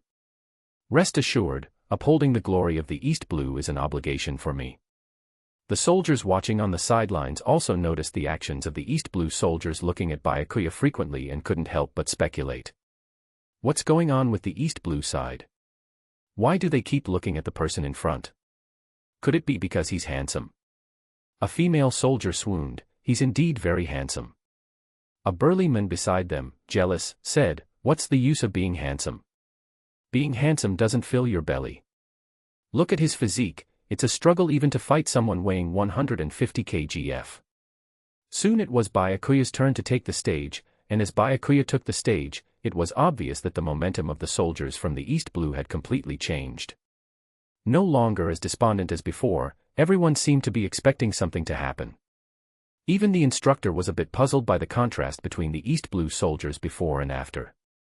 Someone reasoned, could it be that this person is the strongest among the East Blue soldiers, so they are so eager? A companion retorted, what's the use of being the strongest in the East Blue? Aren't we all the strongest among us? Quake, impatiently, said, shut your mouths. Just watch and you'll see. Seeing Quake speak up, the others had to quiet down and watch Byakuya's performance quietly. At this moment, Byakuya taking the stage was like a big star under everyone's gaze, with nearly 600 people watching him intently. Byakuya walked up to the testing machine, feeling the burning gaze from behind, murmuring. Since I have to act tough, then I'll give you guys a big show and scare you to death. Only to see Byakuya clenching his right fist towards the target, slowly extending it. When it was 2 centimeters away from the target, he suddenly stopped. His thumb rested on his index finger, the other 3 fingers extended. Everyone was baffled by Byakuya's actions. What is this guy trying to do? A brother with a unique mindset said, is he trying to hit the target with his finger? This big brother guessed it right. The index finger suddenly flicked, and with the flick, there was even a deafening explosion. Boom. The target, which had withstood many tests without a scratch, instantly collapsed like putty. The next moment, amidst everyone's incredulous expressions, the entire testing machine was thrown backward by a terrifying force, flying back dozens of meters in an instant, and then crashing into the wall, leaving a deep hole. Oops, looks like I used a bit too much force. Byakuya acts innocent, tongue sticking out. End chapter 33. The crowd looked at Byakuya with eyes wide in disbelief. Destroy the testing machine so far with just 1 finger, was this even a human? If that flick landed on a person, it would be an incredibly gruesome sight. Just the thought of being classmates with such a person for 3 years filled everyone with despair. How would they even have a chance to compete when Byakuya was going to overshadow them so much? Especially for someone like Quirk, who thought he was the best in this class and even had more tricks up his sleeve. But now, it seemed there was no point in using them. He was already thinking about requesting to drop out from Zephyr and rejoining the next training camp after Byakuya graduated. After all, being the top graduate of the training camp often came with its ship, a privilege usually only granted to vice admirals. Only a few rear admirals got this special treatment. Most top graduates were granted the rank of Rear Admiral upon graduation. Someone like Smoker, who willingly applied to return home as a captain, was an exception. The instructors watched Byakuya leave with a mixture of awe and amusement. How am I even supposed to record his scores? One instructor wondered. Should he mark down, punched a testing machine across the field? In the following tests, Byakuya continued to amaze everyone. Whether it was weightlifting, speed tests, or other physical tests, Byakuya's scores were the best in the training camp, far ahead of the second best. At the end of the tests, the instructors were left in a daze. Even when they dismissed the soldiers were still in shock and disbelief. Even the East Blue soldiers weren't as excited anymore. They knew Byakuya was strong and capable of defeating Captain Smoker. But they never expected him to be so overwhelmingly strong, especially considering Byakuya was just 18 while some of them were nearing 30. What chance did they even have? One of the instructors took the test results and headed to Zephyr's office. It was Zephyr's practice to review each soldier's situation and tailor a suitable training plan for them. Since everyone started at a different level, a common training approach wouldn't work for everyone. Zephyr noticed the instructor's somewhat troubled expression as he took the test results. Why the long face? Were the test results particularly bad this year? Zephyr opened the report and began to review the scores. These aren't bad at all. Oh, this Quake fellow is quite impressive. He should be a focus of our training program. After reviewing the results from the other Blues, Zephyr allowed himself a small smile. This batch of recruits looks promising. Once they graduate, we'll be able to add a significant number of valuable members to the Marines. However, when it came to the East Blue results, Zephyr didn't seem interested. He quickly glanced over the first two scores before dismissing them. Sigh, the Marines in East Blue have been getting worse and worse over the years. We should consider cutting down their quotas. Chief Instructor, you should look further down the report. There's a surprise waiting for you. A surprise from East Blue. Zephyr raised his eyebrows, puzzled. A surprise indeed. The instructor was looking forward to Zephyr's reaction when he saw Byakuya's scores. Zephyr continued to flip through the report. What kind of surprise can there possibly be here? It wasn't until Zephyr got to Byakuya's scores that he shot out of his chair. Byakuya had come in first in all the tests. Instructor Cook, can you explain to me what flick testing machine means? Cook recounted the events as they had happened. Flicked it away and destroyed it with just one finger. The testing machines were rare devices in the Marines, known for their durability. They could withstand the strength of rear admirals. But Byakuya had flicked and destroyed it away with just one finger. Zephyr suddenly remembered what Garp had said to him before leaving, that Byakuya had single-handedly taken down 10 or so pirate crews in East Blue. At the time, Zephyr had assumed Garp was exaggerating, trying to give himself face. He thought those pirate crews must have been small time. But who would have thought that Byakuya's strength was truly this impressive? Garp, he wasn't lying. This kid is just here for a vacation. Byakuya hadn't let Smoker report his achievements in taking down the pirates. After all, his efforts would only elevate him from an ensign to a commander, or at most a captain. Nowhere near a junior admiral. Byakuya knew that being at the top of his class would guarantee him at least the rank of lieutenant commander. So he wasn't too concerned about his previous achievements and left Smoker to handle them as he saw fit. Cook was in a difficult spot. Chief Instructor Zephyr, tomorrow I'm supposed to start training them. But is there any point in training Byakuya? I think he could survive just fine if we threw him into the new world. Zephyr understood what Cook was implying. Asking a weaker individual to train someone significantly stronger would be ridiculous. Do not worry, I'll personally oversee Byakuya's training. You just focus on the other students. Cook let out a sigh of relief. The last thing he wanted was for Byakuya to lose his patience and snap back at him with a finger flick. He doubted his bones were tougher than the testing machine. The next day, Byakuya learned that he didn't need to train with the other students. This didn't surprise him at all. Exceptional talents like him usually receive special treatment, even if those talents were aided by some unfair advantage. One testing machine costs 50 million belly. Repairing the training room wall costs 20 million belly. The total comes to 70 million belly.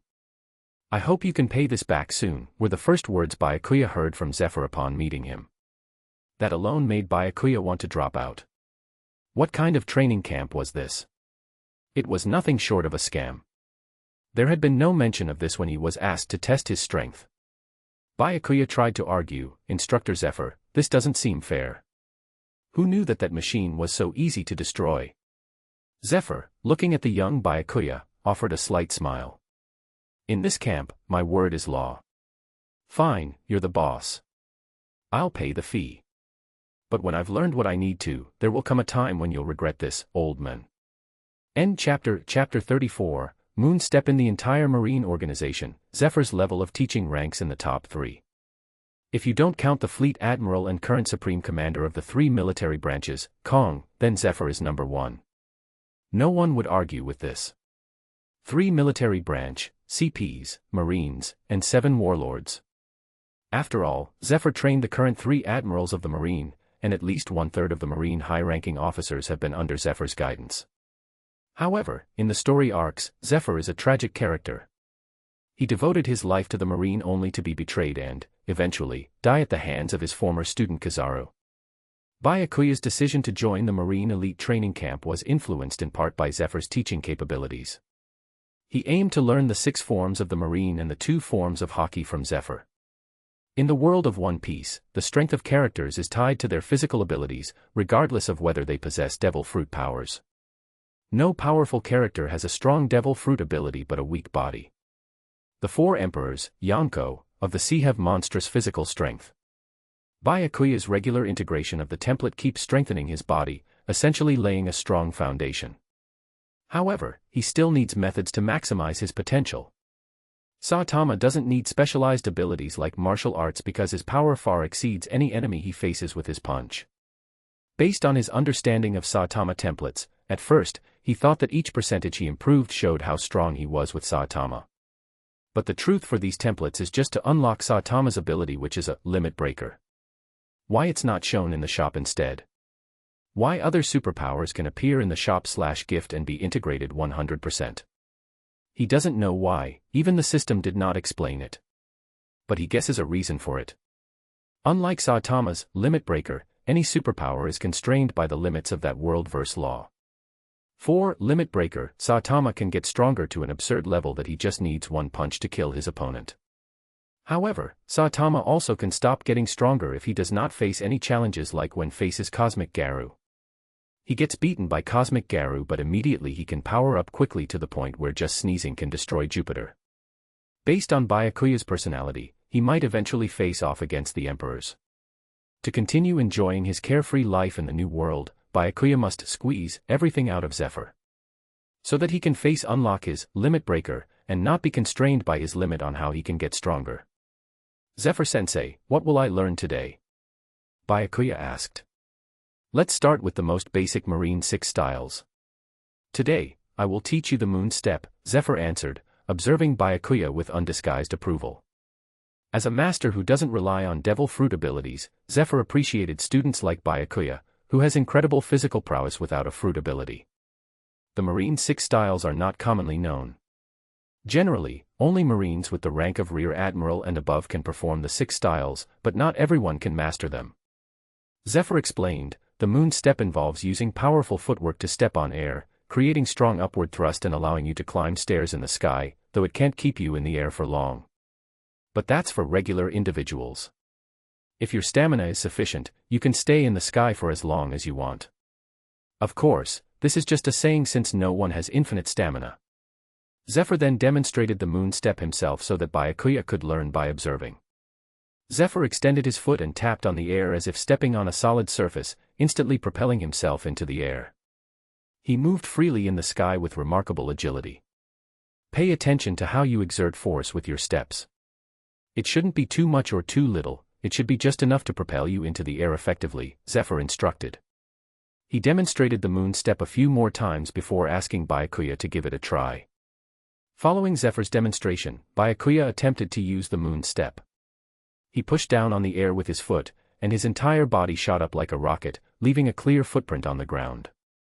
It took a while for Byakuya to come back down from the air. Zephyr, seeing Byakuya's somewhat awkward landing, smiled slightly but said nothing. The Moon Step isn't about how strong you are, it relies on a specific technique and finesse. Byakuya calmed himself and tried again, but his foot failed to exert enough force on the air, resulting in no change. Zephyr, watching Byakuya's attempts, chuckled and said, "Don't get discouraged. The moon step isn't easy to learn, especially at the beginning. Even Garp and I took nearly a month to grasp the basics of the moon step initially. So, don't rush it." While Byakuya was contemplating the technique of the moon step, a notification suddenly rang out in his mind. "Congratulations. The host has activated the moon step skill. Would you like to learn it?" Of course, Byakuya accepted without hesitation. Special skills, King's Engine, Moon Step LV1+. Level 1 represents the most basic form, the state Zephyr had described as just the entry level. Byakuya noticed a plus sign next to the skill level, indicating potential for improvement. He decided to test it out and received another system prompt. "Would you like to use a world energy source to enhance skill proficiency?" Whoa, who knew world energy could be used like this? Byakuya had expected it would take at least 6 months to master the 6 styles. This was even with his confidence in his natural talent.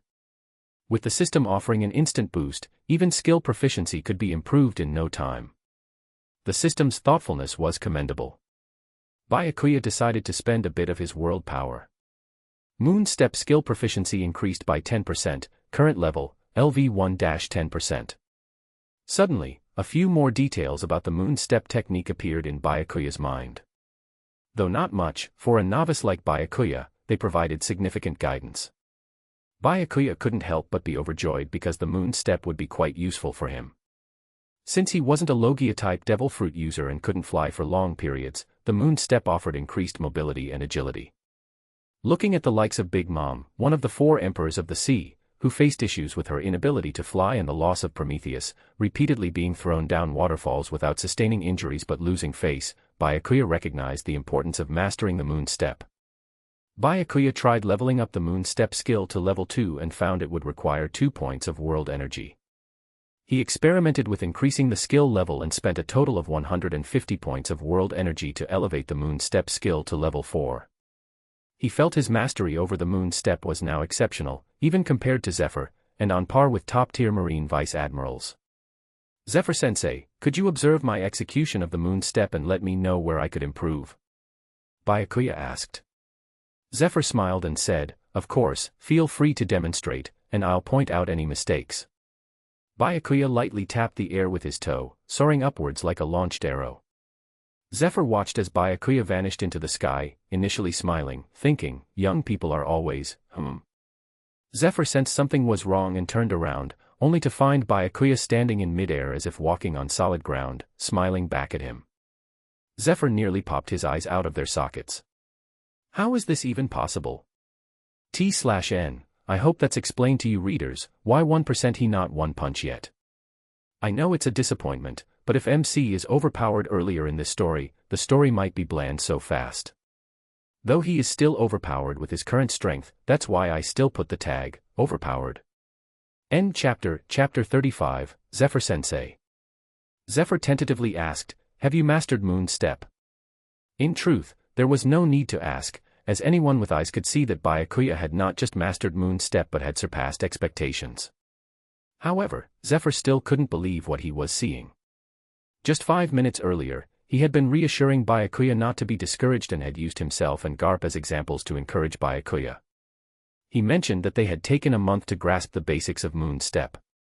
But Byakuya immediately turned around and fully mastered Moon Step, using it easily. This was a complete face slap, but thankfully, no one else heard his earlier words. Ahem, although you performed well with Moon Step this time, some minor issues still need correcting. To maintain his dignity, Zephyr pointed out trivial and insignificant issues. Byakuya didn't expose Zephyr, showing a respectful attitude and listening intently to what Zephyr said, taking notes on every detail. This deepened Zephyr's appreciation for Byakuya, who lacked arrogance and respected his elders. Zephyr saw potential in Byakuya and began to consider him as a disciple. Zephyr had already taught the 3 admirals, proving his teaching abilities matched his strength. However, all 3 admirals were Logia-type devil fruit users, with top-tier abilities.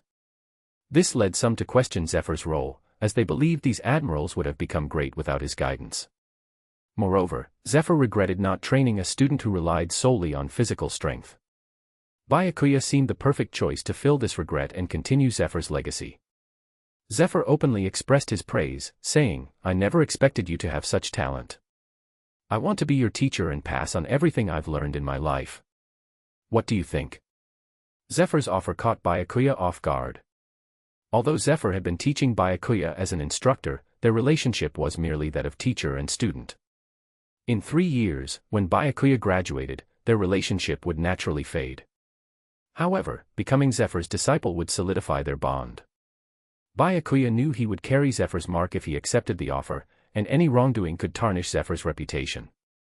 Nevertheless, Byakuya decided to accept Zephyr's offer. He had long admired Zephyr, thinking someone like him shouldn't have met such a tragic end in the anime. Byakuya made up his mind. "Since you are willing to teach me wholeheartedly, I will do my best to prevent that incident from happening. Then, if I acknowledge you as my teacher, can you waive the 70 million berry debt?" Zephyr laughed. "That's impossible, rules are rules. TSK, you are such a stingy teacher. Ha ha ha, you're no better yourself." They exchanged a knowing look, and both felt a warm sense of camaraderie. "Congratulations, host. You have become a disciple of Blackarm Zephyr and earned 1,000 world points." Byakuya didn't expect to receive a double blessing and felt even more elated. Over the following month, under Zephyr's dedicated instruction, Byakuya mastered all of the Marine's 6 forms and became quite proficient in them. This progress was thanks to the system, which allowed Byakuya to quickly get started. Byakuya opened his current status panel. Host, Byakuya. Template, One Punch Man, Saitama. Fusion level, 17%. World points, 602.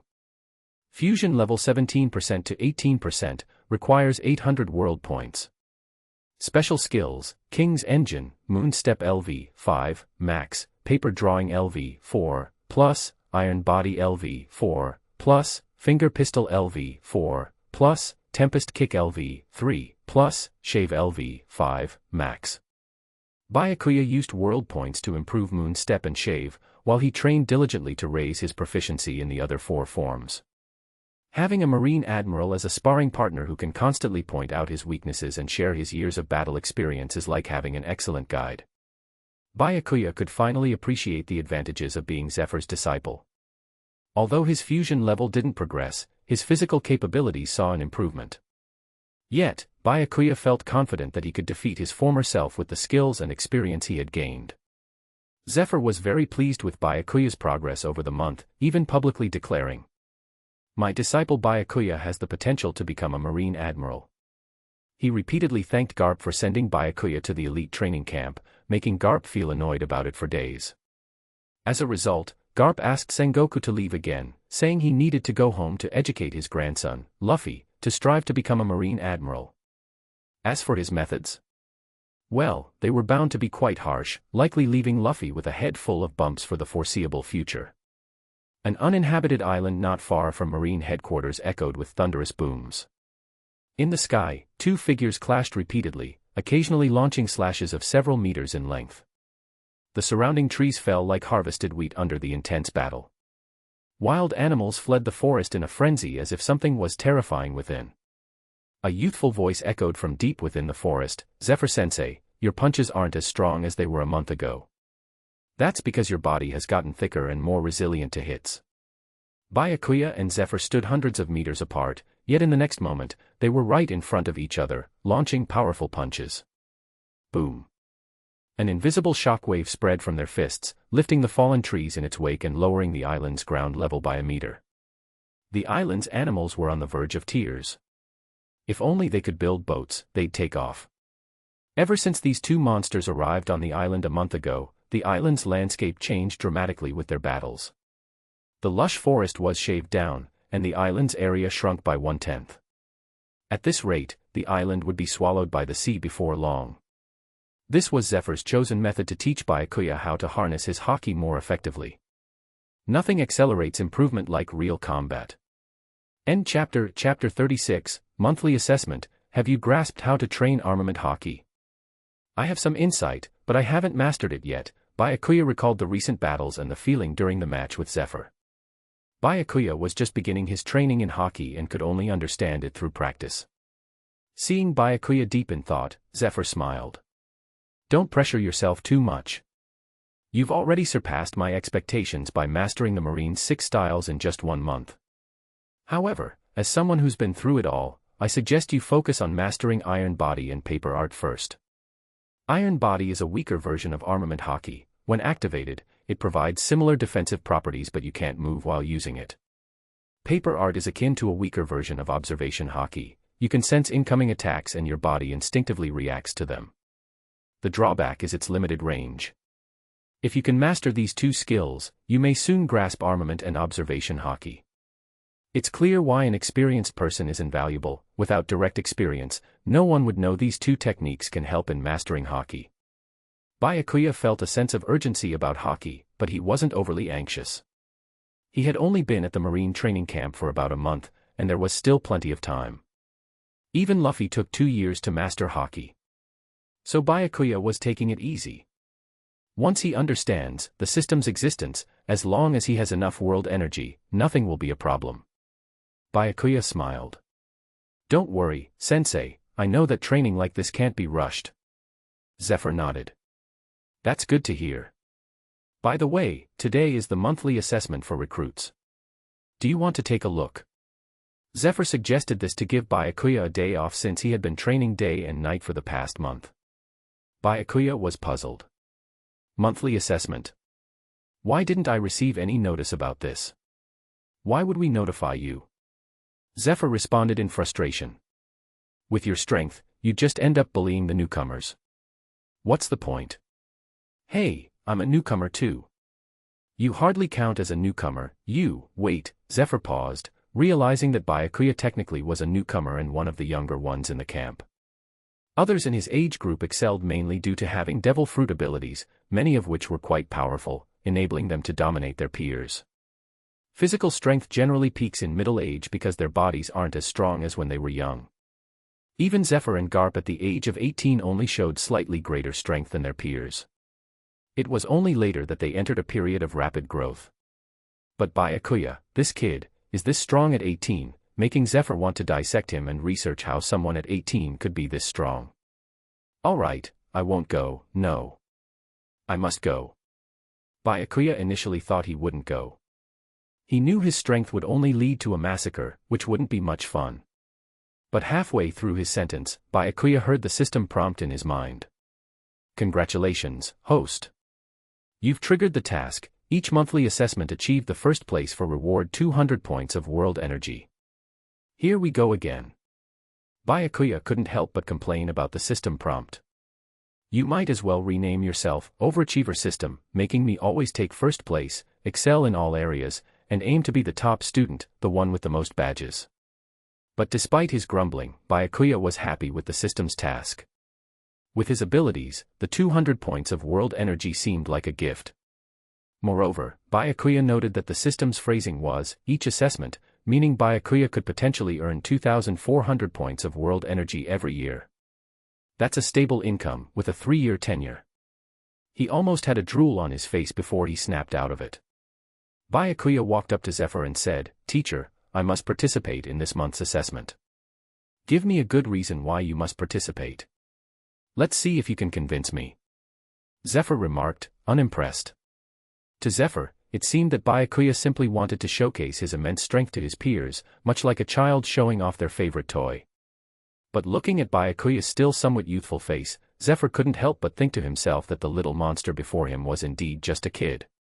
Byakuya had already prepared his speech, speaking gravely. Teacher, I'm not just participating in the assessment for myself. It's also for you, for my peers, and for the Marines. Byakuya's grand declaration nearly made Zephyr lose his footing. Byakuya's desire to go and show off his strength was something Zephyr didn't intend to stop him from doing. After all, the boy was still young, and wanting to show off was normal. But Byakuya's grand speech about doing it for Zephyr, the students, and the Marines made it sound like Zephyr was the one trying to prevent Byakuya from participating in the assessment, which would be a great offense in Byakuya's mind.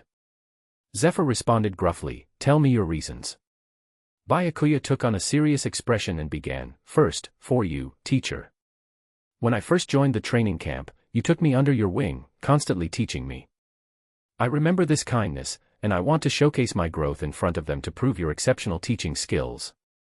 Zephyr couldn't help but smirk. "That's a stretch, but I'll accept it. What's next?"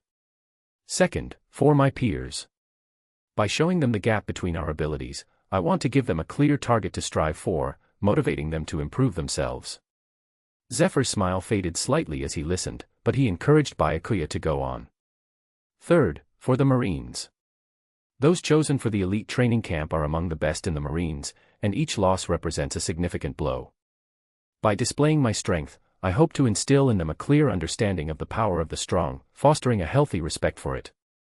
This way, when they graduate, they won't make rash decisions that could cost them their lives in the face of greater opponents." Zephyr felt like he was finally starting to understand Byakuya better. He said with a hint of amusement, "Byakuya, have you ever considered a career in the world government? I feel you're too talented to be just a Marine. Your eloquence overshadows even your remarkable aptitude for politician." End chapter. Chapter 37. Participate. The monthly assessment at the elite training camp is of paramount importance to the recruits. The performance in each assessment is recorded and plays a crucial role in determining their graduation ratings. The higher the rating, the better the position they can secure upon graduation. Even though Byakuya's dominance makes it clear that no one else can aim for the top spot, the rest of the recruits still aim to fight for the second place. Before the start of the assessment, one of the recruits asked the instructor, "Instructor, will Byakuya be participating in the monthly assessment?" This was a question on everyone's mind, as they were concerned about the possibility of facing Byakuya in the first round, which would affect their overall performance. The instructor paused for a moment, but given his familiarity with Chief Instructor Zephyr, he believed Byakuya would not participate, so he smiled and told the recruits, "You don't have to worry, Byakuya is not expected to participate in this assessment, so it won't affect your scores." Upon hearing the instructor's words, the recruits collectively breathed a sigh of relief. They were glad that the formidable Byakuya wouldn't be participating. Quake immediately spoke up, "If Byakuya isn't here, the top spot is mine to claim." Quake's physique had significantly improved over the past month, showing just how hard he had trained. His supporters began cheering him on, "Go Quake." Another recruit, Fergus, countered, "You're being too quick to speak, Quake. That top spot will be mine." Fergus' followers immediately shouted, "Fergus will be the top recruit." The tension between Quake and Fergus heightened as the two sides faced off, looking as though they were about to engage in battle. Over the past month, the recruits had naturally formed three factions. The first was composed of Marine Headquarters recruits, led by the formidable Quake. The second faction consisted of a mix of North, South, and West Blue recruits, with Fergus emerging as their leader. The final faction was made up of East Blue recruits, with Byakuya as their undisputed leader, even though Byakuya himself wasn't aware of this dynamic. Although this faction had the fewest recruits and the overall weakest strength, they were bolstered by Byakuya's reputation, so Quake and Fergus avoided provoking them. The recruits from East Blue also knew better than to cause trouble for Byakuya, so they all lived in relative harmony for the past month. Watching the recruits shout challenges at one another, the instructors did not intervene. Instead, they smiled knowingly. This kind of healthy competition between recruits was something the instructors encouraged. After all, these were young, energetic men and women, and a little competitive spirit was a good thing. Cook, the instructor, saw that it was time to begin the assessment. "I declare the first monthly assessment officially." "Wait, I'll be hosting this monthly assessment." Zephyr and Byakuya suddenly appeared before everyone. Zephyr ultimately agreed to let Byakuya participate in the monthly assessment after being persuaded by Byakuya's arguments. While Zephyr did not fully believe Byakuya's somewhat far-fetched justifications, he couldn't help but be moved by Byakuya's determination to participate. He decided to let Byakuya take part, provided he would go easy on the other recruits. The crowd of over 600 recruits was stunned to see the two suddenly appear. Chief Instructor Zephyr and Byakuya. Cook hesitantly asked, "Chief Instructor, this?" Zephyr answered calmly, "Isn't this the monthly assessment? So I've brought Byakuya here to participate." The 600 recruits all collectively swallowed a nervous gulp. Byakuya was going to take part in the assessment. Quake and Fergus, who had been fired up and ready to compete for the top spot, now felt a deep sense of despair. Nearly 600 recruits had a betrayed eye and all turned to Cook, the instructor. He said Byakuya wouldn't be participating in the assessment. Why is he here now? You got us all excited for nothing. Cook was feeling the pressure from the despair looks and, with a mournful expression, said, Chief Instructor, Byakuya's level of strength doesn't necessitate his participation in the assessment. Before Zephyr could respond, Byakuya lifted his head and said, Cook, am I not a recruit? Cook almost blurts out, you're not just a recruit, you only look like. But under Byakuya's intimidating gaze, Cook could only concede, yes, you're a recruit. Then can I participate in the monthly assessment? Before Cook could answer, Byakuya made a gesture of flicking his finger at the air in front of Cook. Although each flick was aimed at the air and caused no actual harm, Cook felt each flick as though it was hitting him right between the eyes. Recalling the fate of the unfortunate punch testing machine, Cook realized this was a clear threat. Cook was on the verge of tears, his big, watery eyes pleading with Zephyr as if saying, help me. Zephyr, however, looked up at the sky, remarking, oh, today's weather is quite nice. The sun is shining. It's a good day for an assessment. But when everyone else looked up, all they could see was cloudy skies, as if a catastrophe were about to strike. Oh, wait, no need for, as if, the catastrophe was before them, Byakuya. Seeing that even Zephyr was letting this slide, Cook could only concede, yes, you can. Byakuya's face lit up with joy. Good, then. The other recruits wore expressions of despair. How is this even fair anymore? Even the chief instructor is siding with Byakuya, what will these 3 years be like? Might as well rename this the Byakuya training camp. Byakuya flashed to the testing stage and confidently declared, just a moment ago, I heard you all shouting about fighting and defeating each other. Are you all just competing for second place? Quake. Fergus. Cook. Zephyr silently cursed. He knew Byakuya was here to show off and didn't even try hiding it. But then again, with Byakuya's current level of strength, it would take someone extraordinary to take him down. In other words, as long as Byakuya didn't go out looking for trouble, he could keep up his bravado for a long time. Zephyr started to feel grateful he was not in the same era as Byakuya and didn't have to deal with him if he's same age as him. Thinking of this makes Zephyr shudder, having Garp is enough for him. End chapter 38, unexpected audience. Seeing that no one spoke up, Byakuya's arrogance remained unchanged. Seeing as your strength is too weak, I'll give you all a chance. All of you can come at me at once. The soldiers, who had been silent and subdued, now raised their heads and looked at Byakuya. One person challenging all the trainees at once. This was unheard of in the history of the Marine Elite Training Camp. Even when it came to Akainu, Kizaru, and Akiji, they never attempted something so outlandish during their training. Even Zephyr was taken aback. He thought Byakuya just came to show off a little, but it seemed Byakuya wanted to do something much bigger. Is this kid insane? However, given Zephyr's understanding of Byakuya's abilities, he still believed Byakuya could handle these recruits. Everything was under control. As the leaders of the two largest groups of trainees, Quake and Fergus exchanged a long look, seeming to consider the possibility of working together against Byakuya. If this were a romantic scene between a man and a woman, the look in their eyes would have been charged with emotion. Instead, it was more akin to two blind people staring at each other. Seeing no one speak, Byakuya raised the stakes further. You guys are too useless. So let's up the challenge. I'll take on all of you as well as the 10 instructors present. Come at me together. Wait, that includes us. Cook's eyes widened, and he started cracking his knuckles in anticipation. This kid had threatened him earlier, and now he had the chance to get even. When some instructors hesitated, Cook quickly persuaded them. If this rookie dares to challenge us as a group, we can't back down. We have to uphold the reputation of the instructors group. How will we teach future recruits if we're afraid of a rookie who's been here for just a month? Are we going to let them say the instructor group is scared of a newbie? Cook's words convinced the instructors who were initially hesitant, and they agreed to join in the attack. Cook's persuasion was key, but Byakuya's arrogant demeanor was also quite provoking. Cook didn't bother keeping his voice low, so Byakuya heard every word. Byakuya looked at Cook with a bright smile that sent shivers down Cook's spine and made the flicking motion of a finger. This kid is still threatening me. Cook was shocked. Cook's success in rallying all the instructors wasn't enough for him. He wanted to rope Zephyr in as well, arguing that Byakuya's actions were challenging the reputation of the entire Marine elite training camp.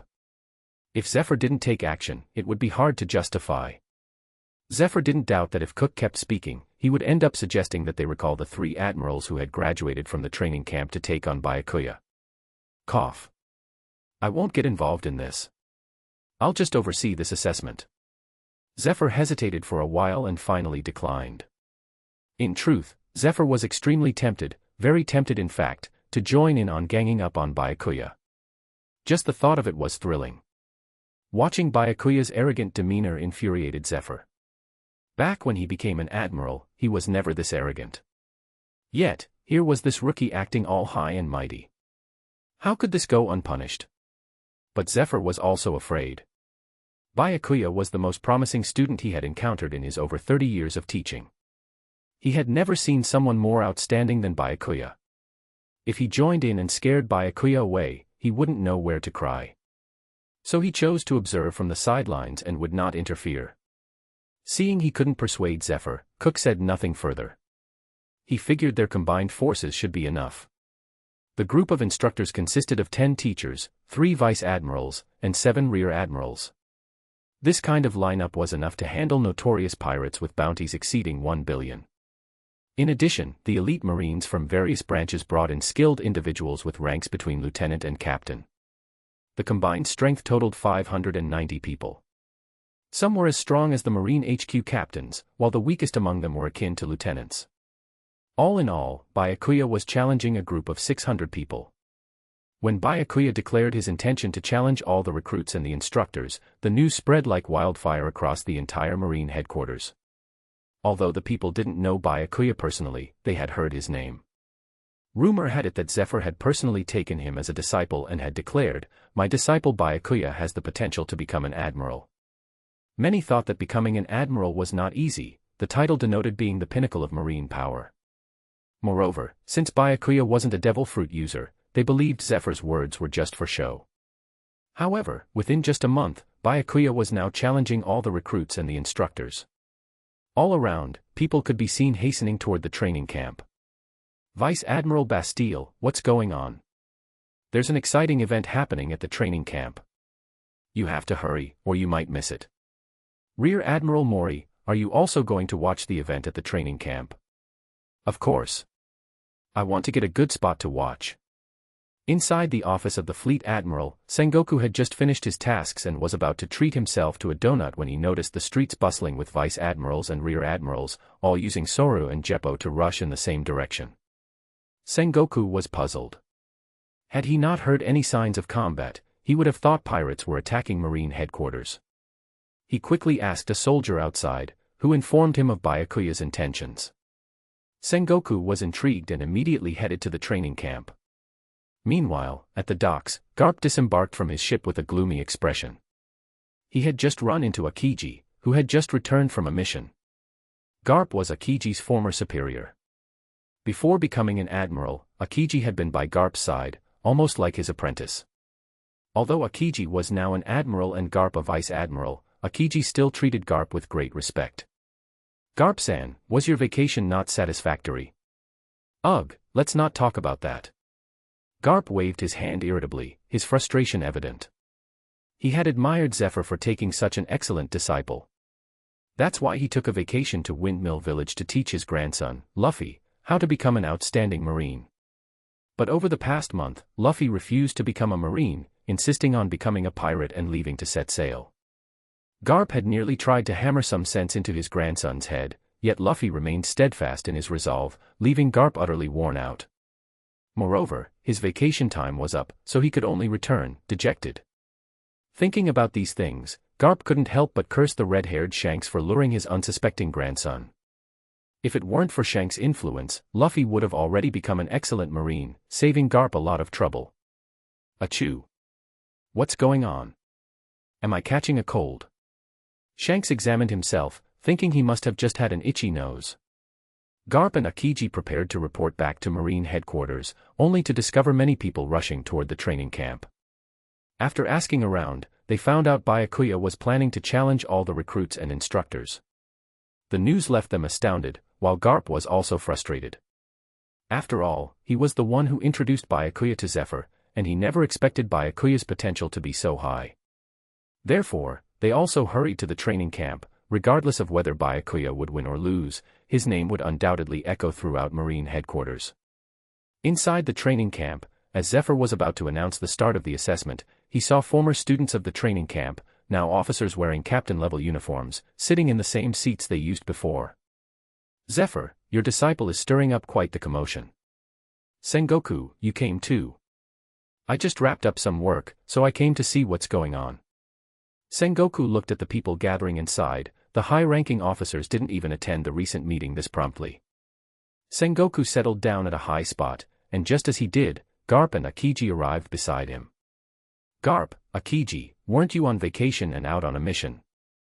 Akiji held a deep respect for Zephyr. "Zephyr Sensei, I happened to meet Vice Admiral Garp at the port and heard about what was going on here, so I decided to join in as well." Garp was feeling particularly agitated about Luffy's situation and spoke gruffly. "Zephyr, is that kid Byakuya up to the task? We've gathered all these people to watch him. If he loses, won't we all have come here for nothing?" Hearing Garp's displeased tone, Zephyr felt immensely satisfied, retorting with a smile. "Garp, you need to have confidence in the person you brought from the East Blue. You old fool. If I hadn't brought Byakuya from the East Blue and given him to you, would you have found such a talented disciple? That's because you were blind and didn't recognize Byakuya's talent. If you had, would you have handed him over to me?" The two old men in their 60s and 70s started arguing with each other right in front of everyone, even spitting at each other. Akiji, despite being a Marine admiral, knew he couldn't step in to mediate between the two. He turned to Sangoku, hoping for his intervention. "Fleet Admiral Sangoku, aren't you going to calm them down?" Sangoku sighed in exasperation. These two were already old, yet here they were bickering like children in front of so many young people. Even though he wished to stop them, their antics seemed harmless enough. Watching the two men continue to argue, he could see their expressions softening. Eventually, Sangoku decided to break up the argument. All right, let's get the assessment started. You're both losing face for the older generation." Hearing Sengoku's words, the two men stopped their argument, and the room calmed down. Meanwhile, the recruits and instructors in the training camp were dumbfounded. Why was such a fuss being made over a monthly assessment at the Marine Elite Training Camp? This kind of assessment took place every month, so why were so many top officers present? Sangoku, Fleet Admiral of the Marines. Garp, Marine Hero. Zephyr, former Marine Admiral, and current Chief Instructor. Akiji, current Marine Admiral. Around the room sat several high-ranking officials, 7 Marine Vice Admirals, 22 Marine Rear Admirals, and nearly 100 Commodore and Captain. Such a formidable gathering of senior Marines could easily take on 2 of the 4 Emperor's crews, yet they had come just to observe a monthly assessment. Or was it simply to witness Byakuya's part in the assessment? The pressure was immense, but also an opportunity for motivation. Whether instructors or recruits, no one wanted to lose to Byakuya and become just a stepping stone in his path to fame. Being in the same batch as Byakuya meant possibly being overshadowed by him, just like others who were in the same batch as the current 3 admirals. Everyone in the training camp was ready to go all out to not lose to Byakuya. Meanwhile, Byakuya himself hadn't anticipated such a scene. Seeing all these top Marine officials watching, and the seriousness on the faces of the recruits and instructors, he knew this assessment would be more challenging than he thought. He sighed inwardly and thought, I'm not one to show off, but it seems my hand is being forced. The systems were pushing him to perform well, using the promise of valuable rewards to entice him into playing his part. Sigh, this accursed system, ruining my chance to stay low-key. If the system could speak, it would likely give Byakuya a verbal lashing like. All I asked was for the host to take first place, who told the host to show off and challenge 600 people at once. And now the host blaming me, what a shameless person. Byakuya took a deep breath and said, since I'm fighting all of you at once, this small arena isn't suitable. Let's use the entire training ground as the stage, shall we? Byakuya's proposal meant he was giving up his considerable advantage. Normally, his opponents would lose if they were kicked out of the ring, but with the entire training ground as the ring, this rule no longer applied. Zephyr didn't understand why Byakuya was doing this, but he chose to trust his student. "All right, we'll use the entire training ground as the stage," Byakuya said calmly, "then there's no need for this arena." With that, the 100-meter wide and 10-meter high arena seemed to be crushed by a massive, invisible force. The entire platform caved in with a thunderous crash, sinking 3 meters into the ground, its surface perfectly smooth and undamaged. Byakuya stood at the center of the training ground, surveying the surroundings. His voice echoed as he declared, "Come on, I'm ready to take on all 600 of you." End chapter. Chapter 39, Farming. Byakuya's powerful strike cleanly buried the arena underground, signaling the official start of the highly anticipated battle. Cook said, "Byakuya, won't you choose a suitable weapon? We are all equipped with weapons. Fighting us without one will put you at a disadvantage." Byakuya declined Cook's offer. "No need. Even if I take one, I won't use it well. I'll rely on my fists and feet." "Be careful, weapons can be dangerous," Cook warned before lunging at Byakuya with his long sword, unleashing a sharp crescent-shaped slash at Byakuya. Byakuya did not dodge or flinch, landing a powerful punch that shattered the crescent slash. Byakuya inspected his fist, which now bore a faint white mark, a sign of the strength he had just unleashed. The next moment, 2 blasts of force were aimed at Byakuya's flanks. In response, Byakuya shifted his body as thin as paper, evading the combined attack of 2 instructors. He then grabbed their arms and threw them, sending them hurtling through the crowd with a series of loud crashes and cries of pain. "What's holding you back?" Byakuya taunted. "Do you want a recruit like me to defeat all 600 of you?" His words urged the remaining instructors and recruits to action, yet they hesitated. Byakuya's tone turned mocking. "If you can't act now, how will you fight when faced with pirates?" He didn't wait for their response and instead charged into the crowd. His punches and kicks sent people flying in all directions. Given the abilities of the recruits, only a short time could withstand him. Byakuya was careful to control his strength to avoid causing serious injuries, as he had promised Zephyr. He treated the battle as an exercise in mastering the precision of his power.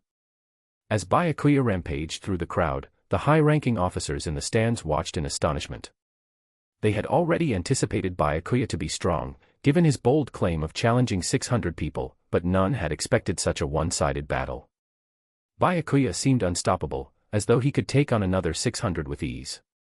A few vice-admirals sensed something unusual about the fight but couldn't pinpoint the cause. Meanwhile, on the highest viewing platform, the 4 senior officers exchanged concerned glances. Garp furrowed his brow and asked, "Zephyr, are you sure this kid learned the Marine's 6 style?" Byakuya, now deep within the fray, didn't use the 6 style techniques like finger pistol or tempest kick in his attacks, nor moonwalk or shave in his movements. Instead, he relied on paper art to evade strikes, and if he couldn't avoid them, he braced himself with iron body. Though this approach made for an intense, visceral fight, it was not a strategically sound approach. Zephyr knew that Byakuya had mastered all the Marine's 6 styles and understood how dedicated Byakuya was to mastering shave and moonwalk. After observing Byakuya's relentless training over the past month, Zephyr concluded that Byakuya's command of shave and moonwalk rivaled his own. Yet, during this fight, Byakuya seemed to focus solely on iron body and paper art, ignoring the other 4 techniques.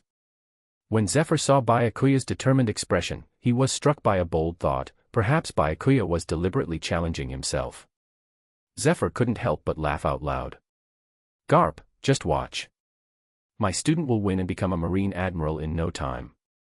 He had full faith in Byakuya's potential. Garp merely snorted in response, withholding further comment. Both Sangoku and Akiji also sensed something unusual, but they didn't think Byakuya had truly abandoned the other 4 techniques during his month of training. They believed Byakuya must have a specific goal in mind for this fight. Within a short time, Byakuya had already defeated over 300 people and 4 instructors.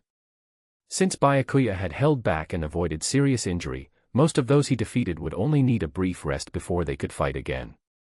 One downside to using the training grounds as the arena was that the fight wouldn't end until the opponents either conceded or were incapacitated.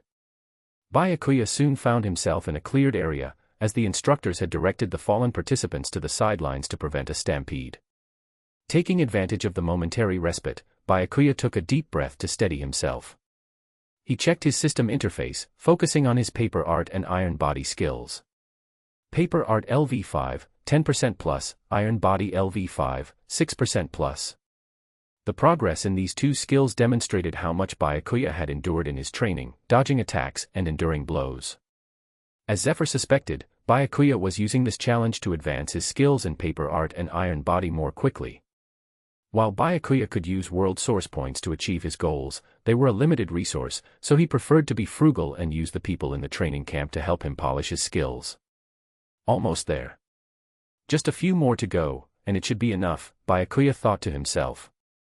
By now, the fallen participants had been removed, and the fight was about to resume. Perhaps the previous combat had taught them a lesson, as the participants now gathered under the guidance of a single instructor rather than fighting separately and chaotically. Among the remaining fighters, the strongest were Quake and Fergus, who had held out until now, surprising Byakuya.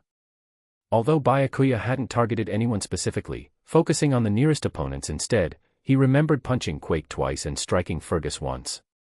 Unlike other participants, who were usually rendered unconscious or needed to rest after taking a punch from Byakuya, these two had managed to stay in the fight, proving their remarkable resilience. The first to attack Byakuya, Cook, also managed to hold on and took command of the battle. Under Cook's direction, the fight became more organized. The attacks were no longer erratic, each wave of attack was coordinated to prevent friendly fire. Now, every fighter followed Cook's commands, attacking in turns. If one attack missed, they would immediately retreat to make way for the next wave. Even if someone got hit by Byakuya, they would quickly be dragged away for treatment. For Byakuya, this posed a considerable challenge. The attacks came like waves with no chance to breathe, but he found this challenge exciting. He had intentionally been holding back his full strength and had yet to use the other 4 techniques. If he fought with his full power, perhaps only a few instructors would still be standing. Furthermore, he always had the system as a backup. Losing wasn't an option for Byakuya. As time passed, the situation grew increasingly intense. Cook called Fergus and Quake to his side. "Fergus, we need you and Quake to work together. The other instructors and I will create an opening for you. Make sure you take advantage of it. We might not win this fight, but we should at least give him a tough time. If we lose without landing a hit, we won't be able to show our faces in the Marine base again." Quake and Fergus nodded in agreement. They had come to respect Byakuya's strength. Neither of them had ever seen anyone as tough as Byakuya, able to withstand numerous punches yet still fight on with full energy. It was enough to make anyone feel defeated. Byakuya would occasionally check his skill progress and was delighted to see the proficiency level soar. Paper art LV5, 95% plus, iron body LV5, 95% plus. Both skills were leveling up simultaneously. Byakuya's strategy of switching between avoiding and taking hits worked wonders for his proficiency levels. Opportunities like this were rare, no danger of death, while simultaneously boosting his reputation. It was a win-win situation for Byakuya, and the consistent cycle of participants joining the fight kept his progress steady. Cook and the remaining instructors charged forward, with Fergus by their side. They looked ready to launch a coordinated attack. Byakuya noticed this and shouted, "Cook, I've been waiting to land a punch on you. Don't worry, it won't kill you with one hit. You might just have to rest in bed for a couple of weeks." Byakuya wasn't one to hold grudges, but he certainly wasn't overly magnanimous either. Previously, Cook had been leaping around trying to rally everyone against Byakuya, persuading all the instructors to join in and even attempting to get Zephyr on board. How could Byakuya not properly thank Cook for his care and consideration? As Cook and the others approached Byakuya, ready to attack, Cook suddenly shouted, "Close your eyes." Beside him, Fergus shone like a human sun, emitting an intense light that turned the training grounds into a sea of brightness. The Marine officers watching from the sidelines squinted their eyes in pain, shielding them with their hands and barely able to make out what was happening due to the blinding light. Such intense brightness even made seasoned fighters like Garp uncomfortable. Their eyes' self-defense mechanism kicked in, causing their eyes to cry. Garp turned to ask Zephyr what was going on, but what he saw made him speechless. Akiji had used his devil fruit powers to create thin sheets of ice, reflecting the light away from his eyes. Sangoku's eyes were encased in a layer of golden light, completely unhindered. Seeing Garp's discomfort, Sangoku laughed. Being in Buddha form gives me as much shine as Fergus fruit. Garp was speechless. Fine, you devil fruit users have the upper hand. I'll go talk to Zephyr then. Zephyr didn't have a devil fruit, so he should be struggling like Garp. However, when Garp turned to look at him, Zephyr had already put on a pair of sunglasses and remained calm and collected. Garp was stunned. You shameless old man. Zephyr smirked. What's the problem? I knew Fergus had the light fruit, so I brought some sunglasses to watch the match. Oh, is our marine hero about to cry? Garp's veins bulged in anger, but no matter how much he tried, he couldn't stop the tears from streaming down his face. Give me a pair of sunglasses. I only brought one pair, Zephyr replied nonchalantly. Garp snapped, I don't care. If you don't give me one, I'll snatch your glasses, and we'll each wear one eye. Realizing Garp was serious, Zephyr begrudgingly took out another pair of sunglasses and tossed them to Garp. So much for a marine hero. More like a marine bandit. Garp took the sunglasses happily and put them on, immediately feeling relieved from the brightness. He paid no attention to Zephyr's insult. What was wrong with being a bandit? As he watched Byakuya battle, Garp even considered stealing him away as his student. If it weren't for the fear of causing Zephyr's heart to explode, Garp might have done it already. Byakuya struggled to adapt to the unexpected burst of intense light. Others suffered from the reflected light, but Byakuya was at the very center, experiencing not only the brightness but also the heat, as the intense light produced substantial warmth. His eyes burned and stung, preventing him from opening them. He wasn't sure what was happening around him. Instinctively, he thought to use Sora to leave his position, but then he hesitated. Wasn't this the exact battle environment he had been hoping for? The bright light made it impossible to see, forcing him to rely solely on his instincts to dodge, and if he couldn't dodge, he would have to endure the blows with his body. This perfectly aligned with his training objectives. So, Byakuya decided not to move. Instead, he remained in place, focusing on sensing everything around him, the air currents brushing against his body, the scents in the air, all of which could serve as his eyes. Byakuya couldn't see, and neither could Cook and his team. However, after watching Byakuya for a while, Cook was willing to bet that Byakuya wouldn't use moonwalk or shave to create distance. Instead, they only needed to aim their attacks at Byakuya's presumed location based on memory. He was right, Byakuya indeed did not dodge.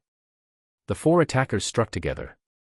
Although Byakuya couldn't see, his other senses seemed to become sharper, allowing him to sense the subtle movements in the air. It seems like two on the left, one on the right, and one below. Byakuya's body moved according to his thoughts, evading the attacks. His left side suddenly thinned, avoiding two-finger pistol strikes. Next, his right side twisted to the left, dodging a punch and taking on an S shape. Cook, relying on observation haki, lunged a sword toward Byakuya's abdomen. Instead of dodging, Byakuya intercepted the sword as it approached, catching the blade with his left hand. Byakuya felt a force beneath his skin trying to emerge, continuously striving but unable to break through the skin's limit. Byakuya recognized this sensation as armament haki. It was apparent to him now. As Cook's sword was caught, he shouted, "Quake!" Suddenly, a thunderous bear roar erupted from behind Byakuya. Quake transformed into a giant black bear, radiating a wild aura. Standing nearly 5 meters tall, its limbs were as thick as 3 people's combined embrace. With massive paws akin to rooftops, the bear slapped down at Byakuya's head, casting a shadow over the area and causing cracks to appear in the ground. This was Cook's final plan. After Byakuya had evaded their attacks, he would surely fail to dodge Quake's strike. Even if Byakuya tried to use moonwalk to escape, Cook and the others would keep him trapped to prevent his escape. In other words, as long as Byakuya hadn't initially used moonwalk to create distance, Quake's attack was likely to hit its mark. Their hopes for victory rested on this one strike from Quake. Quake understood the significance of this attack, giving it his all and summoning his utmost strength. Byakuya recognized their plan and marveled at its cleverness, but he also noted that his plan had been successful as well. Byakuya's faint smile showed his confidence. Paper Art LV5, Max, Iron Block LV5, Max. Congratulations to the host for maxing out the skills. Triggering extension skills, Paper Art will evolve to Observation Haki, and Iron Block will evolve to Armament Haki. Would you like to proceed with the changes? Of course, Byakuya thought. That was the whole point of this battle. Changes complete. Observation Hockey LV1, plus, Armament Hockey LV1, plus. Finally, the battle could come to an end. Byakuya faced the bear's paw, which carried terrifying momentum. He extended his right index finger, which was coated in armament hockey and turned black, the best he could manage. His seemingly weak finger struck the center of the falling bear paw. The paw, akin to a falling meteor, suddenly came to a halt, blocked by just one finger. Sangoku and the others watched closely, then slammed their hands on the table and exclaimed, "That's armament hockey." Zephyr was both shocked and delighted. He truly learned hockey. He truly is my disciple. End chapter 40, Sangoku attention, impossible, how could this be? Quake couldn't believe what he had just witnessed. He knew his strength well enough, when he went all out, he could crush a small naval ship. Yet, his attack was blocked by a single finger. How could he possibly believe this? Cook and the other two instructors immediately recognized the armament hockey that Byakuya had just demonstrated. They understood the situation and how Byakuya had been using them. Cook smiled wryly.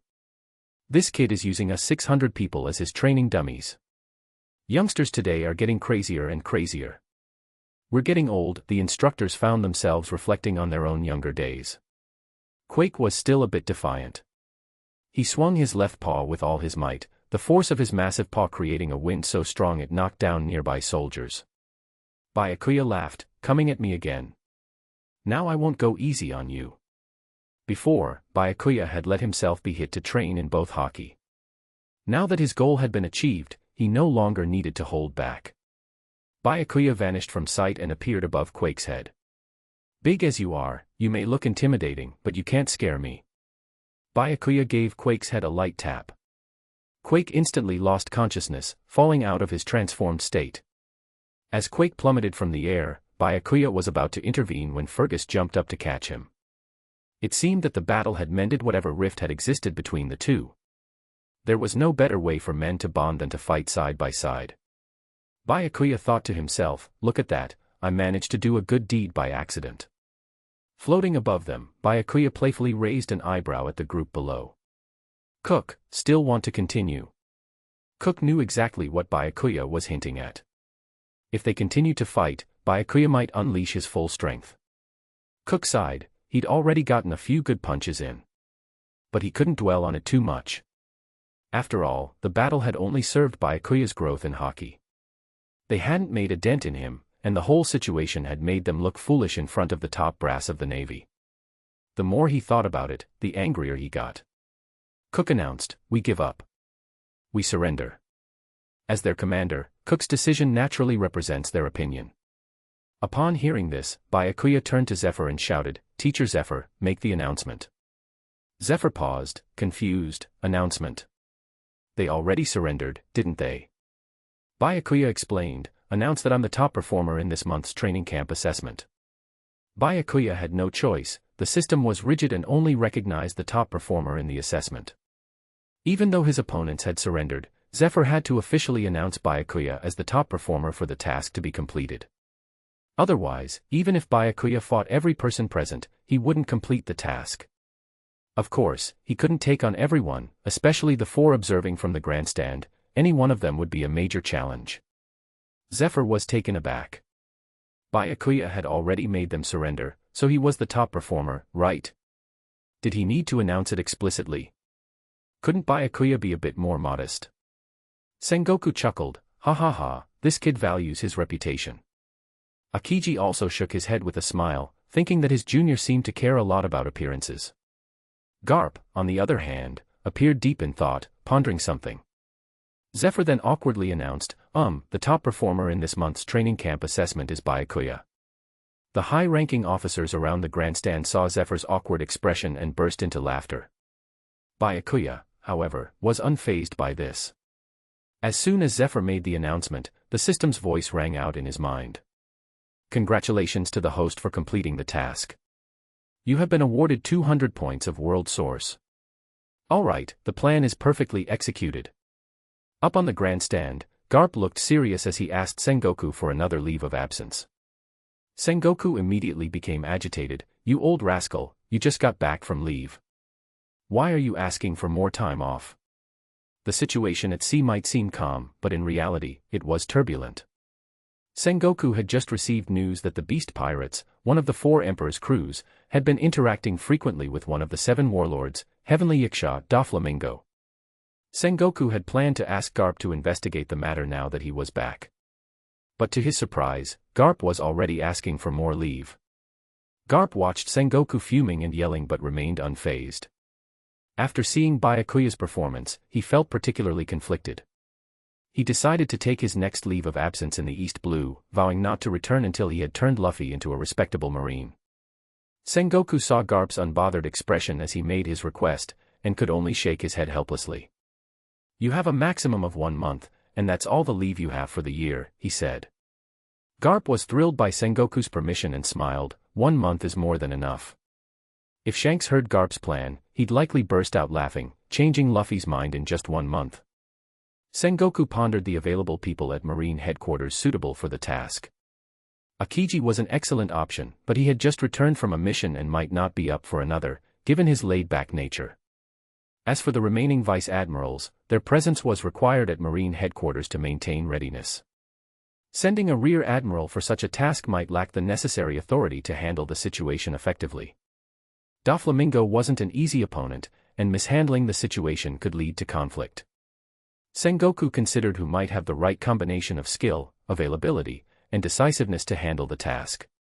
His gaze landed on Byakuya not far away. Of course, there he was.